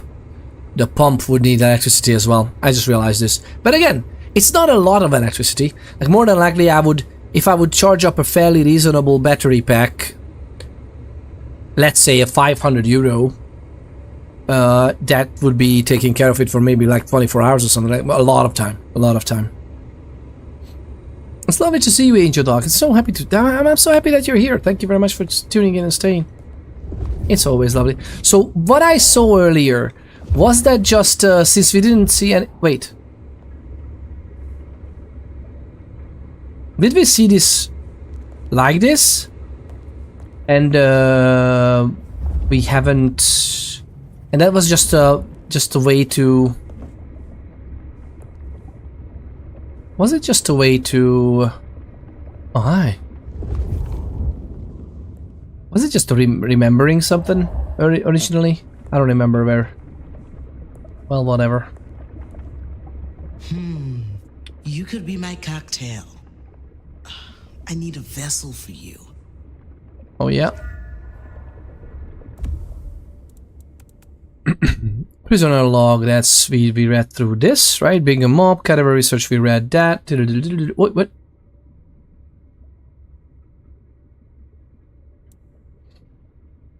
Tattoo design. Elixir tanks. When exploring the lab under the conservatory, Safia has been researching different formulas of elixirs. Using her expertise in modern scientific methods, her knowledge of the esoteric arts, and her understanding of vitae. Being a little bit of a tremere herself, in the lab and multiple distilling tanks, each used for developing alternative varieties of elixir. One formula was designed specifically to work for the work at Atrium, but it is unclear which of the tanks contains it. Not to worry. We got it. We got it sorted. We got it sorted. Oh, we got it. Wait. Hello? This needs that little thingy, no? That we had in the other room? Oh, well. Oh, well. Don't you worry about that. Oh. Shipping receipt. Search in the conservatory. A recent shipping receipt that has an acrid chemical tank. Sunshine Shipping Corporation. Sunshine. You know, Mr. Sunshine. I love the concept in this story is great. It's just the implementation is... It would need more room to flourish. It would need more space for the substance to come out better, I think. Open fireplaces are forbidden in Germany. They even want to force us using sensors for control. Are you serious? Like, who would come in and check? Like, what? Or you can just, like, you can't have a chimney? They can control that from the outside? Like, you just can't have a chimney that works like a proper chimney with a draft? Forbidden, man. Oh my god. Like, we have a carbon monoxide sensor just because it's safer. Although the draft is so nice in it that the draft works. But still, very good. Have a carbon monoxide sensor. We also have a smoke detector in general. Every room has a smoke detector. But... or a fire detector, rather. But other than that, it's like... you make a fire in the proper fireplace. What about people who are rich and want a nice fireplace in their homes? They are exempt from these rules? Like, this just doesn't make any sense. Fireplaces are so fancy, but it scares me because of the carbon monoxide. I know that there are sensors for that, but I get nervous. Labak is not that serious. Like, it's proper wood fire and fuel that you would burn. What you need to take care of is the chimney. Like, there's a proper maintenance process that you need to be careful for. Everything else is, yes, you should have a carbon monoxide sensor nearby. That's it. And you would be surprised, like, carbon monoxide sensors can be so freaking sensitive, which is good, because it would sense it so much sooner that would cause a problem for you.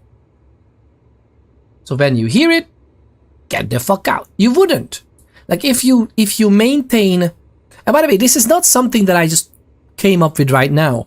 Humans for hundreds upon hundreds of years heating their spaces and shelters with wood fire stoves. It's exactly the same way. They have to make sure that the draft is okay, and that way the smoke goes out, because it doesn't have any other way to go. It would be just sucked out of the space. Especially if there's some carbon monoxide with some, you know, it's burning a fire. Of course, there are some carbon monoxide there, but it's like out the house.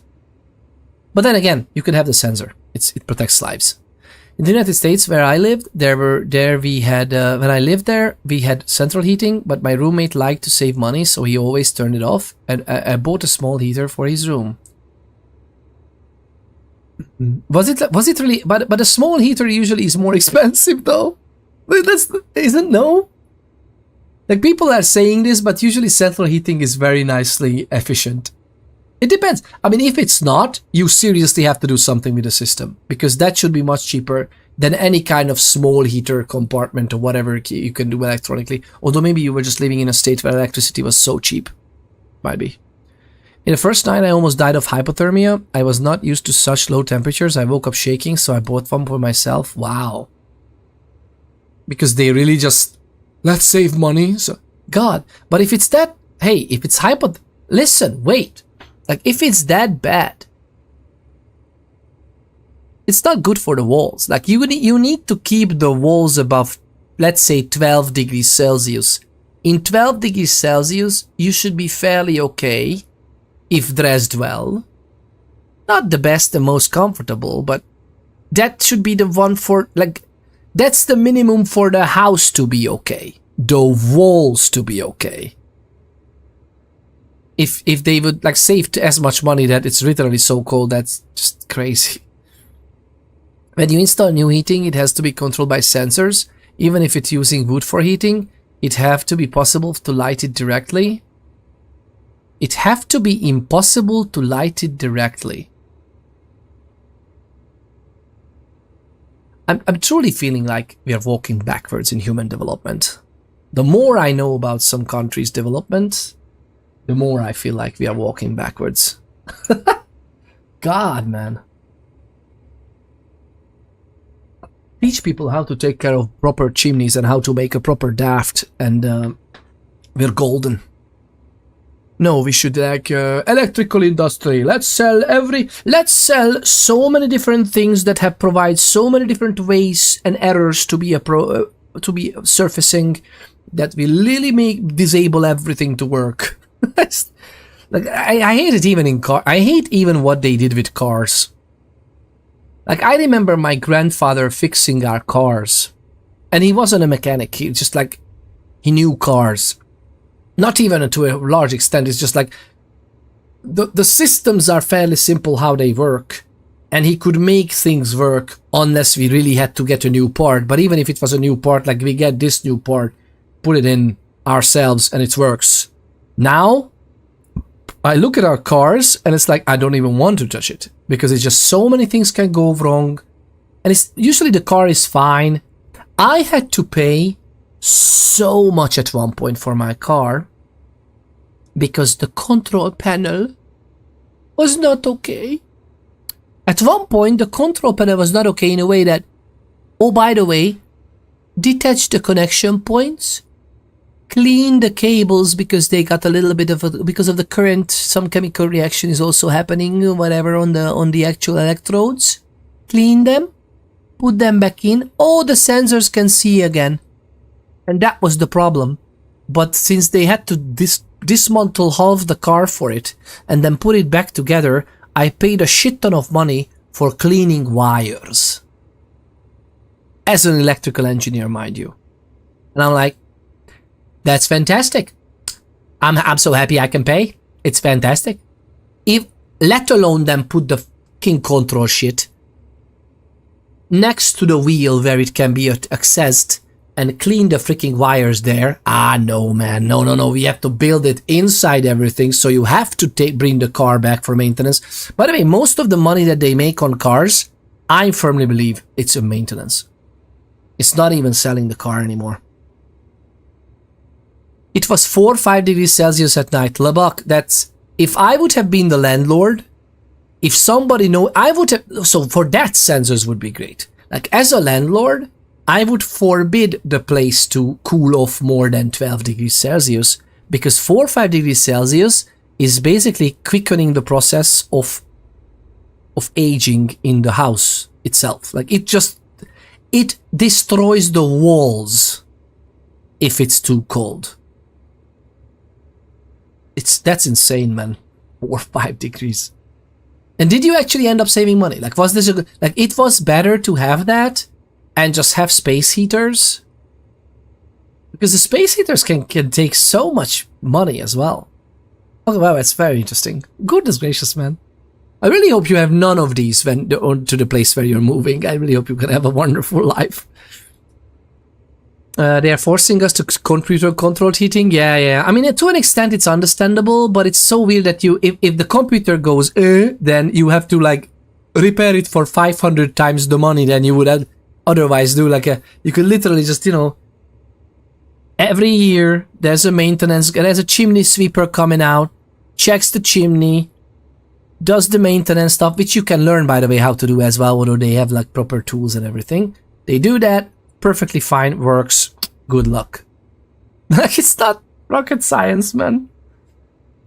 Now, computer control, on the other hand, that's technically rocket science. Volkswagen Beetles were built on that prerogative, so anyone can fix it with a paperclip and a rubber band. Yeah, exactly. And by the way, I understand that there are so many advancements as well, like how the engine controls itself so that we can literally, like, one of the best fuel efficiencies that we've ever achieved with cars and petrol engines is now. Like, nowadays, a very nicely, finely tuned petrol engine is amazing for fuel economy, and it's amazing for pollution. It is fantastic what we could achieve with the same fuel practically, as opposed to, you know, like 40 years ago, 60 years ago. But God, man, the freaking extras. You can't even lower your window, or you can't even open your door. You can't even move your seat, because everything has to be electronic. But what's wrong with the freaking good old gears and knobs? It works. Or at least as a backup mechanism. Can I use my knobs and wheels? Thank you very much. God. Oh my goodness, lovely people. Is it me? I'm freaking out about it. This literally gets to me. I've so had enough of utter dilettantes and utter incompetence in the gaming industry, in my software industry, in these things. Goodness gracious. Changing a light bulb. Yeah, that's what is it, Angel Arc? Is that also like something that is becoming less and less fathomable or feasible? Or that's the only thing that's left? We can still change a light bulb. Careful, you might be electrocuted. Ah. But if the washing machine with the 500 years warranty, which is only for the engine, which never malfunctions, by the way, everything else, other parts, is just 2 months warranty and goodbye. But yeah, if the washing machine electrocutes you, that happens. It's an honest accident. But you can't change the light bulb, right? The only heated places were our rooms. It was always off. The only heated places were our rooms, and only because I bought it for me as well. This is so weird, man. I was not used to American renting rights, tenant rights. It's not even a tenant right at that point. Like, it would have been the landlord. Like, you literally are amortization of the building is accelerated if it's under a certain temperature. And it's like, everybody kind of knows this.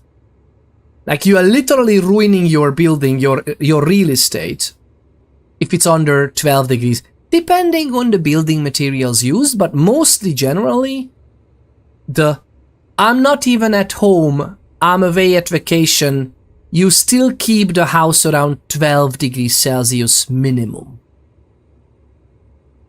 Not at 20, when it's like, okay, fairly okay for you, right? But at 12 at least. Like, if you let it cool off to like 5, that's horrible. Housekeeping wanted me to turn off the radiators in the upper apartment to save heating energy.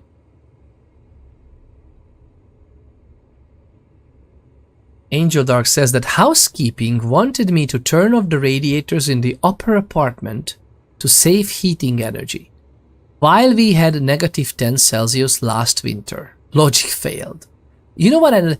By the way, that again, you can save heating energy, but usually not at the input. Like, good insulation will be so much better impact than whatever you can do with your little knobs and whatever. And yes, if you don't use some parts of the house, by all means, turn them off. But what you should be careful for, if it stays too long under 12 degrees, those walls are gonna age. Again, depending on what building materials were used, right? Was drinking the blood of a vampire, he said, The lovely Blackbird Irony. 7 Twitch just redeemed Ponder this. Peter Ponders was drinking the blood of a vampire. He said, irony. Irony.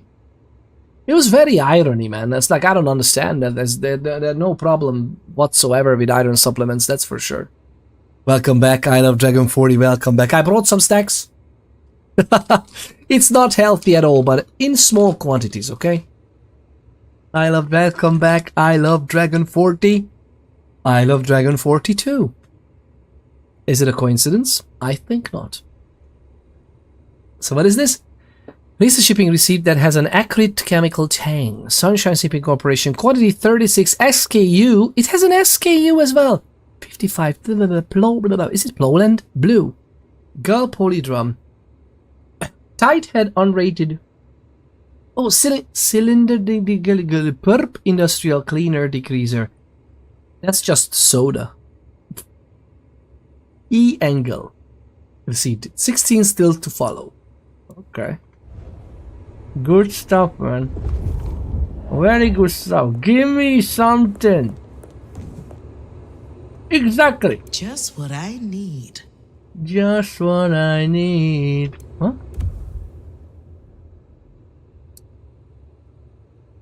My roommate was like a little strange. He didn't like if somebody else turned on the lights for the living room. I always find it so weird.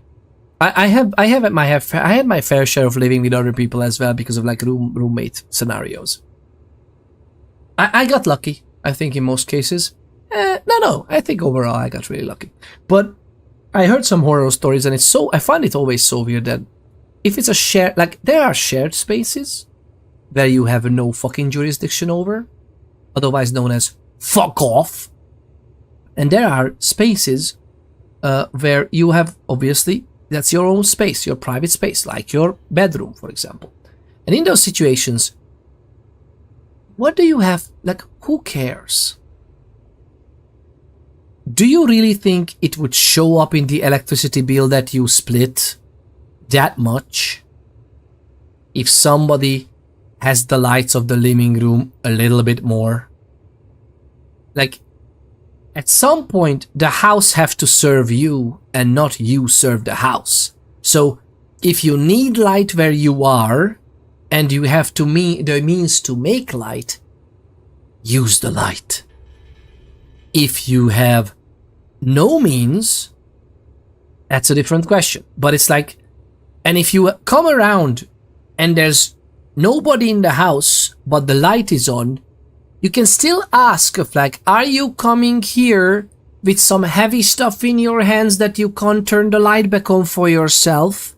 Because if it's just a mistake, I will turn it off now, right? It's not like, because I love those people as well when they just know better. And they come to the room, oh, there's nobody here, I'm gonna turn off the light. And you are literally coming with 500 stuffed animals and 4 bears on your back. It's like, the reason I left on the light, you mother flipper, is because I will not have I'm using the room, is just what I'm doing forbids me from using fingers on the freaking switch. So I left it on for 10 seconds, Mr. Police, and it just so happens to wait for me as I come through the room without trying to, fall on my face because I can't see.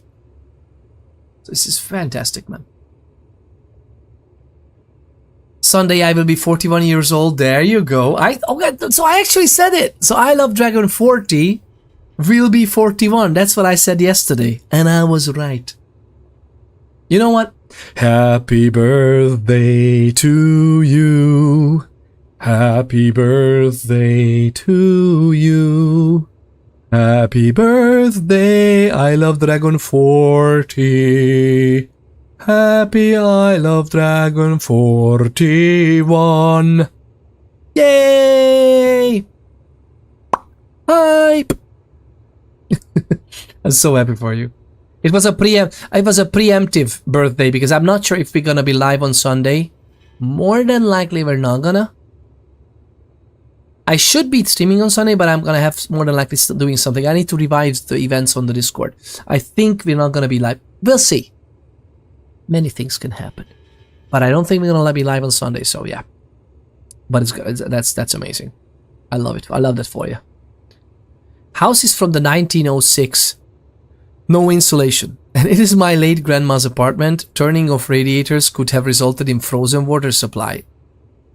Exactly. There's, again, you can turn off many things, but you need to monitor the situation, right? So if you turn it off and the temperature goes, yeah, the pipes could be, not only the wall could be damaged, the pipes could be damaged because of freezing. Pipes will be damaged first. Fair enough. Such a cheapskate. Yeah. I mean, being a cheapskate, I love that you write cheapsteak. It was such a cheapsteak. Lebak, have you eaten? Have you eaten him?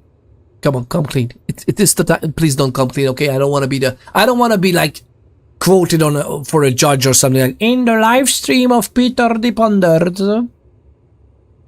The admission of guilt has happened. No, I'm just kidding. I hope you haven't eaten anybody. But even if you did, it's fine. In my mind, you are a decent human being. Don't wreck it. How did fire get from the warehouse into the basement at the start of the game? How did fire get from? Oh, he or she was having a frenzy. So in the frenzy, they went around. I think fire, as she came out,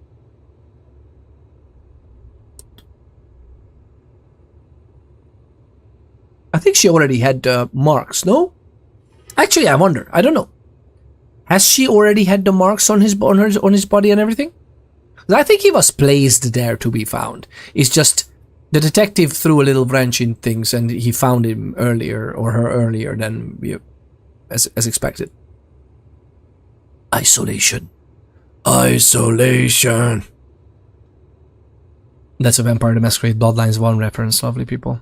And dirty. The house was always cold and dark and dirty. Oh, that's so weird. That must have been very weird. What is a vampire's favorite thing to do? Crack open a Peter Ponders with the cold ones. God. Yeah, they would love to. They would love to. I have a basement filled with them. It's called a crypt. I was wrong. Jesus will return before the end of Swansong. Lebak, that's not true. On Friday we're gonna have Swansong. If you check the schedule, on Friday we're not gonna play this. More than likely we're gonna play Swansong.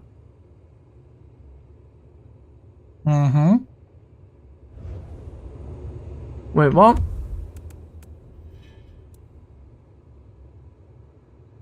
Ray Edward. What?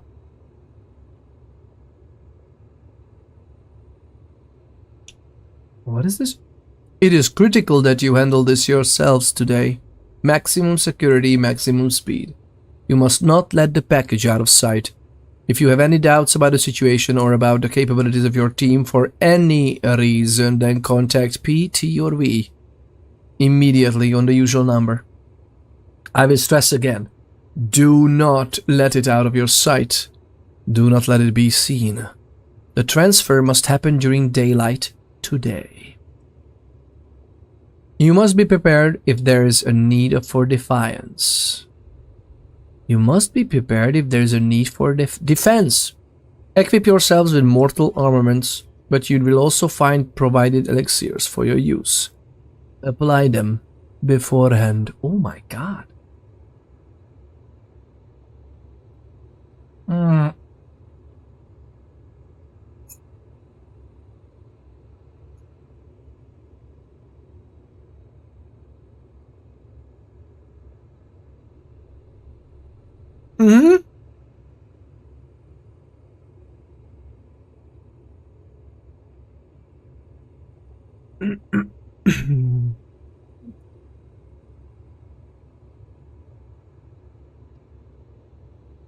Campbell is not her lover, though.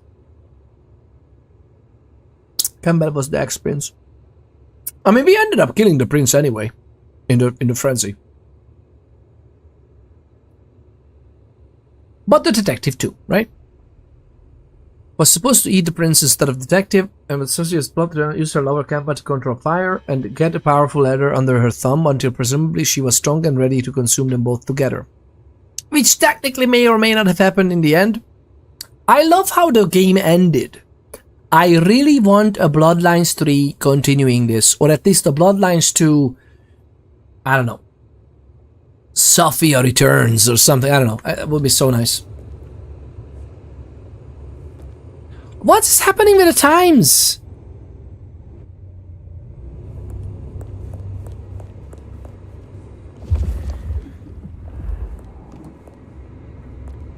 Da da da da da da. Na na na na na na na.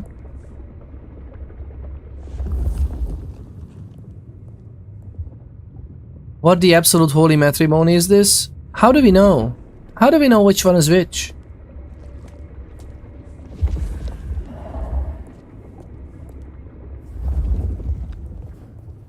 Okay, okay, okay.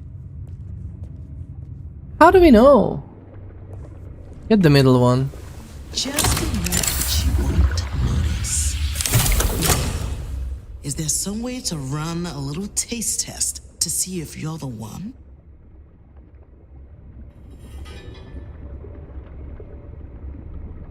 Wow. Is there a way to run a taste test? I don't know.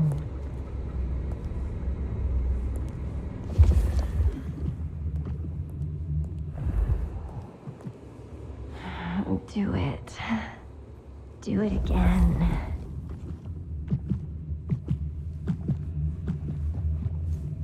Test the canister. Ay, ay, ay, ay. Oh no, what is... Chill. Let me see him. Oh. Alright, you know what? We're gonna test it here.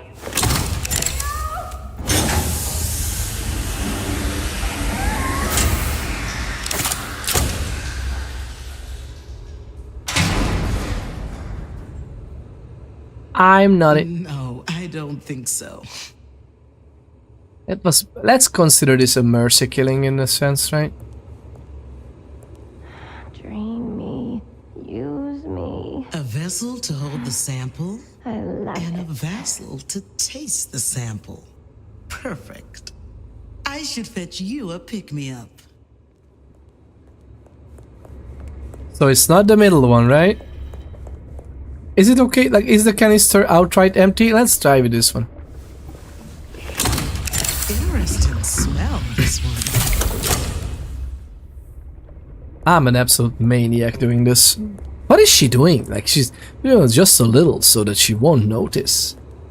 She's being cheeky with Sophia. Use me. I want more. Right, I actually read all the notes and stuff. Sophia's mark made the next thing. The vampire that the vampire consumes be burned in. Do it again. As part of his psyche. Oh yeah. So what happened there is that the thaumaturgy that was a ritual that made sure that during the Voldery, aka Diablerie, during the Diablerie, where there's a high chance that whoever performs the Diablerie would consume the soul of another being, another vampire, hence destroying them. There's always a chance that, especially if the soul that is being consumed is more powerful, that they might take over. And sometimes it just takes over little pieces.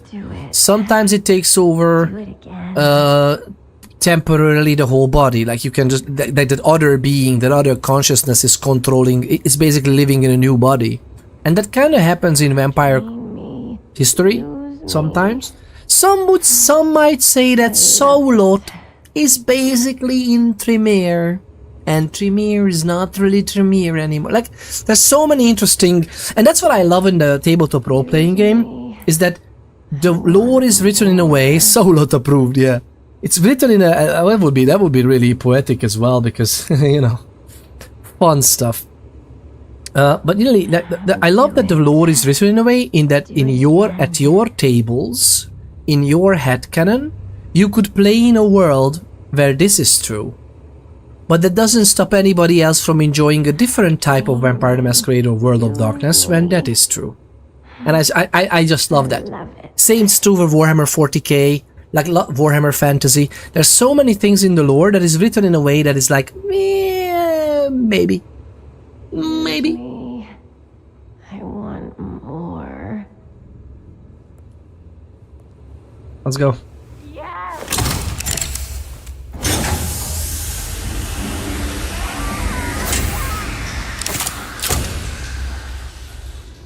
Nope. Oh, not what I was hoping for. Nope. Thaumaturgy? We know Zimitsi are part of this scene. The special fertilizer is going to make them stronger for surviving weird flesh crafting experiment.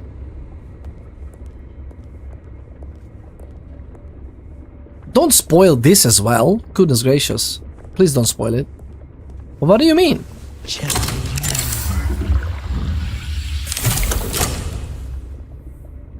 What I'm talking about is that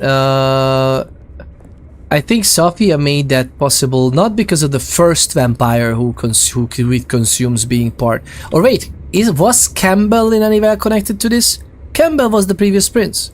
Sophia wanted to weaken us with the thaumaturgical ritual long enough that when she anticipated that our main character will commit diablerie in consuming and finally destroying the big guy, you know, Mr. Sunshine.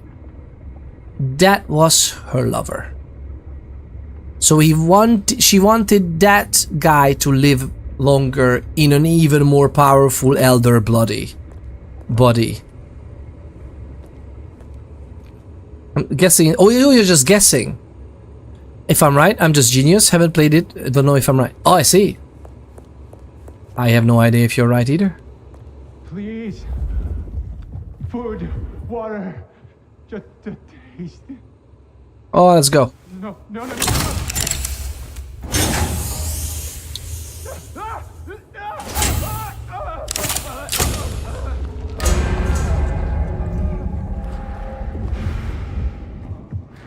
Now that is the one.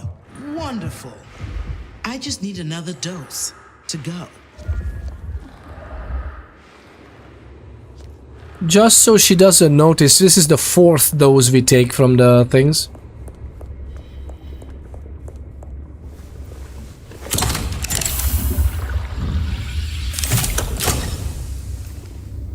What in Cain's name are you doing here?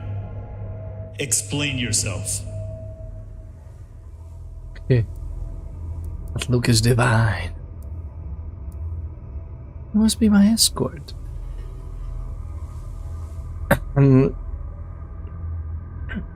God said, "Let there be light." Yay! Turning on Wi-Fi. Oh yeah, that's nice. Turning on the Wi-Fi. Okay, so it came back. It was actually fairly fast. Sometimes if it's like actually damaged, it can take a while. It's an interesting take. I guess I could see it. Malkavians have some strong emotional effects on other vampires. What did I say? Oh, if I'm right, I think the gardener was a lover and not Campbell. Yeah, gardener. Yeah, of course he was. Have you played the main story? Have you played the main? Because I'm afraid that I'm just spoiling this. Have you played the main story? Like fully. You actually said you played it twice, right? You know who the gardener was, right? Don't say it necessarily. I mean, this could be a spoiler chat as well. Not this. Like, please don't spoil this. But like, did play the main story. I took away that Campbell was a lover. But interesting. No. We know that they have chemistry at the New Year's Eve party.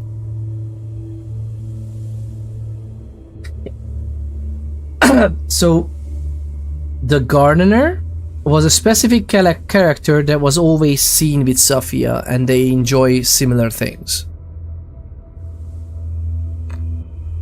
He has a name as well, which actually I forgot kinda.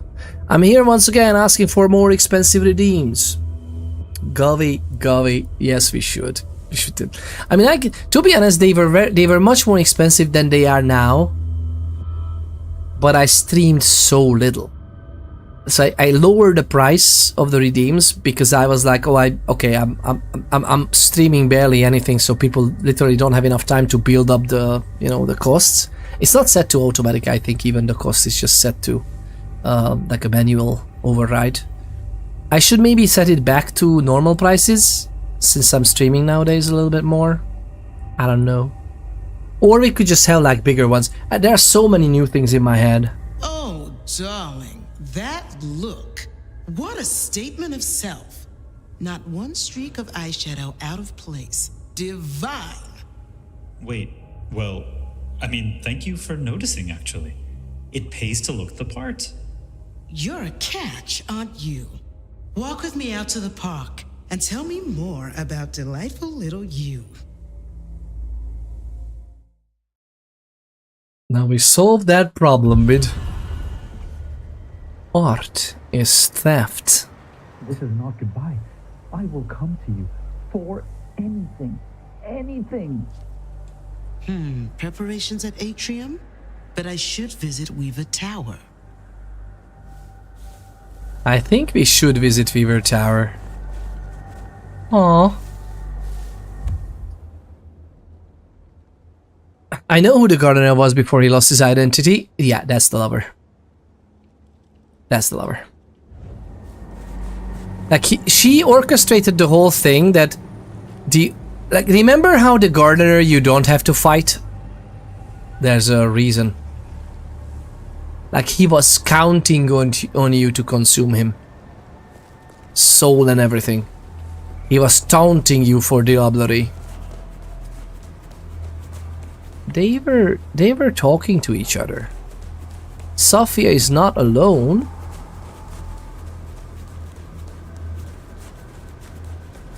Back to lurking, no worries. Absolutely understandable. I think we're gonna go to the Weaver Tower first. Sophia's blood lab. Seek fluid intake. Seek fluid intake immediately. Thank you for taking care of Peter's biological well-being. Angel Dark 1707. Absolutely amazing. Thank you very much for taking care of my biological and physiological well-being.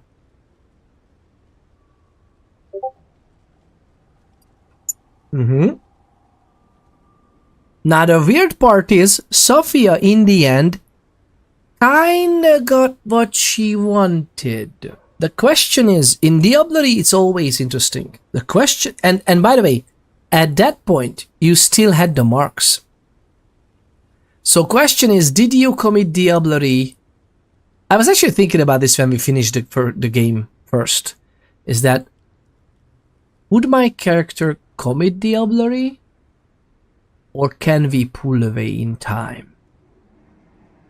Because remember how the outro is very, that's why I want a second episode. Just give us stuff. What do you mean collectibles? What are those collectibles?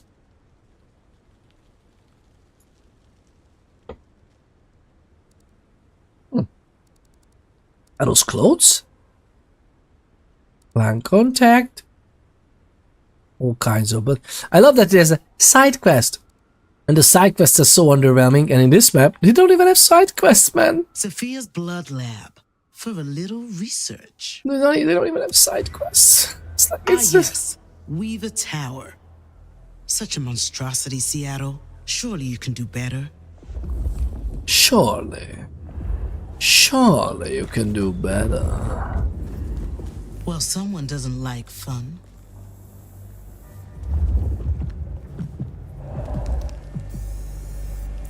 No! Not what I wanted! Not what I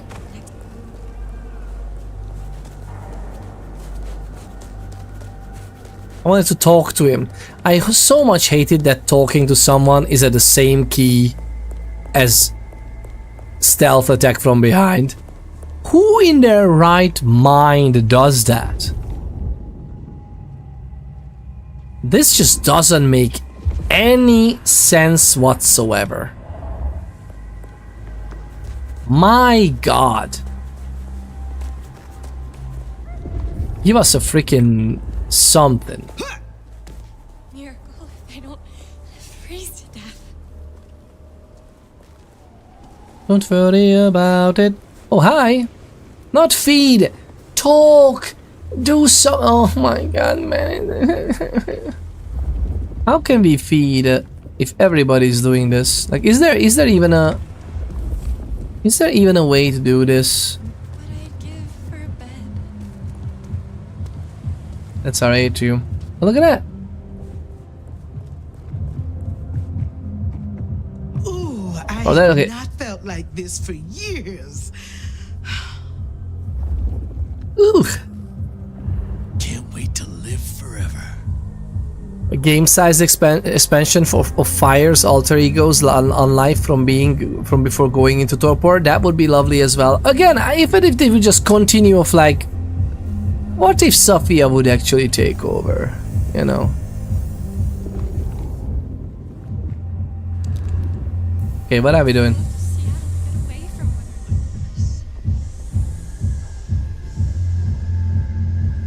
We should be together. Come on over, come on over. That's the speed. Run after me, man. I'm your prey. Itsy bitsy little me. Come on. Oh my god, Billy. They really gutted this game from the...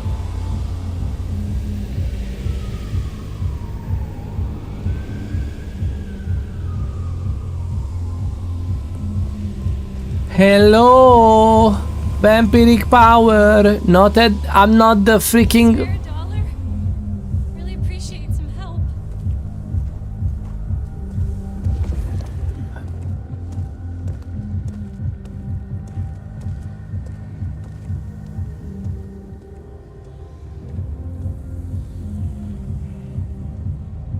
This is not the face of Zen. This is not what a happy camper looks like. Okay, so how can you have a system that works in the main game just utterly be gutted and stupid in the expansion? Just explain this to me.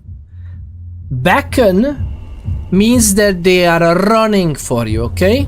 They're doing everything in their little minuscule human mortal power to get to you because, oh my goodness, the most desired anything in their life is right there. Let's go grab it. Beckon.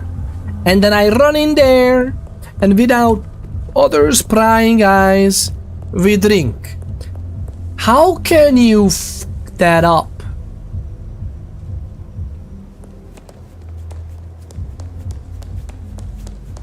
Oh man, this is the one thing I also don't like in this game. Instead of having the literal already existing system of Vampire the Masquerade, the tabletop role-playing game Masquerade, you are rolling for rousing the blood. You could rouse the blood without getting hungrier, hence the blood pips.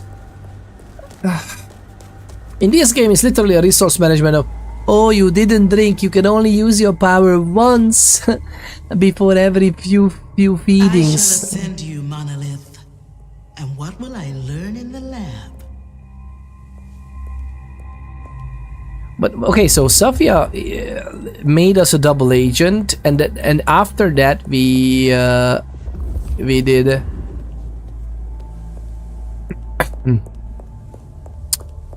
we did nothing.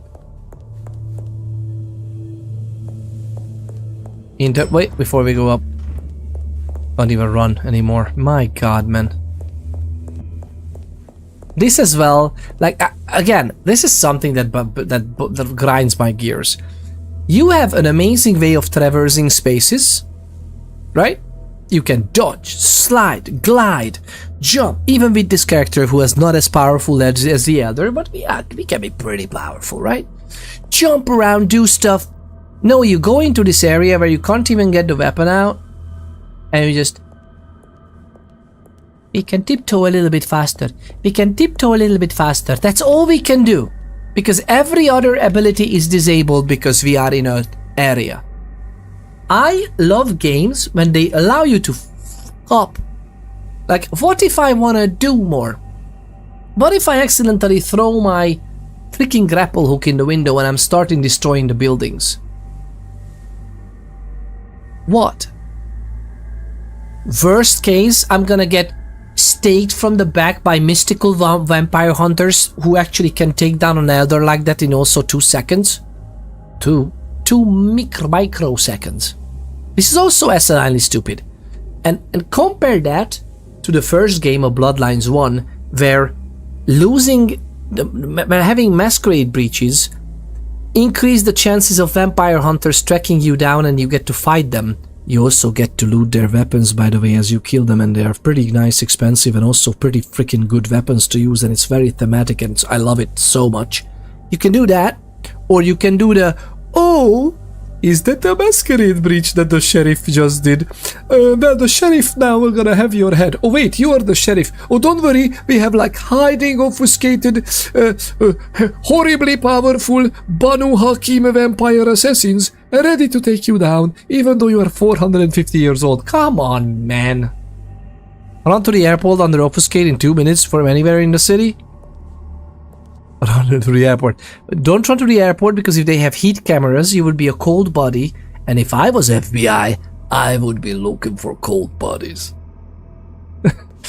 And again, even if the game would like, okay, we haven't thought of this happening. So what we're gonna do is just have someone attack you, whatever. You get killed because you destroyed a prince's building, whatever. This is Camarillo domain. This is still under heavy protection. Some vampires are stronger than you think. You're put down. Cool. But I still have the ability to jump around and squeeze around and everything, right? Just freaking let me use my powers just because it's not a combat area. Goodness gracious, game.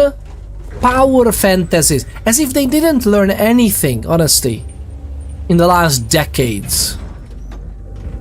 Skip the long lines, slip into the luggage compartment. Conversation might Yeah. reveal. Let us see. Again, I love this game, honestly, for what it is as well. But I'm just so heartbroken by all the potential.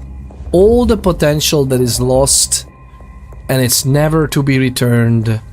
Never being able to go behind that door as well, or just very artificially, and I don't know. It's just so weird, man. Never. I'm just sad. I'm just sad.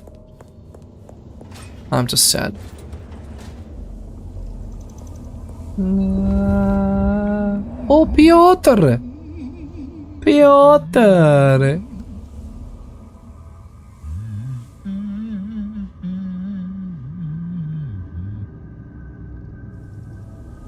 Piotr has a nice voice when it comes to... Oh, hi. What are you doing?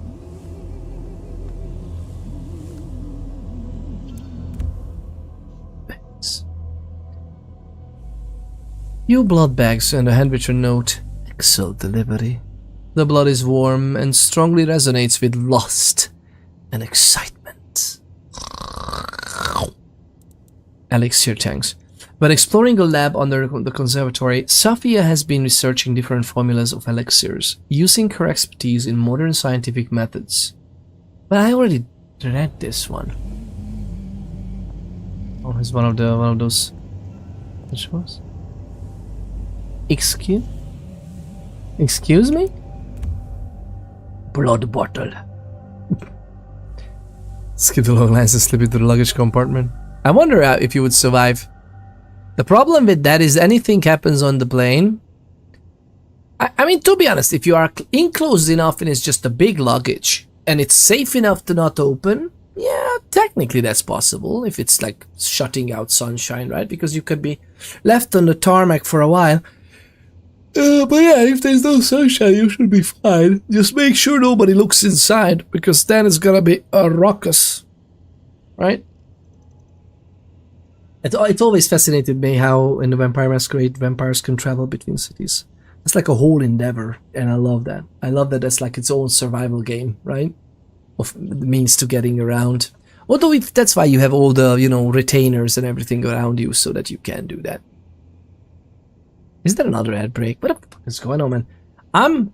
I feel like that I'm doing these freaking pondering sessions, right? And it's like whenever we kind of finish and get back to the game, there's another hour passed.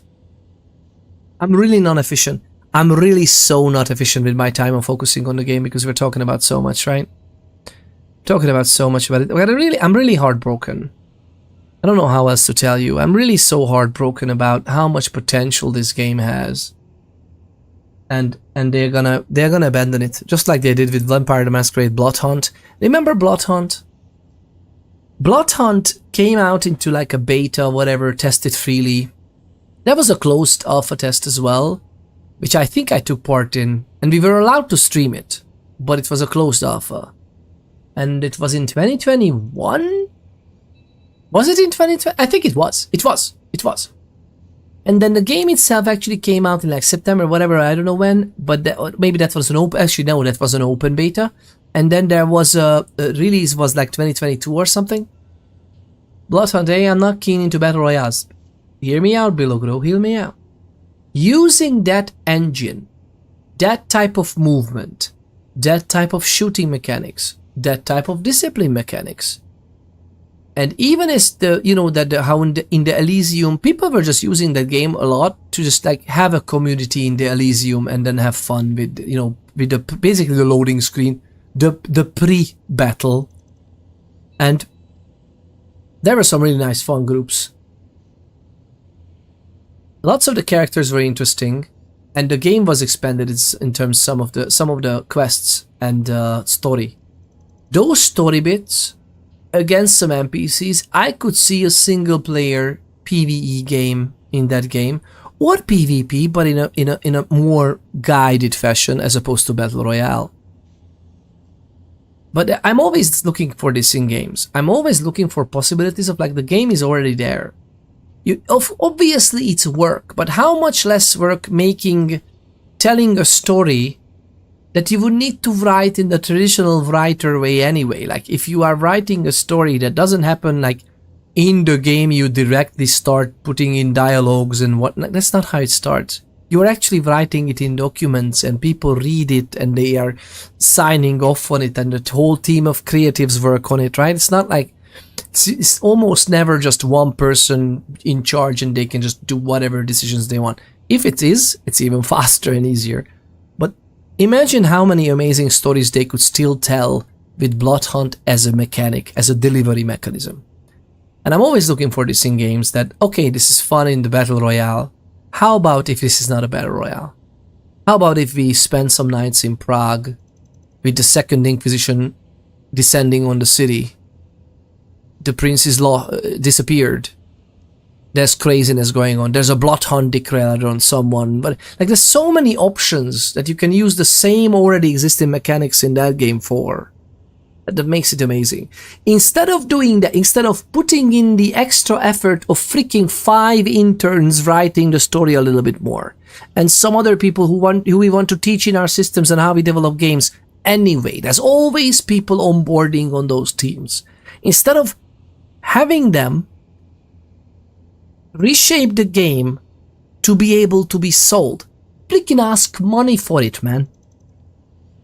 I know Bloodhunt was originally free to play, but if they would make a single player experience or even a multiplayer, but like a co-op, whatever experience in a game like that, I would pay money for it. It's Vampire the Masquerade, and maybe there are not many of us who would, but they would still recoup some of the costs that after 5 years they literally shut off the game as if nothing. Like, oh man, nobody wants to. We are not the next Fortnite. Who would have thought? Just redeemed Ponder this. I spent years searching for the perfect mustache. It was right under Peter Ponder's nose the whole time. Thank you, what a lovely, lovely thing to say. Goodness gracious. I spent years searching for the perfect mustache. It was right under Peter Ponder's nose. Thank you. What a lovely thing to say. Blackbird7 Twitch is at it again. You have the most elegant mustache, sir. Oh, thank you. Much appreciated. Much appreciated. My girls are working on it a lot. Like, my girls are hanging on it from each sides, tearing at it, crumpling it, brushing it. Literally silly. I have one of the stories behind this. The facial hair is literally just like, what? At first, my nephew was just lost in it. Like he was just having so much fun fiddling with my beard, and I'm like, I'm not gonna cut it. And then it turns out like my kids love it. Whenever it comes up in like, should we have a little whatever with daddy's hair or mustache? They're like, no, daddy should keep it. They're so cute. I'm like, okay. So it kind of like became a thing with the family. Like, okay, I'm just gonna let it grow. Who knows?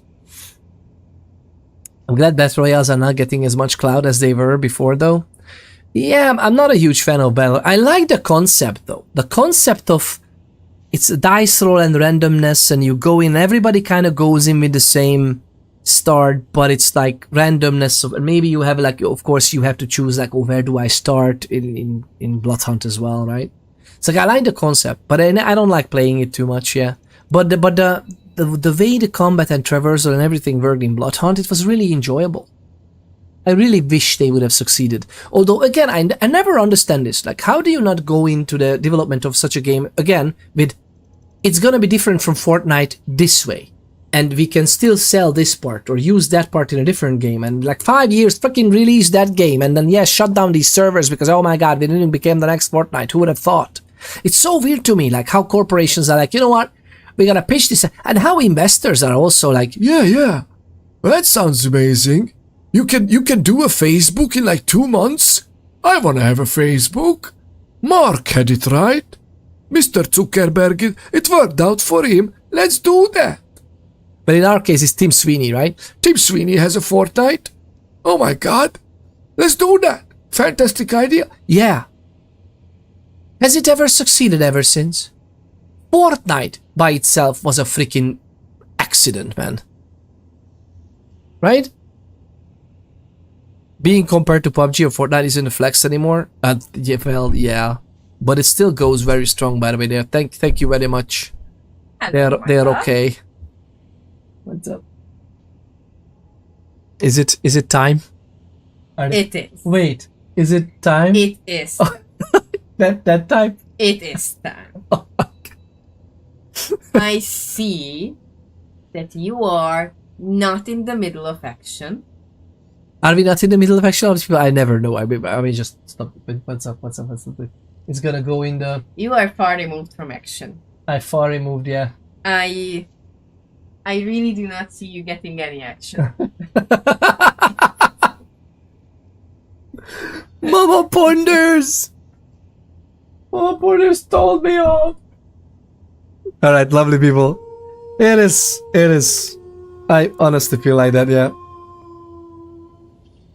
The lovely emotional damage redeemed emotional damage. This time the freaking redeem was faster. Goodness gracious, man. Yeah, it was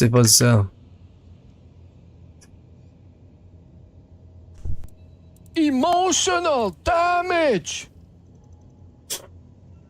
Oh, yeah, I do need alarms actually. I'm losing myself in this because lovely people, you are wonderful company, and yes, we are actually streaming longer than I thought we would, but I honestly thought we would be more ahead in the game as well than we are, because it's like, you know, it's hard.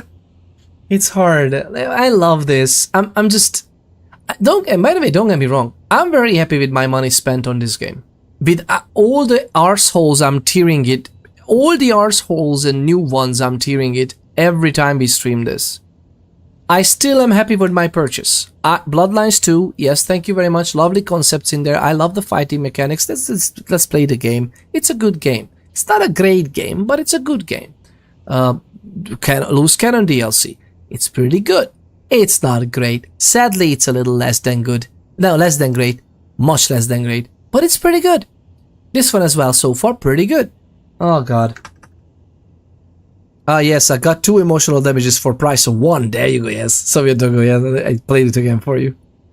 Sex Aesthetic says that, curiosity, how did you get it to start curling out like that? Mine gets below my lip, and I start chewing at it every meal, and then end up trimming it up to the lip line. I could do that, like in this side it's not that long, so it was trimmed a few times here, so I'm not eating it directly.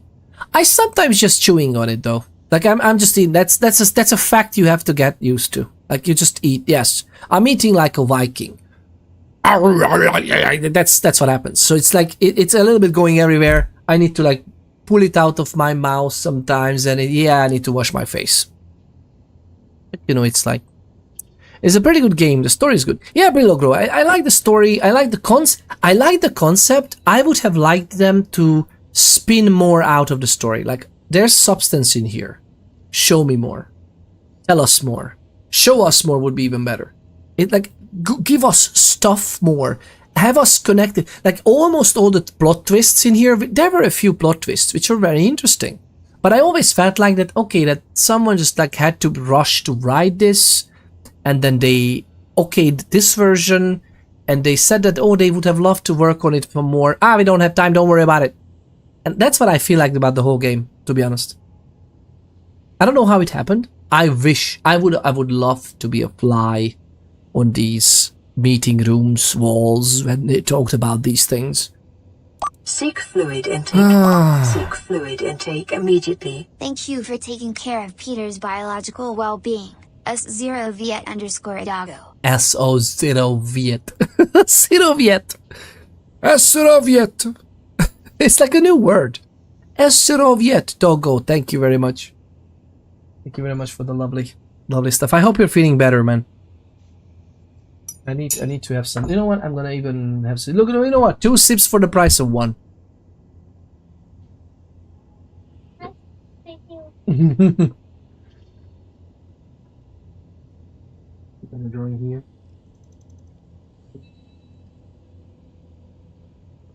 Such a wonder, Joyce. It's just existing, eh? I'm so sorry to hear that, but I hope it's gonna get better. Time usually helps as well. Like, life is not easy, I know. Life is not easy. Try to focus on things that you really like. It has the potential of becoming stuff that you like or people that you like. That's all I can say. But hey, this is not necessarily the time for advice. Yeah, maybe you just need to like go through it and process these feelings. But yeah, it's a lovely game. I just honestly don't know what they were thinking. Discovered in the hematology lab a bottle of blood with a label that reads Subject 32.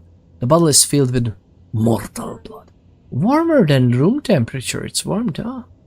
The container itself has the scent of musk and rot. Formaldehyde. What is Subject 32? Should we know this? Do we know this? Oh. Well, whatever we have here... Oh my god, she has a few stuff around here.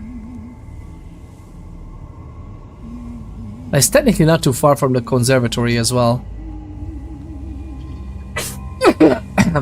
What is happening here with these walls of storage? I love it. Well, lovely people, we have to call it here though. It's time for the kids to go to bed. It's time for me to do some other stuff. Fingers crossed we get to stream tomorrow. We'll see if that happens and how it happens. Usually, more than likely, we're gonna be back with some Project Zomboid. I'm so curious what happens here. We'll see if we're gonna get through it together or how it's gonna be. I'm not sure. I don't know. Honestly, I don't know. Zomboid streams just slap more, I feel like, in terms of the channel. But tell me otherwise. If you want to become part of an absolute bunch of joys of human beings, lovely people, absolute bunch of joys together, consider joining the Discord. The link should be right there.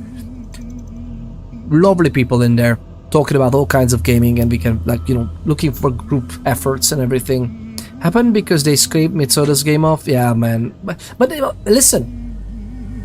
Even if they did that, I'm very sad they did that, because I would still want to play Mitsoda's Bloodlines 2, by the way. So much. But that doesn't it doesn't have to be. Like, I don't want to hand wave it away, because just because they did that, they could have still made this story more flourished. They had 5 years, okay? It wasn't like, oh my god, in the last 2 years we just did this. No. They had 5 full years just to focus on this. There wasn't any scandals, there wasn't any problems. 5, actually more than 5 technically, because it came out only last year, October or something, like end of October. So it was technically more than 5 years. But ever since then, give me more side quests, lovely people. If it came out as Vampire the Masquerade Nomad, I'd definitely have less complaints about it. No, I will have the same amount of... By the way, I had the same amount of complaints. I know some people say that. I also agree with it that it would have benefited the game if this would be just another Vampire the Masquerade game. I think Paradox is horribly mismanaging the brand. I think so. The brand of Bloodlines, I mean. The Vampire the Masquerade itself, that brand is kinda okay. But I could see problems there as well, sadly. Which I can get into whenever, if anybody wants to hear me ramble about this. To put it lightly. Yeah? But again, it's like, I'm not, even if it would be a separate, its own game, I still would love to have this different. Like, I want this to succeed, man. And it's... Do you think, lovely people, there's gonna be a Bloodlines 3? I really hope there's gonna be a Bloodlines 3. Please tell me. Please tell me if there's gonna be a Bloodlines 3. There should be a Bloodlines 3. It's gonna be fantastic. Category Bloodlines 2. I'm just curious if we have a Bloodlines 2 category. Anybody here? Do we have anybody having webcam on? Oh, we have a webcam on. Look at this. Somebody's doing the Vampire Masquerade Bloodlines 2 Part 2 with a webcam. I'm just absolutely enjoying having the webcams on. I don't know why, lovely people. I mean, I perfectly know why. Let me see if this should be the English tag as well. Okay, by the look of it, this is an absolutely wonderful joy of a human being. We're gonna... Or a kindred, who knows?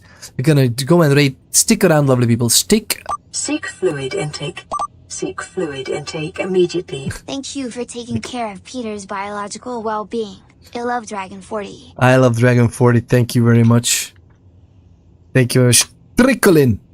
As these sips trickle in my mouth, you lovely people trickle into the raid, okay? Do me a favor. You bunch of joys of lovely people. Thank you very much for sticking around and sticking into trickling into the raid as well. Say hi, say all the good things, and wish all the best to this absolute legendary love of joy of a human being, Emerald Dreamer 52. We'll check them out, and it's gonna be lovely. He's playing Vampire the Masquerade Bloodlines 2 as well. All right, lovely people. See you tomorrow. Hopefully, fingers crossed, in the afternoon. We'll see what happens. Just a moment. Cheers! Oh wait, before we do anything, I'm helping this love and joy. Don't do that. It's just gonna fall down from the bed. Hey, shh. It's not... Well, you can try and get some more out of it, but it's gonna be not that easy. Alright, lovely people, thank you very much again for being here. It's wonderful to have you. Let me see what we can do, okay? Quick! It's gonna be silent. And we're gonna see each other soon. Alright? See you lovely people next time. Cheers! Check out the YouTube exclamation point YouTube, by the way. It was a link earlier. Cheers!